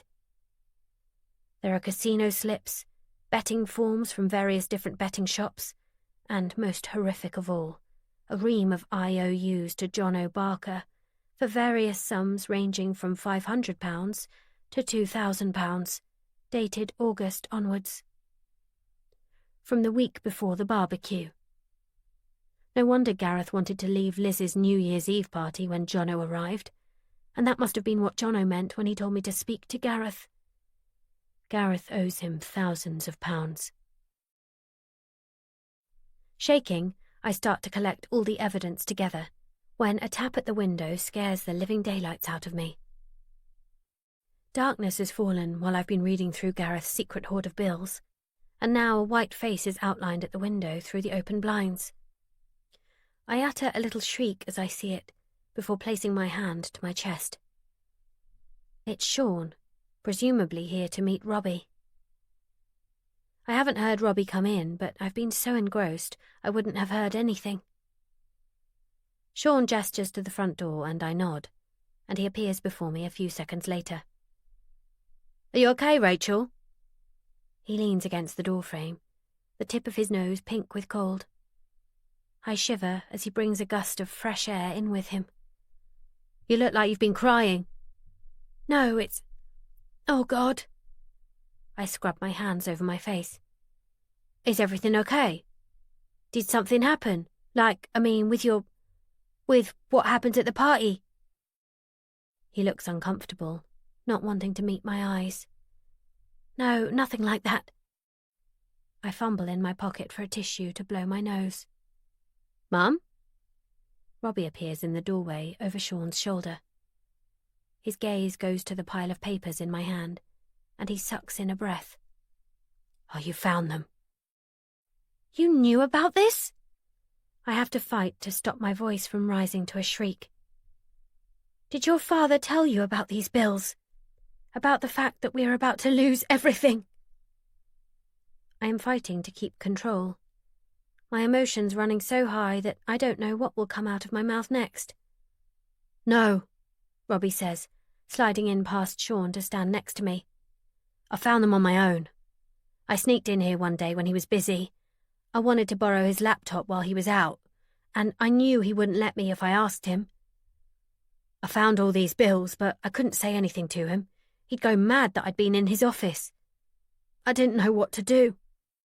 And then when I found you in here that day, the day I fell over in the woods, I was looking to see if there were any more bills, or if he'd started dealing with stuff. I wanted to help." Robbie's cheeks flushed pink. "Oh, God, Rob, why didn't you talk to me?" I scrub my hands over my face, not knowing what to do, what to say. There is no way that this can be easily fixed. I need to see Gareth. This was the last thing I was expecting to find, and while I am relieved that I didn't find anything relating to that night, relieved that I can cross Gareth off the list, leaving only Ted's name remaining, all I can hear is the sound of my life falling apart around me, And that's when the telephone rings. Chapter 26. I snatch up the receiver, fire burning in my belly, thinking, God damn you, Gareth. This had better not be you, because I cannot be responsible for the words that come out of my mouth. I practically bark into the receiver. Hello? Rachel? Is that you? This is Carrie, from King's North Station? Her voice is hesitant, and I realise she only half recognises my voice. Carrie! Yes, it's me. At her name, both the boys' ears prick up, and they fall silent from where they have been murmuring between themselves. Can you talk? Yes? Has something happened? My heart rate starts to speed up, and my sweaty fingers slip on the telephone receiver. I juggle it to the other hand, wiping my palm on my jeans. It's about the DNA sample that we took from your underwear, she says, and the bottom falls out of my stomach, as though I've ridden a lift too fast, leaving me shaky and nauseous. There was an incident a little while ago that led to us obtaining some DNA evidence from another case. We ran the sample through the database and got a hit against the sample from the underwear. Oh. I sink into Gareth's desk chair, my legs no longer able to hold me up. The leather creaks reassuringly under my weight. You mean? Yes. Carrie's voice is strong and clear in my ear. We got a match, Rachel. We found a match to the DNA on your underwear from the night of the party. Who is it? I demand, shock draining away to leave me alert and angry. Angrier than I think I've ever been. Is it someone I know? It is someone you know, but I need to explain. Who? Just tell me who. I cut her off. I don't want to hear a long explanation. All I need to know right now is who did this. I wish Gareth were here. The sample we ran that came back as a match to your sample came from Ted Durand. What? I whisper. And as I catch sight of myself in the darkened window, I can almost see the colour draining from my face. Ted. The final name on my list. The only one who I couldn't draw a line through. Ted, who I trusted. Ted, who thought we had a future together. My thoughts scramble, and I am almost unable to process what I've heard. Rachel? Rachel, are you still there? Carrie's voice sounds in my ear, rich with concern, and I nod, before remembering she can't see me. Yes, I murmur, my hand covering my mouth. I'm still here. Listen to me, Rachel. Her voice is serious, an underlying edge of steel running through it. It's important that you listen to me now. Ted Durand didn't do this to you. But you just said the sample came back as a match, but it's a familial match. Do you understand what that means, Rachel? It means that although it was Ted's sample, he didn't do this. The DNA wasn't a complete match. It means the person responsible for your rape is a close male family member of Ted's. Now, I've got officers on their way to Ted's house now, but it's very important that you... He's here, I say, taking great care to keep my eyes away from Sean, training them hard on Robbie's face. Yes, that's right. He's here now. I'm not on my own. Shit! I hear Carrie swear, and then shout something to someone in the background. Rachel, don't hang up. I drop the phone, crashing it back onto the stand as I try and get to my feet, nausea washing over me. Black spots dance at the corner of my eyes, and then it's as though a curtain falls away, and I remember everything. I'm not leaving, Gareth. It's bloody... I try and look at my watch, but it twists loosely on my wrist, and I can't keep it still long enough to catch the time. It's only just midnight. Just stay for one more drink. He grabs me by my upper arms and I wince. He's hurting me, his fingers digging hard into my bicep, and I try to pull away, but he's just too strong. For God's sake, Rachel, just do what I bloody ask you. He almost shakes me before looking over his shoulder to where John O'Barker is advancing towards us, a grim smile on his face. No, I'm not leaving. Just go if you're going. I manage to struggle free, and Gareth looks at me with something like disgust. Fine. Suit yourself. He pushes past me and disappears in the throng of people filling the downstairs of Liz's house. I make my way to the back of the kitchen, a little tipsy and fighting the start of a headache. I would have left with Gareth, if only he hadn't been so bloody about it. All he had to do was be decent, instead of being so damn bossy all the time. Someone, I don't see who, hands me a glass of red wine and I gratefully swig from it, the heat of the wine and foggy air of the room making my cheeks glow red. It's not long after that I start to feel poorly. I vaguely remember Ted trying to help me as my legs fail to carry me properly. Then his voice, as he tells me he needs to take a call. The next thing I know, I'm on the bed in Liz's spare room, hands yanking at my leggings and my knickers, trying to kick him off, but my legs refusing to cooperate. Get off me, I wheeze, sick scorching the back of my throat as I try to twist away, bucking my hips, only nothing is working properly. You bitch. You total, utter bitch. The voice hisses hotly in my ear. You think you're so fucking great, don't you? Let's see how great you really are.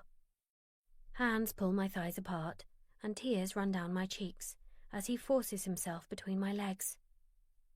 You'll get what you deserve, you whore. You fucking goddamn home-wrecking whore. I try to scream, twisting my head away, but his hand clamps down over my mouth, and I smell that lemony aftershave. He's too strong, and my limbs are like lead. All I can do is lie there and wait for it to be over. Mum? Robbie kneels in front of me, my hands held tightly in his. What is it? What's happened? I pull my hands away and shakily get to my feet, my eyes never leaving Sean's face. It was you, I whisper, as Robbie looks on in confusion. It was you. You did this to me. Mum? Sean? Robbie looks from me to Sean and back again, his voice shaky as realization starts to dawn. Sean steps forward, his chest puffed out, but I stand my ground. It was me. A smirk plays about his lips, and I have to swallow hard in order not to be sick. You deserved it. What? You did this to my mum? After everything she's done for you? Robbie draws back his fist, but he's too late. Sean has Gareth's paperweight in his hand. He must have palmed it while I was on the phone, knowing as soon as I said Carrie's name that it was all over. In one swift move, he raises his arm and cracks Robbie across the face, sending him to the floor. Rob! I rush to him, his poor cheek already bruised and bleeding. He lies dazed on the floor, one hand cradling his face. I'm all right, Mum, he says, blinking as he struggles to a sitting position. Just get away from him. Don't let him hurt you. He looks up at Sean. Why? Why did you do it, Sean? Sean smirks, but 2 spots of colour blaze high on his cheeks. Do what? You raped me, I whisper, bile rising in my throat. Rape? He raises his eyebrows. Prove it was rape, Rachel. You've got a reputation for sleeping with people you're not married to, and you can't even remember a thing. You drugged me. Did I? There's no proof of that either, is there? His voice is a little unsure, but that smirk still sits firmly on his face. Why though, Sean?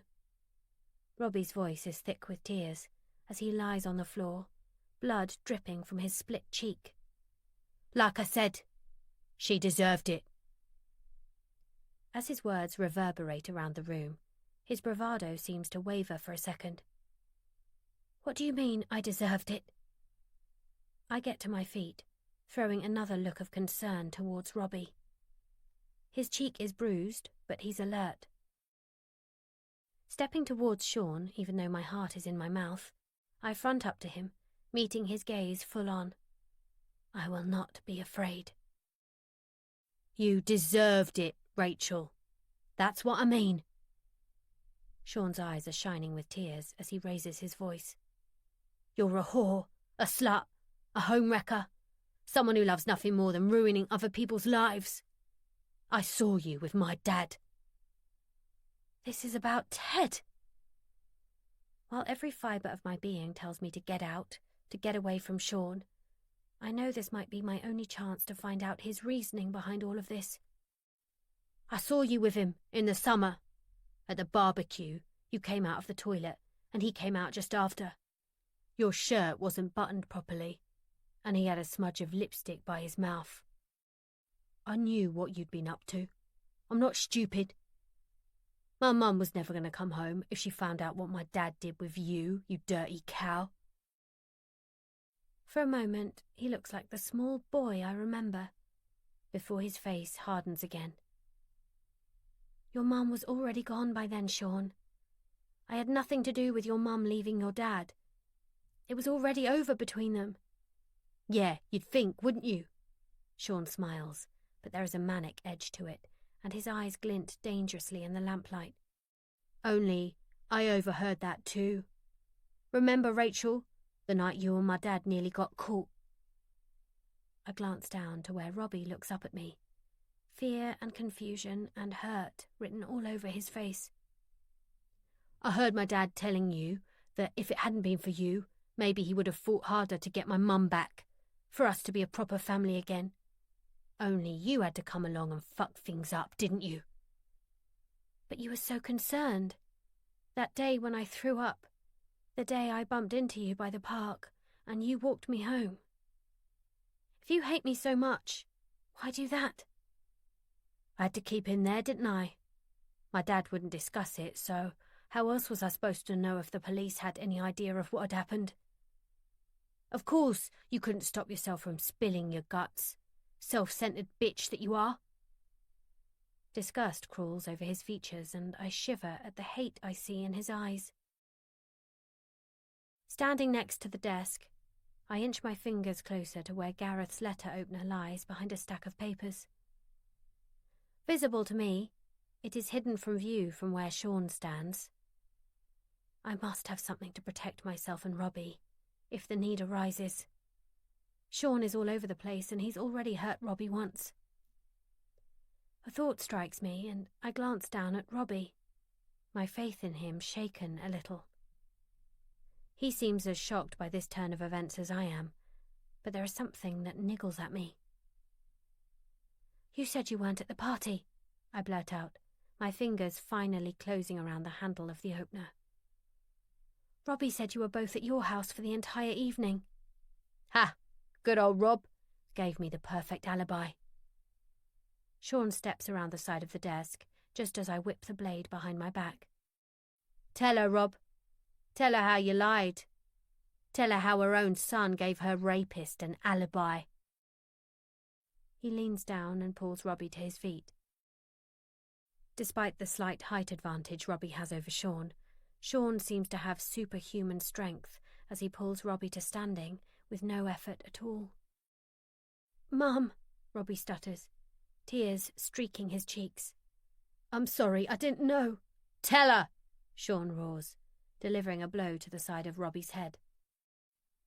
Robbie cowers, trying to cover his head with his hands, but Sean pulls him round to face me. Go on, tell her. I lied, Robbie wheezes out, his face contorted by fear, one eye already closing with the force of Sean's punch, as Sean holds him by the hair. I told them we were home at Sean's all night. I was there all night, but Sean went out about midnight, just after. He told me he was going to go and score some weed. He swallows painfully.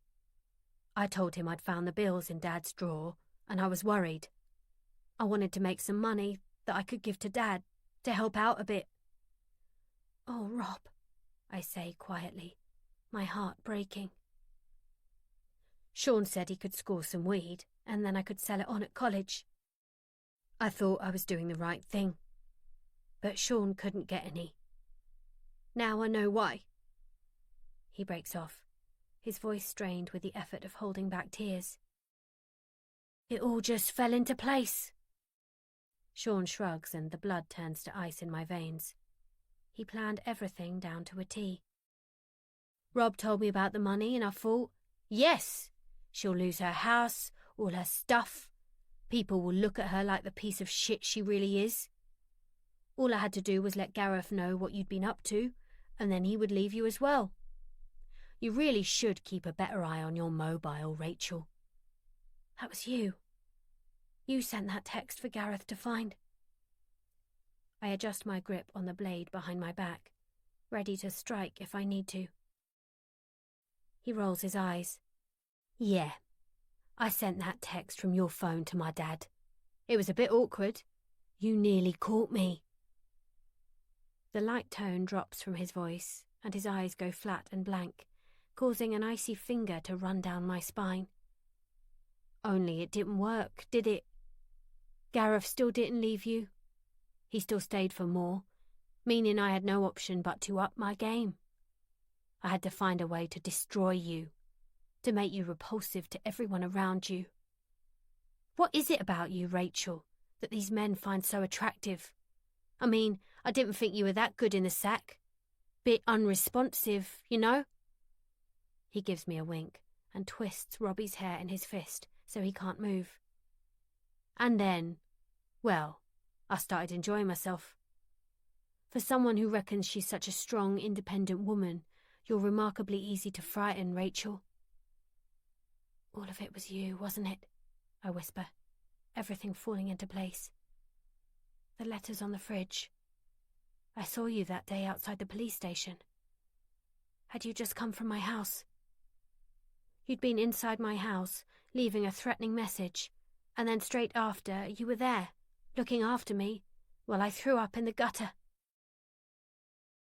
My stomach twists at the realization that Sean is responsible for everything, not just what happened that night at the party. He gives another little shrug, like it's no big deal. Just my luck that Jason turned up on your doorstep that day too, eh?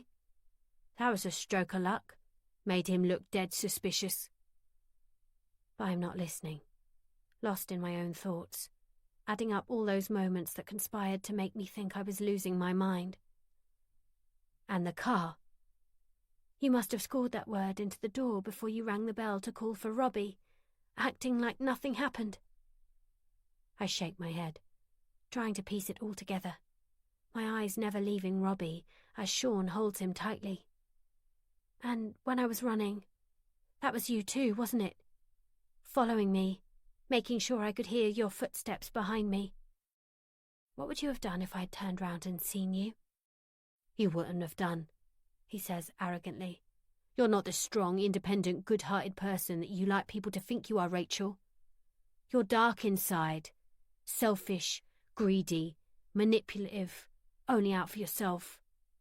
You deserved everything I gave you.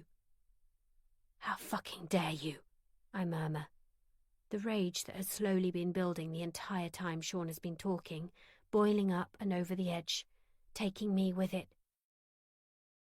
A red mist descends, and I know that now it's him or me. One of us has to finish the other for good. What did you say to me? He glares at me, raising the paperweight once more, ready to bring it crashing down on Robbie's temple.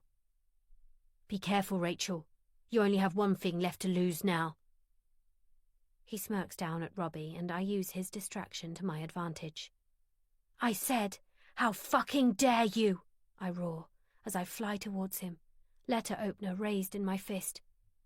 How fucking dare you threaten to take my son from me? How dare you try to ruin my life? You think this is it? You think I'll just curl up and die in a corner? You will never break me, you piece of shit, and things will never go back to how they were before." In his surprise, he drops Robbie to the floor, and I thrust the tip of the letter opener against the cool white of his throat. "You are nothing more than a child," I sneer, grateful that from the angle of his head he can't see the way the blade shakes in my fist, adrenaline coursing through my veins. "A child who understands nothing of the adult world. Your mother didn't want to be a part of your family for her own reasons, nothing to do with me. And you may have hurt me, you may have frightened me, you may have made me suspicious of everyone I've ever been close to, but you do not win. Do you understand me?" The tip of the blade breaks the skin of his throat, a tiny bubble of red appearing at the tip. Mesmerized by the maroon burst, I have to stop myself from pressing harder, from thrusting it deep into his artery. "Rachel, stop!" The door flies open and hands grip me by the upper arms, pulling me away from him. I turn to see 2 police officers striding towards Sean, handcuffs in hand. Gareth is behind me, his hands on my arms, keeping me from flying back towards Sean, while Carrie stands in the doorway.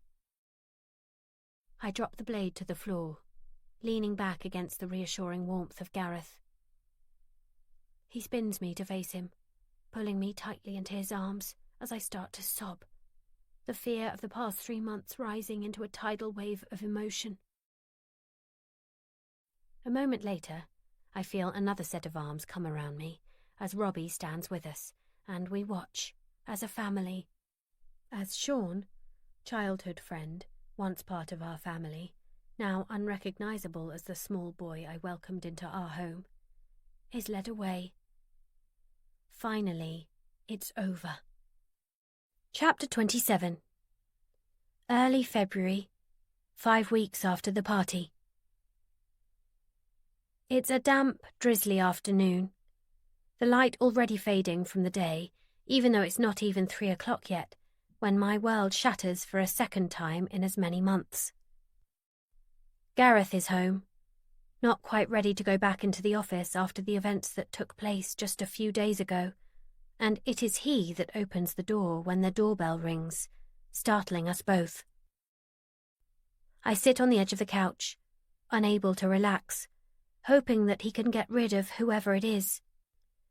There's been an endless stream of phone calls and visitors, mostly Helen Faulkner wanting to write a follow-up piece, now that Sean has been arrested, her white blonde hair bobbing past the front window every other day, it seems. I have refused to see or speak to her every time, and I'll refuse again today. But it's not Helen Faulkner that Gareth leads into the dimly lit sitting room. "Carrie, hello?" I get to my feet, my heart leaping in my chest. Surely she must be here to give us news. Suddenly, irrationally, I feel as though I don't want to hear whatever she has to say. "Shall I make some tea?" "No, I'm fine, thank you," Carrie says with a weak smile. "I have an update for you, Rachel." I nod without speaking, and then suddenly Gareth is beside me, his arm around my shoulders, awkwardly. I shrug him off and take a seat. There is no me and Gareth, not right now. Probably not ever again. I don't have the headspace to think about what he's done, the lies he's told. Not yet. Until I can, I am struggling to tolerate his presence. "Rachel." Carrie sits down beside me, her knees almost touching mine. "I'm here because there's been a development." She takes a deep breath. "Sean Durand has been granted bail." "Bail?" I feel my breath stick in my throat in horror, the ground lurching beneath my feet. How? How can they grant him bail? I feel sick, icy fingers of dread at the back of my neck. He's not locked up. He's out there somewhere. I fight to draw in a deep breath, hunching my shoulders, panic threatening. I feel Gareth's hand come down between my shoulder blades, rubbing my back, and despite how I feel about him, his touch calms me, and I manage to breathe again. "How, Carrie?" he asks, his words echoing mine, his hand moving down to mine, our fingers linking. "How can they let him go after what he did? His mother lives in the US. Did you know that? What's to stop him from leaving the country?" "Let me explain," Carrie says. "I'm so sorry. I know this is very difficult for you both, but I'll tell you everything." Gareth nods, his face ashen. I swallow hard, a thick lump of something, rage or maybe fear, sticking in my throat, and I wait to hear what Carrie has to say. Sean has been released on conditional bail terms. This means that he must return to his known address to live. Ted has agreed to this. Sean has to hand in his passport to the police, so there is no chance of him absconding to his mother. He has to agree to not contact either you, Rachel or Gary or Robbie, and he must report to Kings North Police Station every Monday afternoon at 4 p.m. He has agreed to all of these conditions. So he just walks free? Is that what you're telling me? My eyes widen with horror. The idea of Sean walking the streets, as though nothing ever happened, chills me to the bone. He was supposed to be punished. He ruined my life, and he was supposed to pay the price for that. "It's not that he walks free, Rachel," Carrie says. "But yes, he will be at home, not in prison. But he cannot contact you under any circumstances, okay? And if you're at all worried, or if he does attempt to contact any of you, you can call us immediately." "No, this isn't good enough. It isn't fair." Gareth starts speaking, but I tune him out, lost in my own thoughts, lost in the idea that I could bump into Sean on the streets of West Marsham, that he is free to carry on living his own life. But only until he's sentenced, a little voice speaks at the back of my mind. I don't know a lot about the British justice system, but I do know that rape can carry a hefty sentence. Once he's behind bars, that is. He can never touch anyone again. He'll be properly punished. "Rachel?" Carrie's looking at me with concern, her brows knitted together in a frown. "Did you hear what I said?" I shake my head. "Sorry. What did you say?" "Sean's pleading not guilty, Rachel. There's going to be a trial." Not guilty. The words tumble over and over in my mind as I lay in bed, watching a shaft of moonlight move across the ceiling as sleep doesn't come. I asked Carrie how he could plead not guilty when I heard him admit everything, when the DNA sample came back linked to him, and her only explanation is that he is going against advice of his legal team, presumably to cause maximum distress to me. I'll now have to go through all of it again, in court, and hope that a jury believes me over him. There is a hard knot in my stomach, built of rage and fear, at the image of him in my mind, shaking his head, smug grin on his face, mouthing the words, "not guilty," over and over. I was so sure that this ordeal was finished. Once I saw Sean being led from the house, flanked by 2 police officers, I thought it was all over, and I was safe. Sean was in custody and he would never be able to hurt me again. And now I realize it isn't over. It will never be fully over until I finish it myself, just as I said I would all those weeks ago in Amy's sitting room.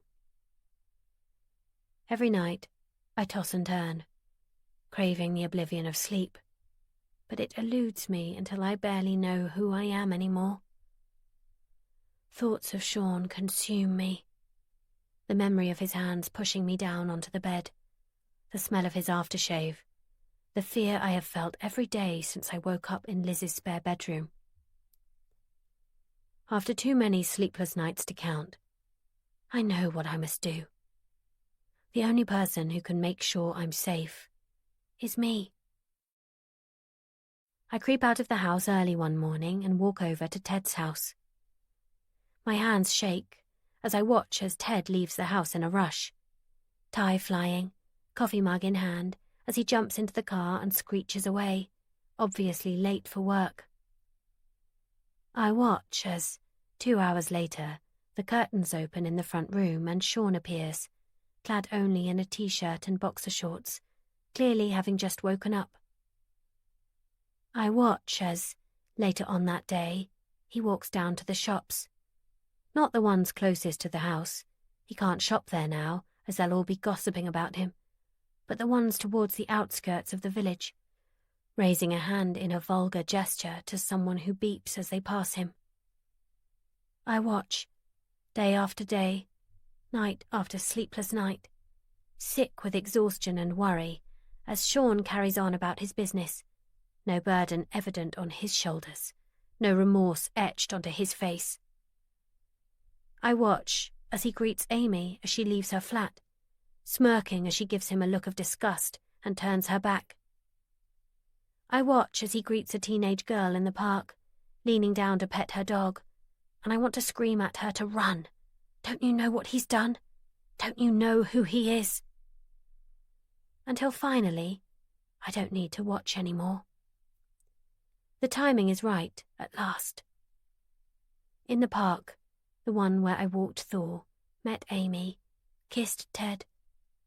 I sit on the bench at the end of the path, the light almost gone as another chilly winter's evening sets in. The secluded bench, closest to the trees. Huddled up in a black hoodie, scarf and woolly hat pulled down low over my hair, I watch for the last time as Sean's shadowy figure enters the park at 4:45 on Monday afternoon. He's walking home from his appointment at the police station, headphones in, intent on getting home before full dark. I watch as he approaches the bench, the trees behind casting ever darker shadows as the sun sinks completely below the horizon, and I get ready. Sean was right about one thing. There is a darkness inside me. I slide my hand into the pocket of my bag, my fingers wrapping around the cool blade of the knife I now keep there, its chill metal reassuring against the warmth of my fingers. This whole thing started with me. I'll make sure it ends with Sean. That was The Party by Lisa Hall, read by Georgia Maguire. This program was produced by WF House Limited. Text copyright 2018. Production copyright 2018 by HarperCollins Publishers. All rights reserved. Lisa Hall asserts the moral right to be identified as the author of this work. Thank you for listening.